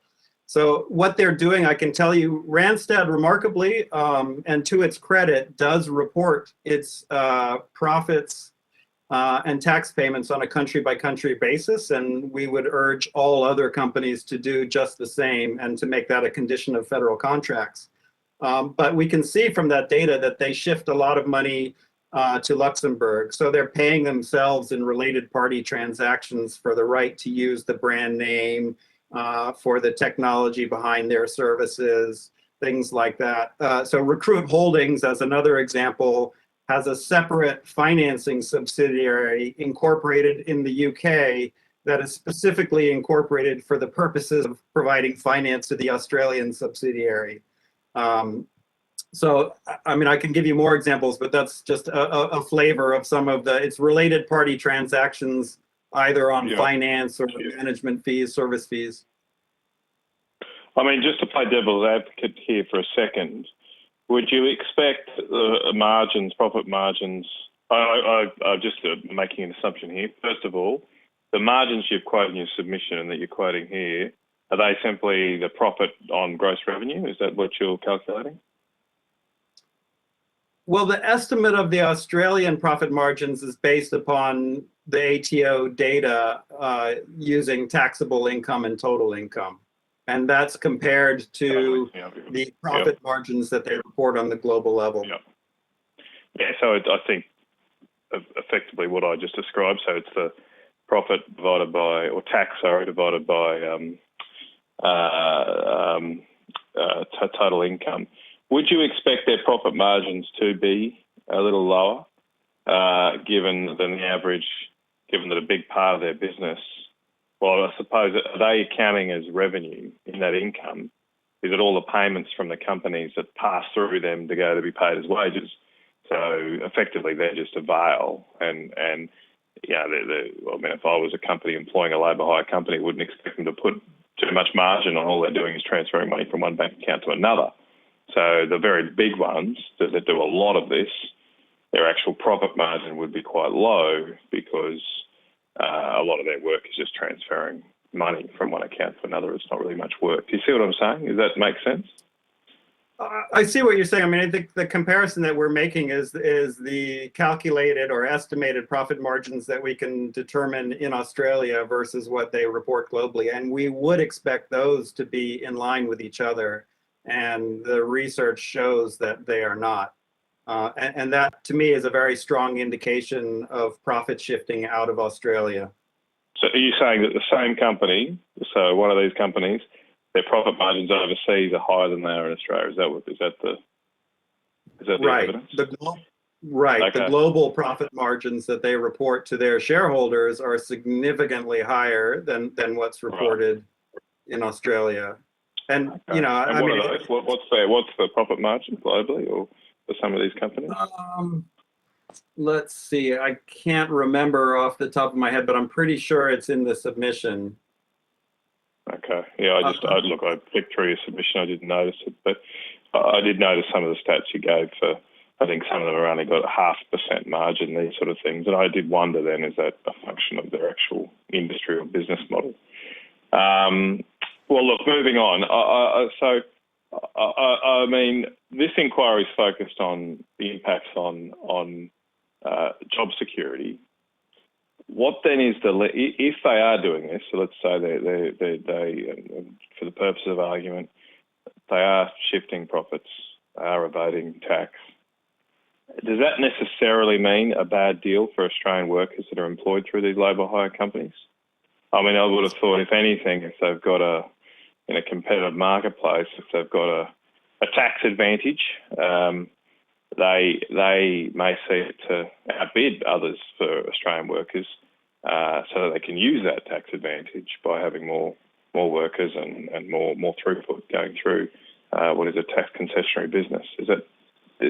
How does the link? What's the link then between, or are you contesting a link between tax evasion and poor outcomes for workers in the labour market? There's no evidence that to suggest that any money saved by not paying taxes being channeled to workers.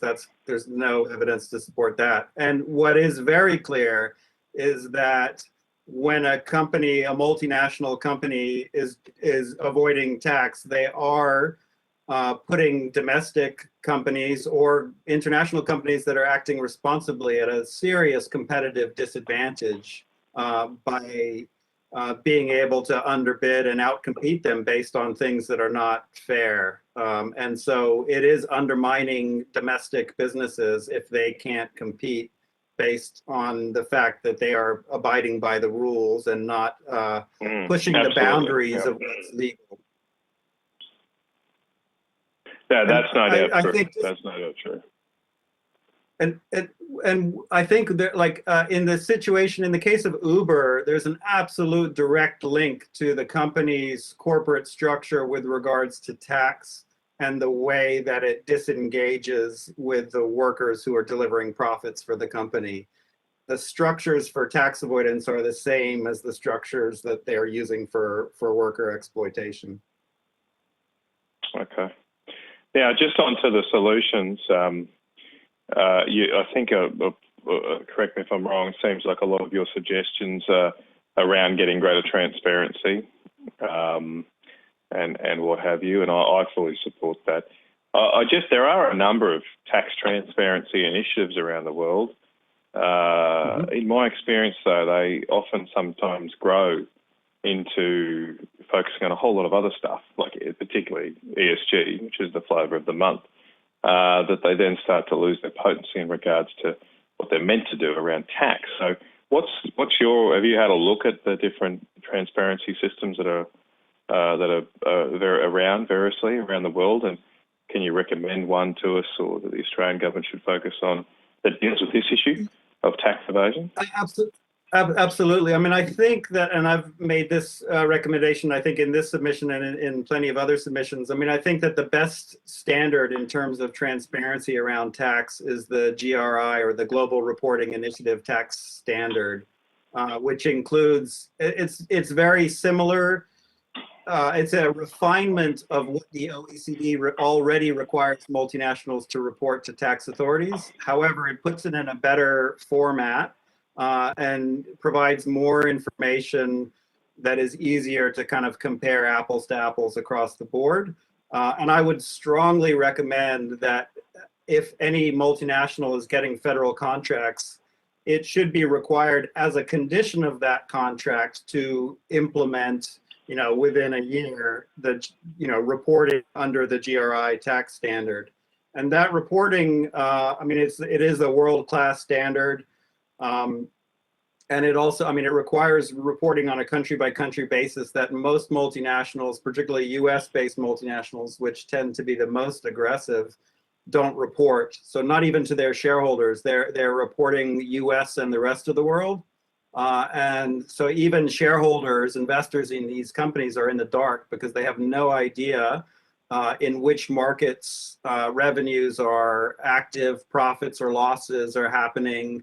And so, we will be pushing in shareholders and investors to get their companies to adopt that as well, and think it should absolutely be a condition of federal government contracts to require implementation. So not as a precondition, but as a condition of accepting public dollars. Okay, thanks very much. Very interesting. Thanks, Chair. Good. Thanks very much, Senator Canavan. Mr. Ward, I just want to go back to some comments you made earlier. We've had a lot of evidence about labour hire companies and throughout this inquiry, and particularly in the mining sector and the public sector. You mentioned Glencore before. Could you just expand on that evidence? Yes, I'd be very happy to. We launched a report on Glencore on Friday, and Glencore was, as with other companies in the mining sector, was brought before the Senate Corporate Tax Avoidance Inquiry in 2015. Glencore disclosed, or was forced to disclose,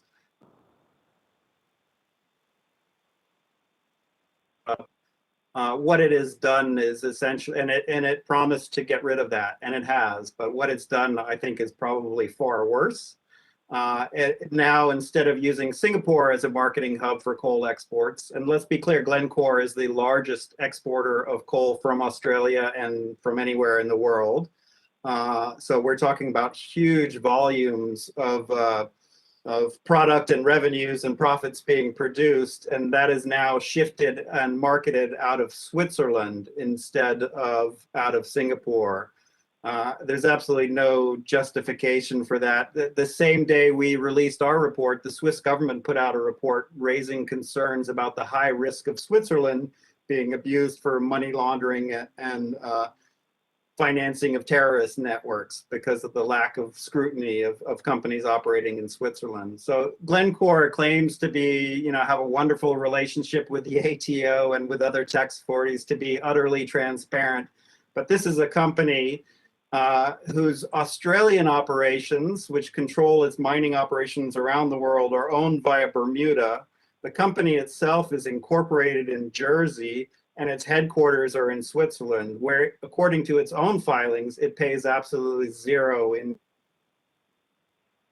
This is a company that has been accused by governments around the world and convicted and paid settlements for bribery and corruption in virtually every continent.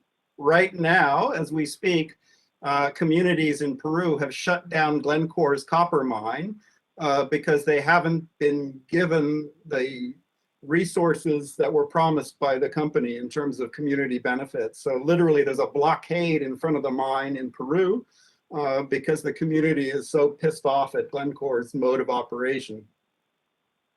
Are you able to give us any indication about what the reported, you gave some evidence with some of the other MAT cases this afternoon, but have you got any evidence about what the actual profit is of Glencore? Well, we estimated, and again, this is based on what we can say. We have estimated that this Swiss marketing structure may have eliminated $500 million in tax over a period of 3 years, let's say, since the Singapore marketing hub was shut down in 2016. And the Singapore marketing hub, just to be clear, there was clearly tax avoidance there because instead of dealing with a 30% tax rate on profits in Australia, they had negotiated, as is typically the case, a rate very close to 0% for tax of income earned in Singapore. So this, additionally, just to sort of further this situation, the ATO took Glencore to court over transfer pricing on copper sales, and sadly the courts ruled in Glencore's favor just because the laws themselves are problematic. But what Glencore was doing, and clearly the ATO court thought this was wrong, Glencore was selling copper to itself to the same Swiss subsidiary at a 23% discount to world market prices. And we are assuming that something very similar happens on coal. The volume and the profit margins and the lost tax revenue on coal is astronomical in comparison to copper exports from Glencore. Have you got a that's very damning information about Glencore? Or have you got also Glencore's operations in Australia? But have you got any international tax avoidance figures that have been also discussed? Absolutely. I mean, right now over the weekend, the G20 has just approved a new set of global tax reforms that are a step in the right direction, but clearly not far enough. I mean, the estimate of corporate tax avoidance in the world is in the bill. I mean, about 40% of all multinational profit is estimated to be held in tax havens or to be undertaxed. So we're talking about hundreds of billions of dollars every year that should be money that governments have to finance public health, economic recovery on our shores and around the world. I mean, you could go a long way to vaccinating people across the global south if companies actually paid the taxes that they should on the income that they earn. And with Glencore, I mean, the ATO is a far superior tax authority than almost any other country in the world, right? They do a pretty good job given the parameters that they have, and they seek to enforce the rules. So imagine if Glencore is able to get away with not paying its fair share of tax in Australia.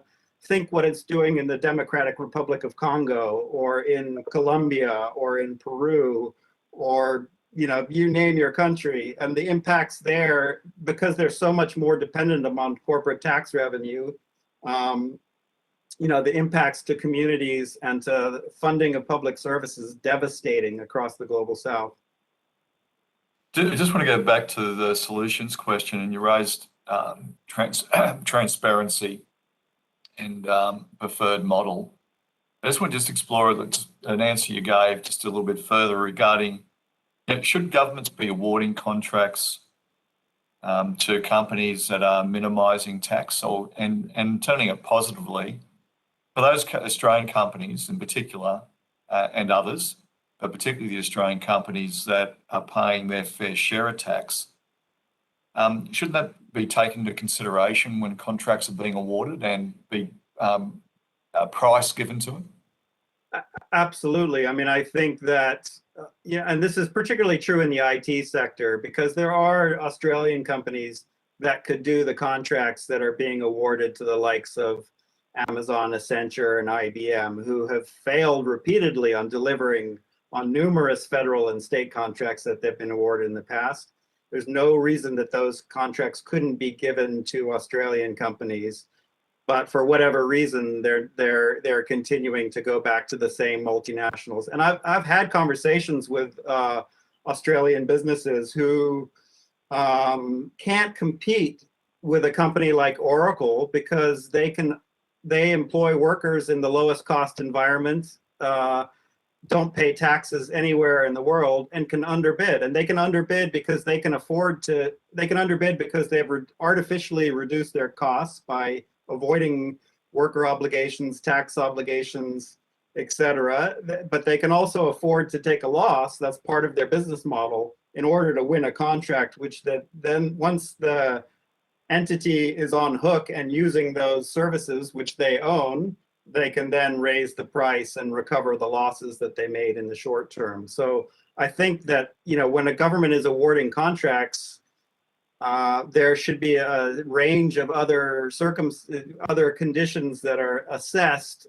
Past performance doesn't seem to be assessed in a lot of these contracts. And I think very importantly, the impact on job creation, taxes, technology transfer, all of these things should be weighed into. I understand that there are significant restrictions in terms of trade rules, and the GRI tax standard that I proposed, I think, is a one that doesn't fall afoul of any trade rules because it's a condition of a contract as opposed to a screening.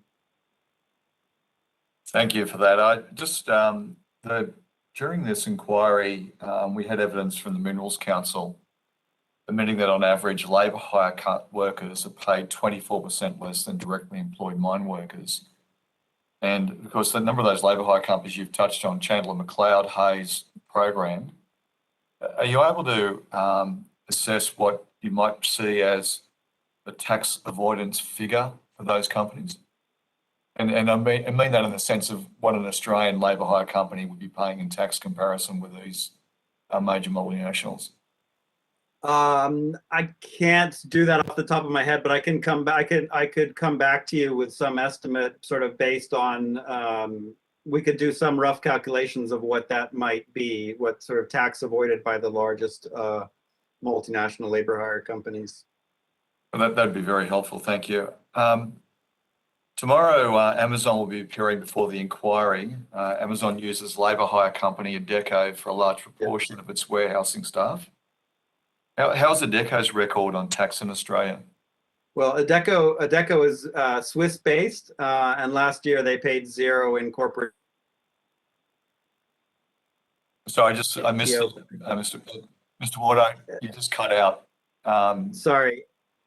Adecco is based in Switzerland, and it in the last year of ATO corporate tax data, it paid zero in taxes in Australia, and its financials in Australia very much appear that it is shifting profits out of Australia. Amazon makes its money in Australia largely from providing cloud computing and web services.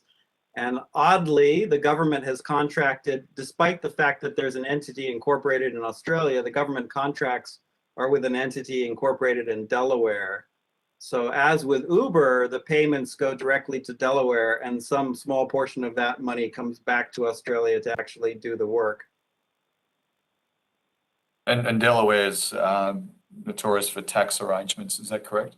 Absolutely. Delaware is one of the most notorious global tax havens. It's now, thanks to the recent Pandora Papers, we know that South Dakota is giving it a run for the money. Just staying on Amazon for a moment.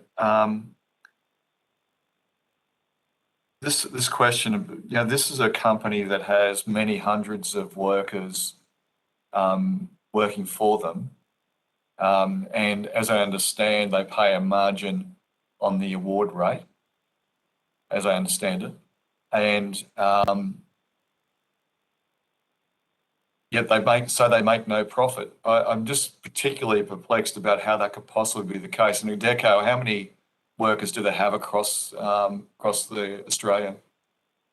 Let me see. I do have a number for Adecco's Australian employees. I know that Programmed and Chandler McLeod both have over 20,000 workers each in Australia. And Adecco would probably, I don't know if I have a clear number for Adecco because the way that they report, because they're temporary workers by definition, sometimes they're not counted as employees. But their presence in Australia is about half of what, say, Chandler McLeod is. So I would estimate, based on that they probably have about 10,000 workers, but that's a pretty crude estimate. Thank you, Mr. Warden. Thank you for your answers. I'll now ask Senator Croghan. Thank you, and thank you for your evidence. I'll just pick up from there. We've talked quite a lot about Uber, and in your report, you stepped through some of their profits and tax rates and such like. If Uber is paying its drivers and riders sort of below the minimum wage, which at the kind of rates we're seeing, $6 an hour, that's where we're sitting. and Uber admits that themselves. Yet they're charging quite significant fees to restaurants and small business owners, and then sending hundreds of millions of profits into those tax havens. Is Uber actually just stripping value out of Australia as opposed to providing any value to it whatsoever? It very much seems that way, because they are lowering, I mean, you know, they're forcing other transport providers who legitimately claim, you know, are considered transport providers out of business, and just driving down working conditions across the, you know, the transport sector as a whole. That very much appears to be what they're doing. I mean, it's interesting to note that in the New South Wales government is pursuing Uber for $80 million in payroll tax, which suggests that the New South Wales government has determined that Uber drivers and delivery people are indeed employees. And we're finding those judgments are happening by governments and courts in jurisdictions all around the world now. So Uber has created this sham that it is a tech company and not a transport company, and is abusing that to exploit both workers and tax system. Do you think that's going to bite and it's going to actually make some form of difference? I know that in some of these cases, the decision is that they're not employees and therefore the claims don't hold. What do you anticipate seeing as the next step in this challenge with organisations like Uber? There's encouraging signs around the world that there will be increasing regulation of these companies, and that they will be forced to take at least some responsibility for working conditions and employment conditions of workers. I just don't see how that can't happen. And it's already happening in a number of countries. So Spain, in the UK, the courts have decided that they're not employees but workers, which it gives them certain set of entitlements. There's a court case has just been launched in New Zealand. There are several court cases moving in Australia. So I think we've seen in the United States that they passed Proposition 22. That's been overturned as unconstitutional by the courts in California now. So I do think that we are going to see increasing regulation, particularly on the side of the sort of relationship with workers for the likes of Uber. Okay. There's a bill coming before the Senate, possibly in the last sitting weeks this year, towards the end of the month, which seeks to basically gig workers to pay tax. Is it possible that we would see a situation where Uber drivers are paying a higher rate of tax than Uber itself? I would expect that to be the case, that the rate of tax paid by an Uber driver, who, as you have said, is probably earning sub-minimum wage, may be higher than the rate of tax paid by the company, which is just shocking and awful. I mean, I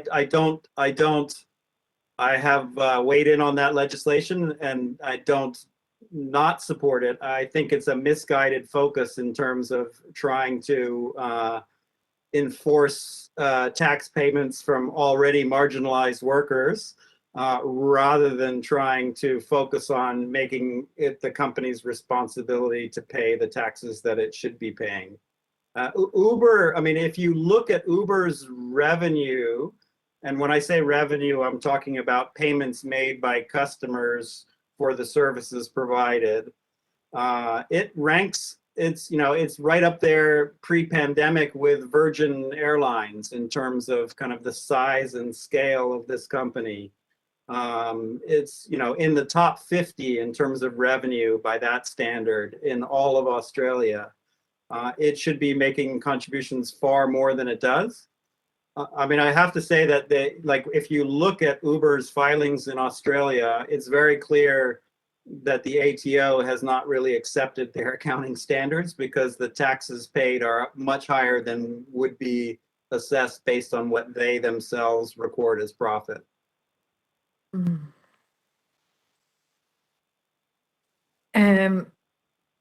So what do you see as the solution here? Well, in the case of Uber and other kind of sort of these digital platform companies, I mean, I think, again, there needs to be regulation to ensure that workers are protected and have a basic set of rights, and that there is a standard that can't be gone below, and that there is responsibility for those companies for the welfare of the workers. But I also think that there needs to be far greater transparency. So we need Uber and other companies. If you're a multinational company operating, you know, a platform type service, you should be required to disclose all of the details of all of your international related party transactions. I think that those companies should follow a much higher set of disclosure transparency standards to ensure that a local Australian company that wants to set up some kind of platform or gig operation is not kind of automatically shut out of the market because of Uber's aggressive and destructive behaviors. I mean, I'm not opposed to some type of, platform work so long ahead. And in the case of Uber, I think everybody's losing except for the company itself, and it's shifting its profits to the Netherlands. Thank you. This inquiry has also heard from from TRICARE and some other aged care providers. You've looked at some of the tax practices in that sector. What would you say you found there? What would be the high level assessment? Yeah, there is a complete and utter lack of transparency and accountability in aged care that I find absolutely appalling and disgusting, because we all know we had a 2-year Royal Commission whose interim report was titled Neglect. We know what the working conditions are like in that sector. We know that the huge amount of use of part-time work for people who are definitely not part-time workers, agency or temporary staff that are used to fill the gaps on a constant and regular basis. There is no and this applies not only to the for-profits but to the not-for-profits, sadly, that they are given a set of money by the federal government to provide aged care services and never held to account to make sure that that money is actually spent on providing care and used to pay enough staff to keep people in, with respect and dignity. It's a travesty that there is no accountability. And with the nonprofits, they're not responsible for tax, but they're taking that taxpayer money and using it to expand and grow their businesses rather than to pay for care that is desperately needed. And there should be, if you're given money to provide care, it should be spent on care, and we need to have transparency and accountability on that money. There were recommendations along those lines in the Royal Commission, and like several other recommendations in the care sector have been completely ignored by the current government. It's really a travesty. And this is, sadly, I've been doing work on care sector in multiple countries now. And this is a phenomena that we see in Canada, the United States, and the UK, where you have a lot of private equity companies coming into the space, investing in it because it's steady government money, and they're crying poor, saying that they're losing money, asking for more money, and siphoning the money off to tax havens or other forms of investment. I mean, the clearest case of that in terms of offshore and tax haven use was Ality, owned by Archer, an Australian private equity firm. And the Future Fund was actually one of the limited partners in that investment. And it was structured through Jersey, and they basically avoided paying any tax for years because they paid 15% interest on a loan from the shareholders, the owners of the company, the investors in that private equity fund, which wiped out taxable profits and sent tax-free income to Jersey. Wow. That's pretty shocking. You've talked a little about the Royal Commission, and I think we're all pretty clear that found that workers were underpaid and undervalued. There's been a great deal of commentary about aged care providers not being able to afford to pay better working conditions and also pay better wages. And while increasing funding is important, that situation you've just described around Ality, is that common, that money is being channeled, or are they just a one-off badly behaved provider? No, sadly, this is a pattern of behavior across the sector. So the Ality is unique in that they were using an offshore tax haven, but the same extraction of money from public funding for other purposes is widespread across. It does, but the larger providers are set up in a way they could be spending a lot more money to pay staff better and to hire more staff. They've made a conscious decision with consultants across the sector who provide advice on how to work the system to their best benefit. And they've chosen to spend the money buying new property or upgrading property rather than to spend the money on hiring staff and paying staff decent wages. It's a conscious decision of a lot of large providers across private and for-profit and non-profit, that they've chosen to take the money and expand the business or enrich shareholders, depending on how they're structured, rather than provide the care, with the money that they were given for that purpose. There are numerous situations where there's examples of people touting investment in Australia and internationally where investors are expecting double-digit returns from their investment in the sector. So there are kind of investment propositions out there where it's stated to that community that we can give you a guaranteed return of, say, 10 to 15% on your investment in this sector because the government will continue to fund it and funding is only going to increase and the demographics work for us. So put your money in here and we'll give you a really nice rate of return. Screw the workers and the old people because this is how we're going to make money. Do you have like a top line recommendation for how we might ensure that these aged care providers are actually providing care and complying with tax laws and not shoveling money offshore or into family tax advantages? What would be your top line recommendation? My top line recommendation would that there should be a reporting at every facility level of how much money is spent on care and what the staffing levels are for each job classification at each facility. And this is what is done in the United States by the US government. There's a website where I can go and I can see the staffing levels for different types of staff at every single facility in the United States. It's not a wild proposition. This is something that is already happening in other jurisdictions, and it's pretty sad when you have to look to the United States for recommendations in providing healthcare.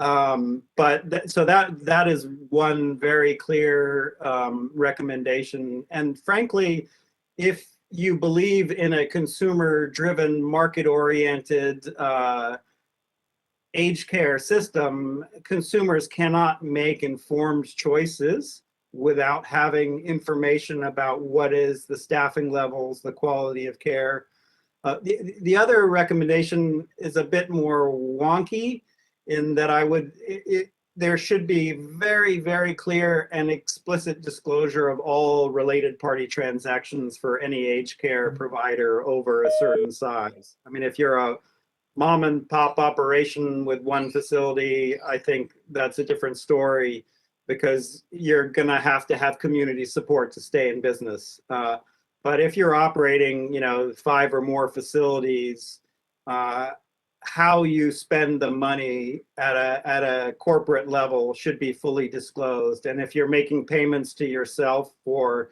rent payments, lease payments, management fees, whatever kind of related party transactions, borrowing money from yourself, those should all be clearly and fully disclosed. And right now they're not. Thank you very much, Mr. Ward. Really appreciate your contribution. And I also want to thank you, Mr. Ward. It's offensive to every Australian to see the amount of federal government money going into these corporations that are engaging in tax avoidance. And then when the evidence you've given, when we're looking at Uber and Amazon, Uber facilitates the use of our roads, our systems, our costs. Yep. Australian companies are paying tax, the community's paying tax, but they're not. And at the same time, we've got Amazon enabling tax avoidance by hiring labour hire companies that are tax avoiding and participating in tax avoidance themselves. So I want to thank you again for your time this afternoon. I'll now adjourn for a break until 4:45. Thank you very much.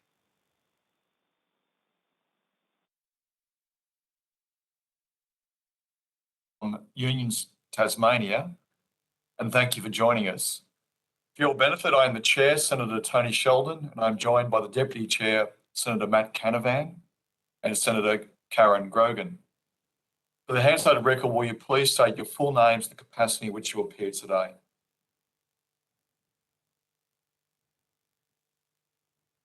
Oh, we can't hear.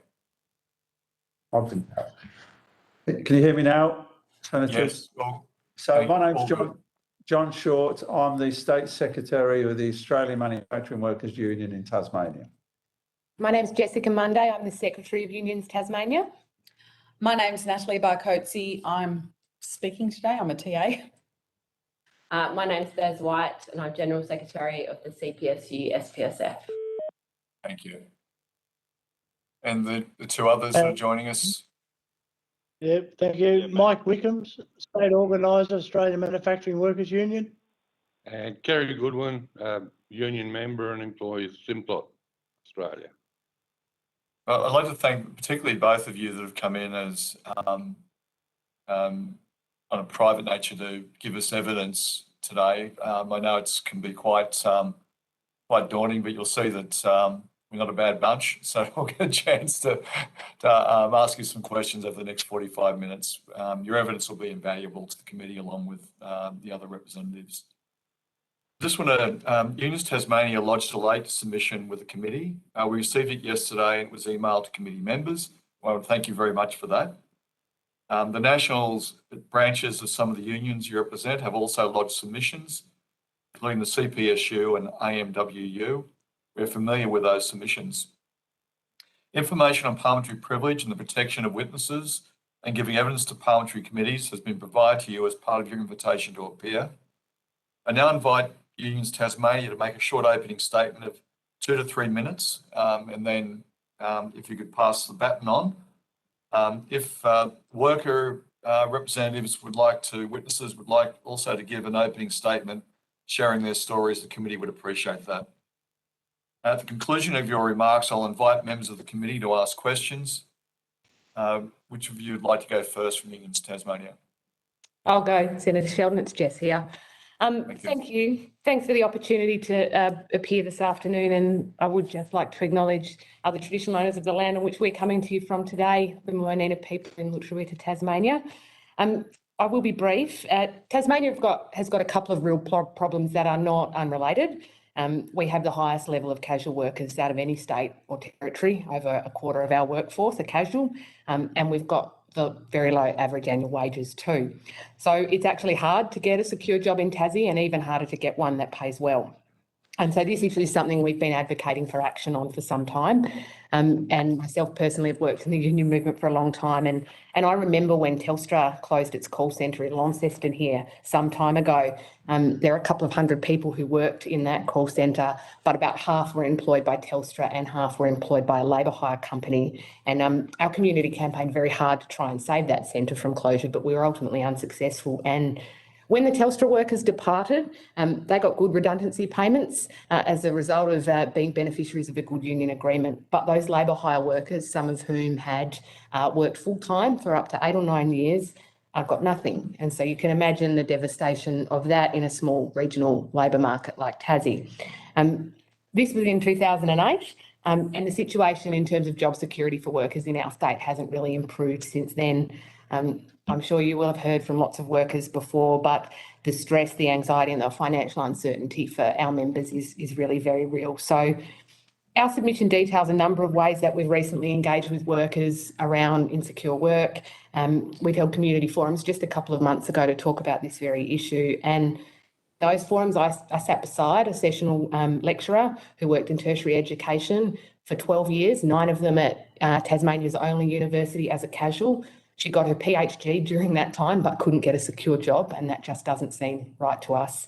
And I sat beside Jason, who was a hospital aide, who for 12 years, until just a few months ago, was exclusively employed as a casual or on rolling contracts in one of our state's major public hospitals. So we see this issue spanning the public and private sector. Our written submission is full of worker stories like this. I could go on and I won't, because we've actually asked both Nat and Kerry to prepare some words for you. So if that's all right, I will hand over to Nat.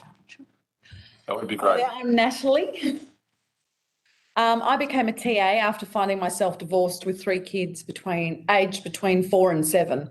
I had worked in hospitality for 20 years, but weekend and night work weren't conducive to being the sole carer for my kids. So I needed to find a job that meant I could be there for school drop-off, pick-up and weekends, and to make ends meet. I had no family living in Tasmania, and my ex-husband and his family weren't forthcoming with offers of support and help. I worked 3 jobs and studied a Cert 3 in education support online through TAFE. I got a job through my placement position at RVPS, a school in a low socioeconomic area, which has very high levels of parental incarceration, family and child abuse and neglect. I started there in 2017 on my placement and then was offered a job in 2018. I walked straight into a fixed term contract on TA hours of full-time of 25 hours a week. In term 4, some permanent positions became vacant and I interviewed and won one of those positions. This guaranteed me 5 permanent hours a week. I was one of the lucky ones. Some of the TAs had been at the school upward of 5 years and had been on permanent rolling contracts. This meant that for every 2 years of contracts or 8 consecutive terms, they had to wait 6 weeks after the commencement of the school year to have another contract signed, even if the school had the hours and wanted to employ them. This was to avoid permanency. 3.5 years later, I was reviewed and made permanent on 48 hours a fortnight. This insecurity in work hours breeds a toxic environment of jealousy amongst the TA staff. We were all fighting for the same small amount of secure hours. Being a TA is a very caring and nurturing job. That is probably why it attracts so many mothers. It requires us to get to know and invest in the school and the community. This is not an easy task. Some of these students have horrendous lives. They are neglected, abused, openly told they're not wanted, often insufficiently clothed, hungry, tired, and more often than not, desperate for a caring and warm smile that tells them it's going to be okay. The high TA turnover, due in a large part to the insecurity of the position and the low pay, which has not kept up with the changing nature of the job and its duties, means that those friendly faces can be quite impermanent. We watch and try to help children in dire situations every day. The vicarious trauma that TAs take home with them is intense. Not one TA only works the hours that the school pays them for. We work at home, finding clothes to give these students, thinking of fun ways to get them to engage, bringing in our own food to share with them. Sometimes we even take them home when things are not going well at their house. Myself and several other TAs have done that just at my school. TAs are not just there to support the teachers, we are there to support the students. And sometimes this requires us to be counsellors, social workers, and even miracle workers. I worked for 3.5 years not knowing if I was going to have more than 5 hours work a week.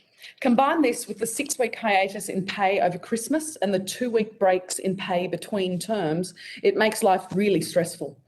I have 3 healthy kids, and by the time I pay the mortgage and bills, there isn't much left. Once I became permanent, I was able to annualise my salary, which meant my 40 weeks pay was spread over 52 weeks. This made budgeting and predicting what money was coming in much better, but really just spread a little bit of money even thinner.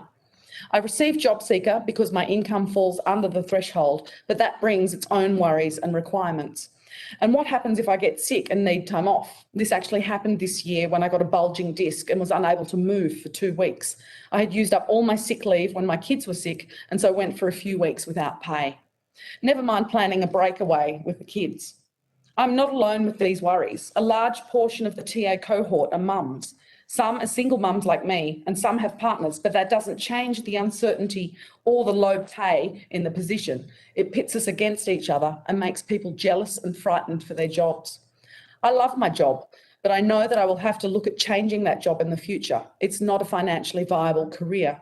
My children aren't getting cheaper, my car isn't getting younger, my house isn't going to maintain itself.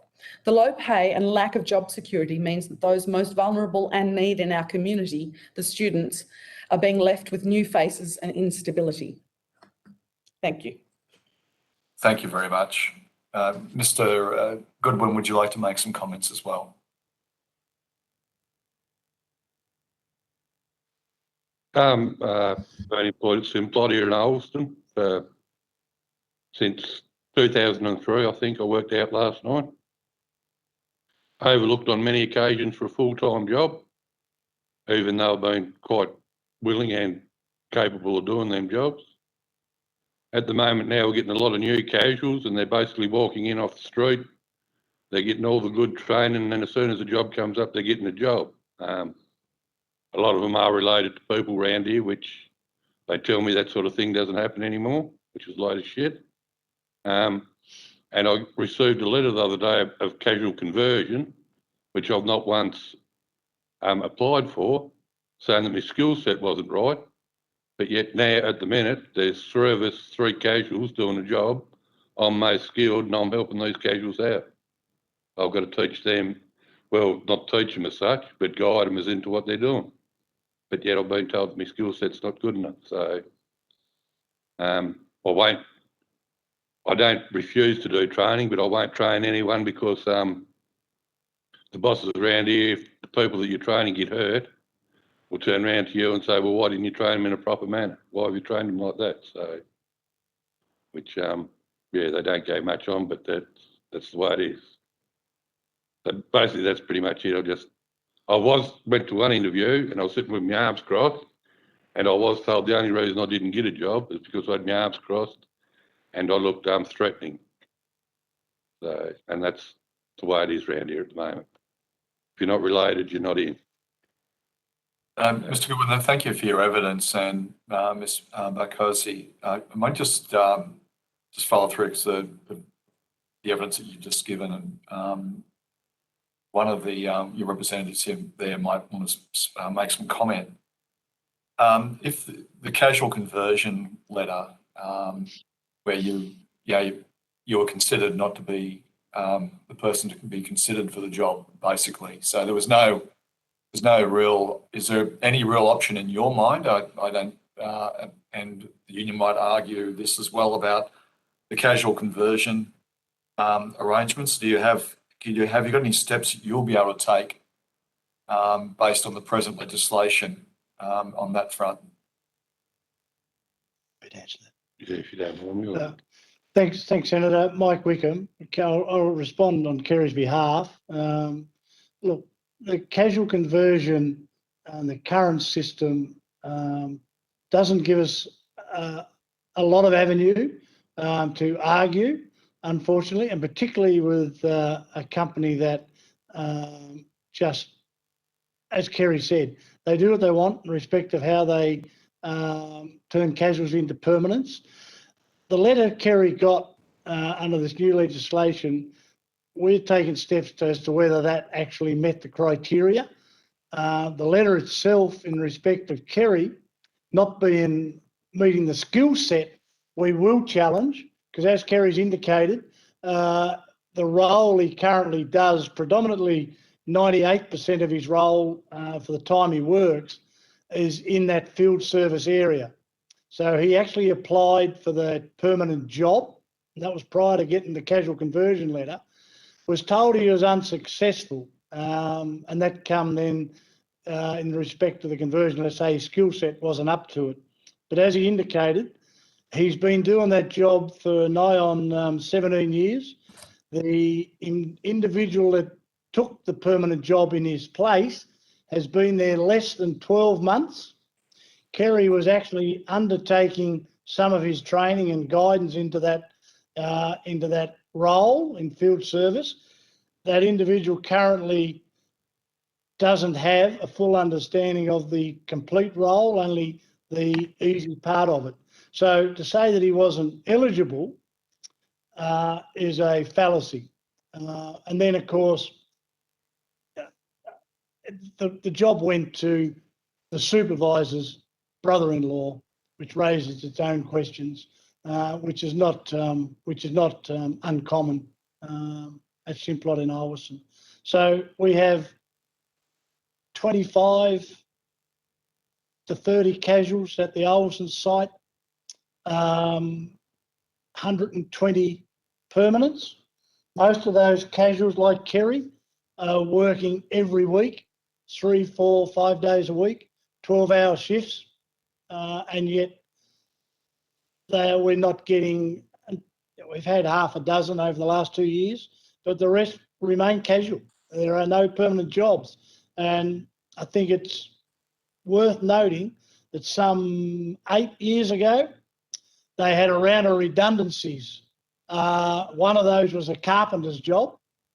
That carpenter left the site under redundancy. The following day, the day after he finished, they brought in a casual carpenter who's now a contractor and has been there 5 days a week for every week of that 8 years. And they refused to accept that that should be a permanent role.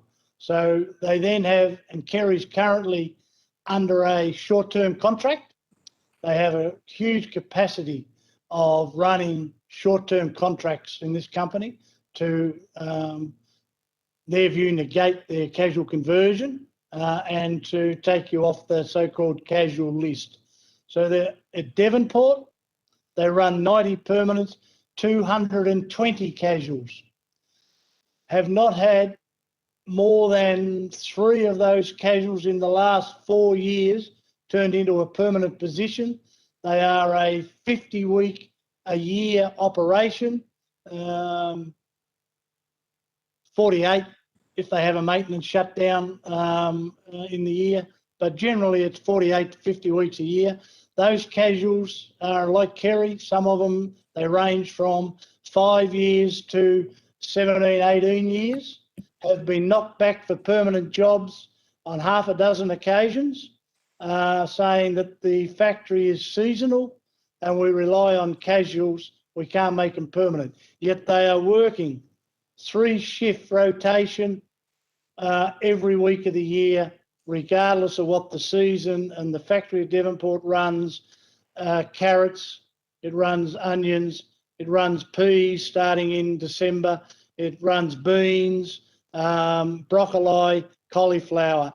They all meld into a full-time operation despite the seasonality of the crop itself. So they use that as a constant excuse that despite the fact that an individual or a number of individuals have worked for 48, 50 weeks of the year, they've worked there 38, 40 hours a week every week. No, they're a casual because we're a seasonal operation. That's the difficulty we run to. And up on the northwest coast, there are very, very limited opportunities for employment.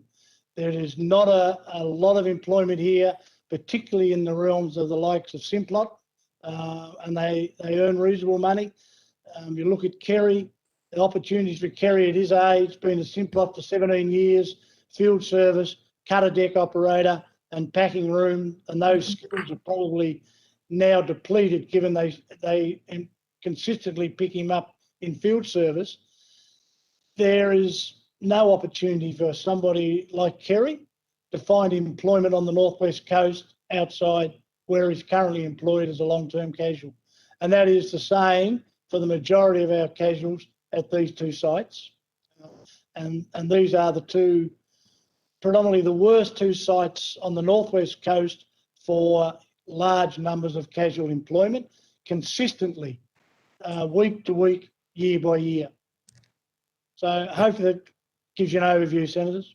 Yeah, thank you. That's very, very helpful.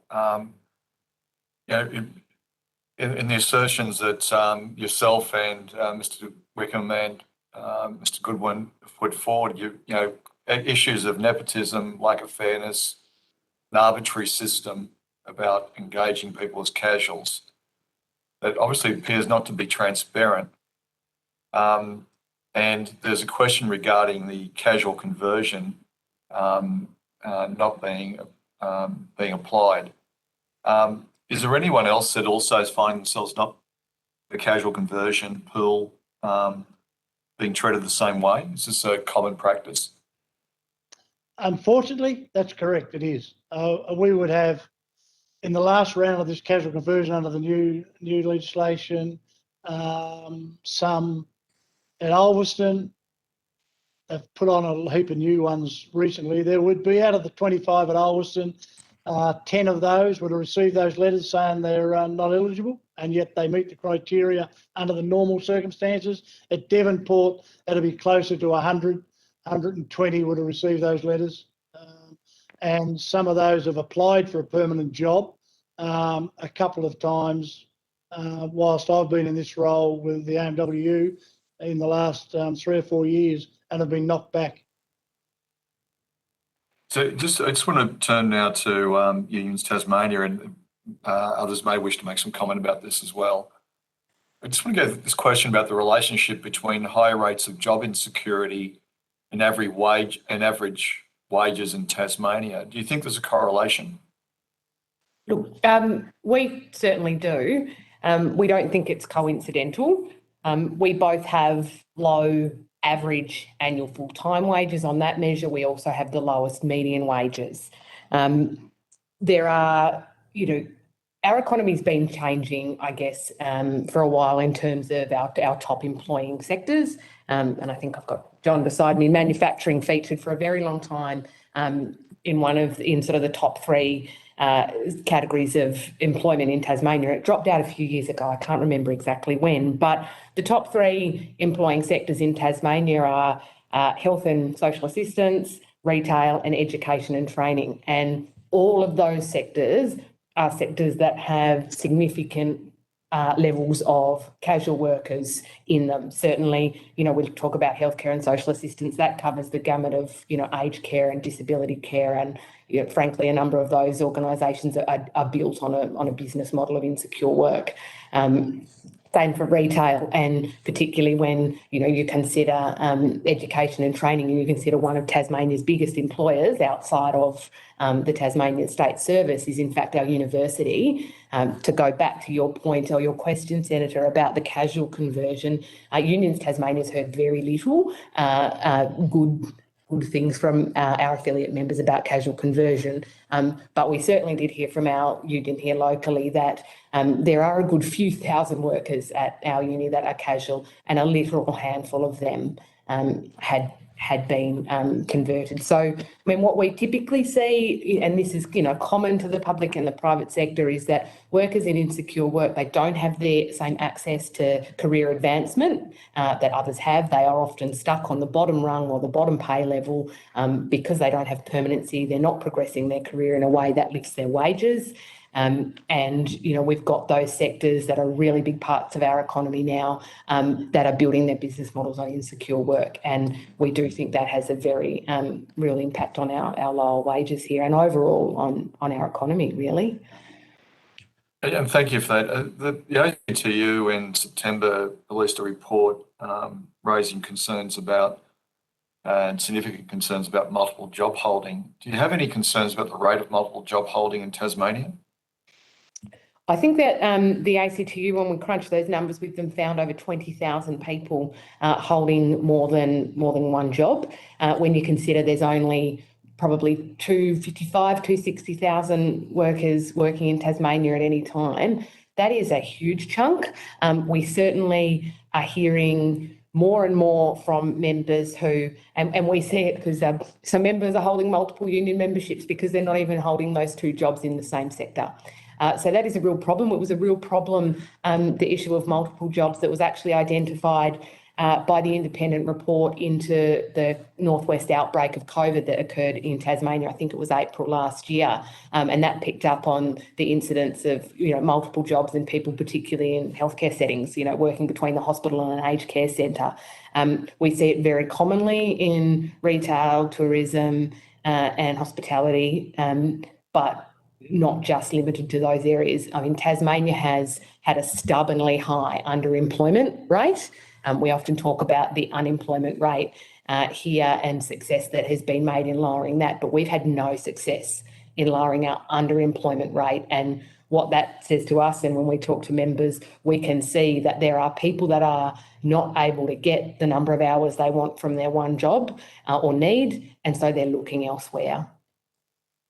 Thank you for that. I just want to draw you to what's the effect of insecure work and low wages have on the Tasmanian economy? And in addition to that, just getting to on very much the personal side as well, have you observed any connection between precarious working conditions and housing stress and insecurity in Tasmania? Look, what I would say about the Tasmanian economy is a huge part of our economy is actually built on small business. So it's less than 20 people, but more than 90% of businesses operating in this state are small businesses. And particularly in the COVID environment where we were very keen to use our moat to protect community safety here, it became very clear how vulnerable our economy was and how important it was to have people here having money to spend. It's really that simple. So, depressing wages has an overall impact on our economy. And what I would say about housing stress, I know friends and colleagues of mine laugh about that when we talk about the cost of housing in Tasmania compared to other places. But what I will say is that our median rents in the south have nearly doubled in the last 5 years. There is nearly not a day that goes by that there isn't a story in our media about housing stress. And I don't just mean homelessness. I mean, access to social housing and access to even private rentals. Because our social housing wait list is a whole other issue that we could have a meeting about. And in a competitive rental market, when you're lodging applications with 100 other people and your employment status is casual, you are not getting that rental over someone who's got a full-time job. And, we've held forums and meetings with members here, and you get up and go, how can you expect to buy a house in this market? And members have said to me, Jess, forget about buying a house, we can't even get a rental. So I think we're increasingly seeing, and as we engage with others who work in particularly the housing area, it is not just your typical homeless stereotype. It is working people struggling to find affordable housing. And I don't know if John or Thurza wanted to say something to that. Yeah, I just wanted to make a couple of comments, Senators. One about Simpler. I was at a meeting with some delegates last week, and they showed me a new app for casual work. Simplot have got this new app, so they put a shift or a couple of shifts on the app, and then people have to get on quickly as possible to get that shift. So it's become even more precarious. It's almost like some kind of Uber system of work where people haven't got the ability to even talk to somebody about a job. They just have to click onto the app as quickly as possible to get the shift. But there are some, long-term consequences of this type of casual employment. We have got some workers up in Simplot in the northwest of Tasmania who, as part of their normal working week, work over weekends. But unfortunately, because they're working over weekends, they don't attract superannuation over that period. So some of those workers are probably be working a full week, but only maybe getting 30% of the superannuation that they would normally attract in a full-time job. There are other instances, and where I got somebody on to a permanent job after 10 years as a casual, and the only reason they kept that particular woman as a casual is because they knew they could ring her up at 2 o'clock in the morning if somebody went off sick, and she would come into work. That's the reason they didn't put her on permanent, because she was there available 24 hours a day. She sat by the phone waiting to get that phone call. So there are some real problems, and one of the big things for talking to casual workers is they can't plan their life. They can't have dreams. They can't think about buying a house or having a week's annual leave or having sick leave. There's no future for them. They cannot plan ahead. And that's one of the biggest tragedies of casual employment, is that people can't have dreams. They can't have a dream of a decent life because they're waiting by the phone or waiting now by the app, in similar respects to what the bull ring used to be outside the wharf, where the foreman would come out in the morning and say, we want you, you and you, and the rest of you can go home. So it's a tragic situation for a lot of Tasmanians, a lot of Australians, in the fact that they can't have a decent life, which we all would love people to have. Good, thank you. I now ask Senator Matt Canavan to ask questions. Thanks, Chair, and thanks for the evidence this afternoon. Could I just go? I think someone mentioned, and I just don't know exactly who, but someone mentioned that Tasmania has a high casual rate of employment, or I think the comment was the highest in the country. I had a quick look at the data, and that is true. But like the rest of the country, it seems like the rate of casual employment in Tasmania has barely changed in the past couple of decades. Obviously, it goes up and down a bit, but basically it was about 26% in 2004. I've got here ahead of me, and it's about that now. So, what has anything changed that much in this regard in terms of secure work? Because it's been a constant problem for our inquiry. It's hard to see in the data that much has changed in terms of casual or insecure work, notwithstanding some of the anecdotal evidence given to the inquiry. It's very hard to see that in quantitative terms in the data. I guess, thanks, Senator. I think I would, you're right, it's been a problem for a long time. We have, as I said earlier, I've been campaigning around improvements to job security for some time. I think the advent of not just, we look at casuals, of course, as a category of insecure employment, but also what we are seeing in terms of sham contracting, gig economy, fixed term contracts. We would actually say, having a look at some of that data, that there's about a third of, or 1 in 3 workers who are in what we would consider to be a non-standard work arrangement. That is not a permanent, not a permanent job. So for me, the long-standing issue around casual employment is a part of it, but the emergence of new ways of creating job insecurity is, I think, where it's got particularly creative and not helpful for workers. And I certainly think that looking at both the federal and our state public sector, who we would hope to be leaders on job security, are not anymore. And I think that is a contributing factor. Thurza, I don't know if you wanted to say anything about the Tasmanian. Yeah, I think, one of the major challenges that we're facing in the state service is actually the fact that a permanent job doesn't necessarily guarantee you income security. So Nat shared her experience, but what we're seeing is an emergence of flex up and flex down work. So people are appointed as a part-timer, some of them for a minimum of 5 hours a week, systematically across the workforce.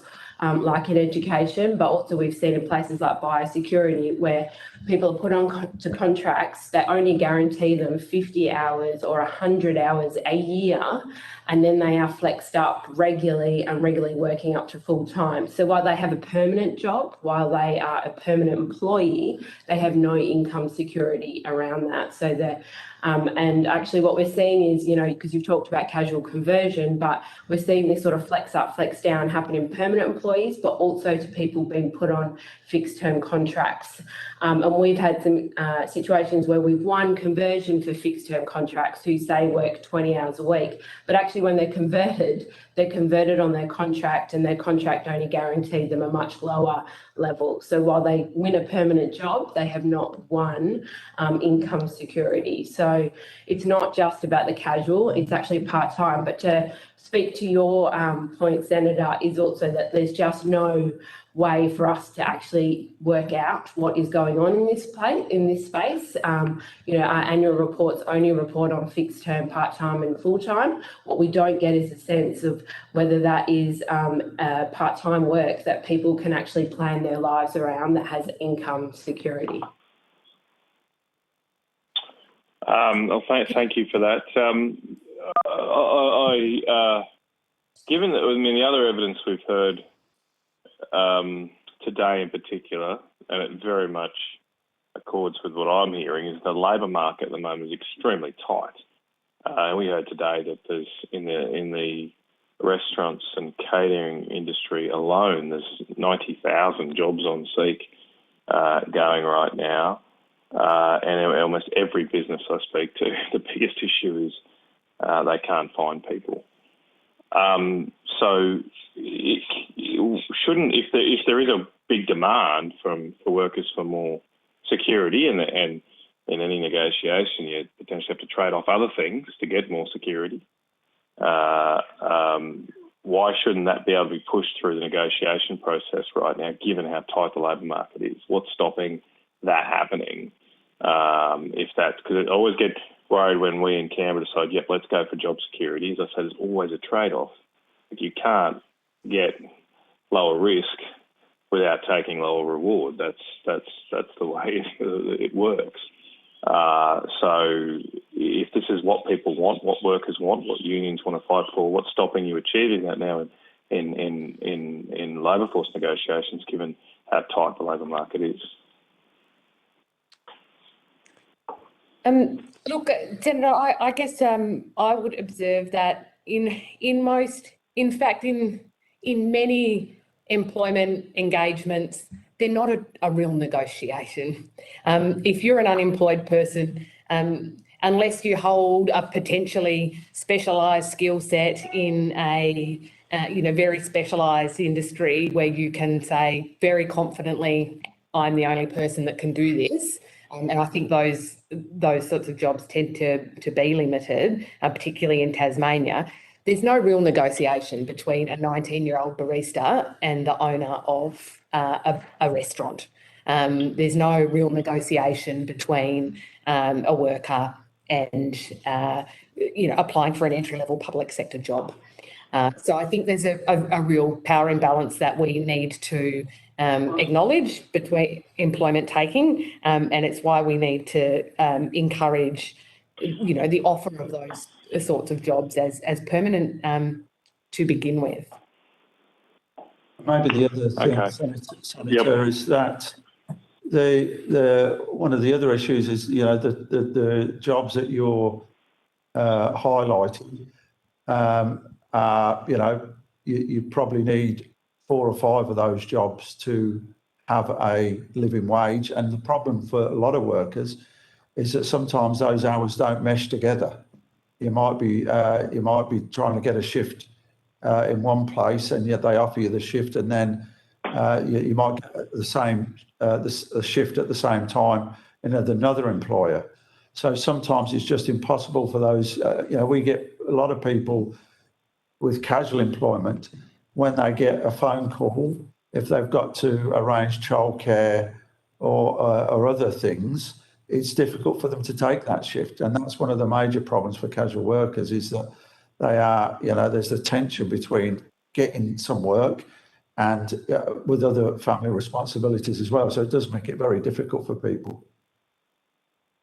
Yeah, and look, there's obviously a whole lot of different things going on in different sectors of the labour market. I mean, I would question the idea that small businesses, especially in the retail, hospitality type industries, have any kind of significant market power in the labour market.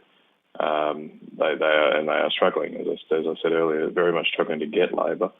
So I know many of them are desperate just to offer different things to do that.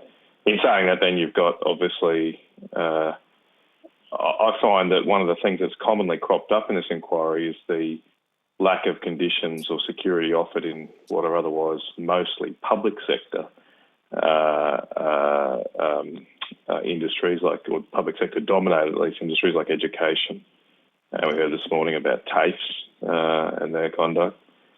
I mean, that raises the question here about, is part of this a lack of competition for labour? I mean, you've got in those big public sector dominated industries like health and education, you've got large, often state governments or quasi-state government agencies buying up a huge amount of the labour. So they're in a very strong position. They're in a very strong market position.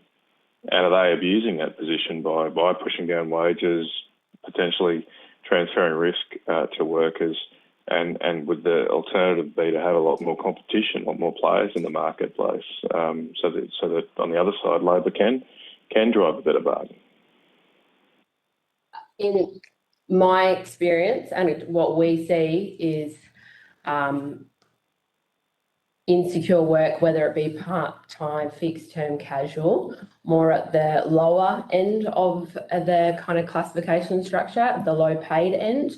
What I would actually say is it's a sense of where we most see it is where there's a devolution for budget management to a really local level.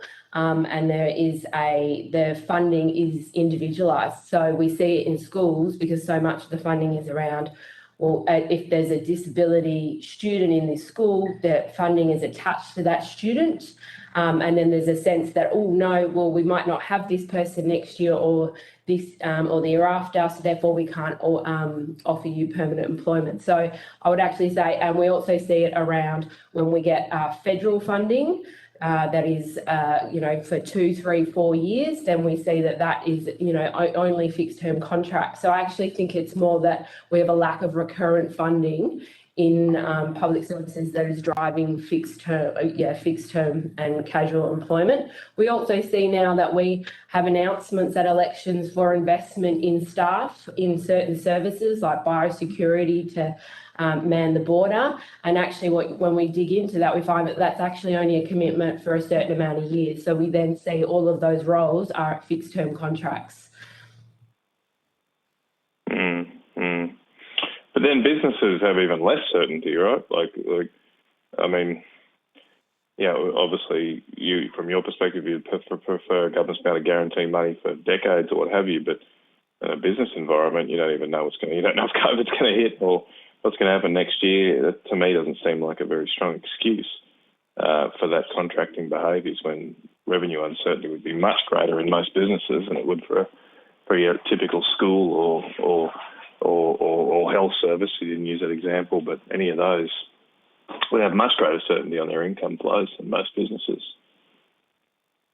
I don't think it's uncertainty around their income. It's we have staffing caps, and in most agencies that and we have where there is a lot of political pressure and monitoring of staffing. So I think it's not so much that the funding isn't long term; it's more that political pressure. Okay. Well, thank you very much, Chair. Thanks again for your evidence. Thank you. Thanks, Senator Canavan. Senator Grogan. Thank you. I know we're running up against time, so I've just got a couple of questions. Ms. Bartkowski, can I take you back to, you were saying your contract had 5 hours guaranteed, and that then it flexes up from there, and that then it was annualised. So your contract is 5 hours a week. Is that for 52 weeks of the year then, so you get paid through the school holidays? No, it was 5 hours a week for 40 weeks, but then that 40 weeks was stretched over 52 so that I was paid every week. Right. And on average, how many hours do you actually do? I actually do 52 hours a fortnight, but then when that's annualised, it's 43 hours a fortnight. Okay. And would you say that's common? That's the common pattern? For any TA that I know that has permanent hours, they tend to annualise because it just makes their pay predictable. You know what you're getting each fortnight, even though it's less, but at least you know you've got the mortgage or those sorts of things because of the gaps, particularly Christmas. Yeah, of course, which obviously makes it very difficult, particularly with a young family. So are those hours broadly what you would see most people ending up with, or is it variable? It is variable. I can only speak for my school, but there are probably 6 or 7 of us that work full-time, quote unquote, and because our school is a socially difficult area, we have quite short school hours. So we're only employed for the hours that the students are at school. So that's 9 till 2:30 are our hours, which means the maximum we can do in a week is 25. I get a bit extra. I'm a kitchen specialist, so I have an extra hour a week to organise doing the kitchen stuff. But generally, I mean, I have friends at other schools that work maybe 27, 28 hours a week, but it's usually under 30 hours a week. And so that's pretty standard. So what percentage of those, of the TAs would be on a fixed term contract? So I can answer that. So as part of the last round of bargaining, we won a commitment to review. And if it was over 15%, then people would go through a conversion process. TAs came out at 50% on fixed term contracts. And then actually Nat wasn't on a fixed term contract. She was permanent with 5 hours. So there's 50% of them were on fixed term contracts with no permanent job. And then when we went through the conversion process, a whole heap of obviously people said, oh, what about me? Because I don't have any income security. And we found that there was roughly, we don't have the exact figures, but about another 30 to 40% who were on low hour contracts, generally around 5 to 10 hours a week, who were, so experiencing income security. But it wouldn't be unusual for a teacher assistant or a school support staff worker to be permanent for one day, on a fixed term instrument then for the term to top up those hours, and then maybe on the relief register in case I get a text message, not paid loadings for that bit either, even though they're on the relief register, and then stood down for the holidays and not paid. Right. So And layer on layer. Yeah, that's very hard to manage. Do you see a lot of turnover in those positions for that reason? Well, from my experience at my school, it really depends. So we have a very dedicated core set of TAs and we really love our job and we want to be TAs. But you see lots of new TAs come in, realise the level of emotion and commitment they have to give to the job and find that the income just doesn't match. So there is quite a high turnover, particularly in new recruits. And for example, at the moment, you can't get a relief TA for love or money because there's just no one on the register at the moment that they can call in. And so do you find a lot of TAs have second jobs? We have a very high, like the percentage of people in Tasmania with more than one job is alarmingly high. I couldn't answer that question. I'm sorry. I don't know. Okay, thank you. Thank you very much. I really appreciate your time and your contribution. Thank you very much, Senator. And I just want to thank you all for coming and joining us today. I mean, hearing the stories of Uberisation at Simplot, which sounds extremely disturbing and dehumanising, it appears that there's a growing need to regulate business culture, but as we're going through this inquiry. And also, of course, seeing the situation for TAs in education, as rightly was pointed out earlier, that it's a significant area where there is a potential and capacity for state and federal government intervention. Of course, that's extended to unis and to manufacturing of food. So it's very disturbing evidence, but very helpful to the committee. Very much appreciate, particularly yourself, Mr. Goodwin, and Ms. Barkosi. Your evidence will significantly help us, along with the evidence by the rest of the crew there. So your evidence will assist the committee in its deliberations and the preparation of its final report. If you've taken any questions on notice, please provide responses to the Secretariat by the 22nd of November 2021. Have a great afternoon. Thank you.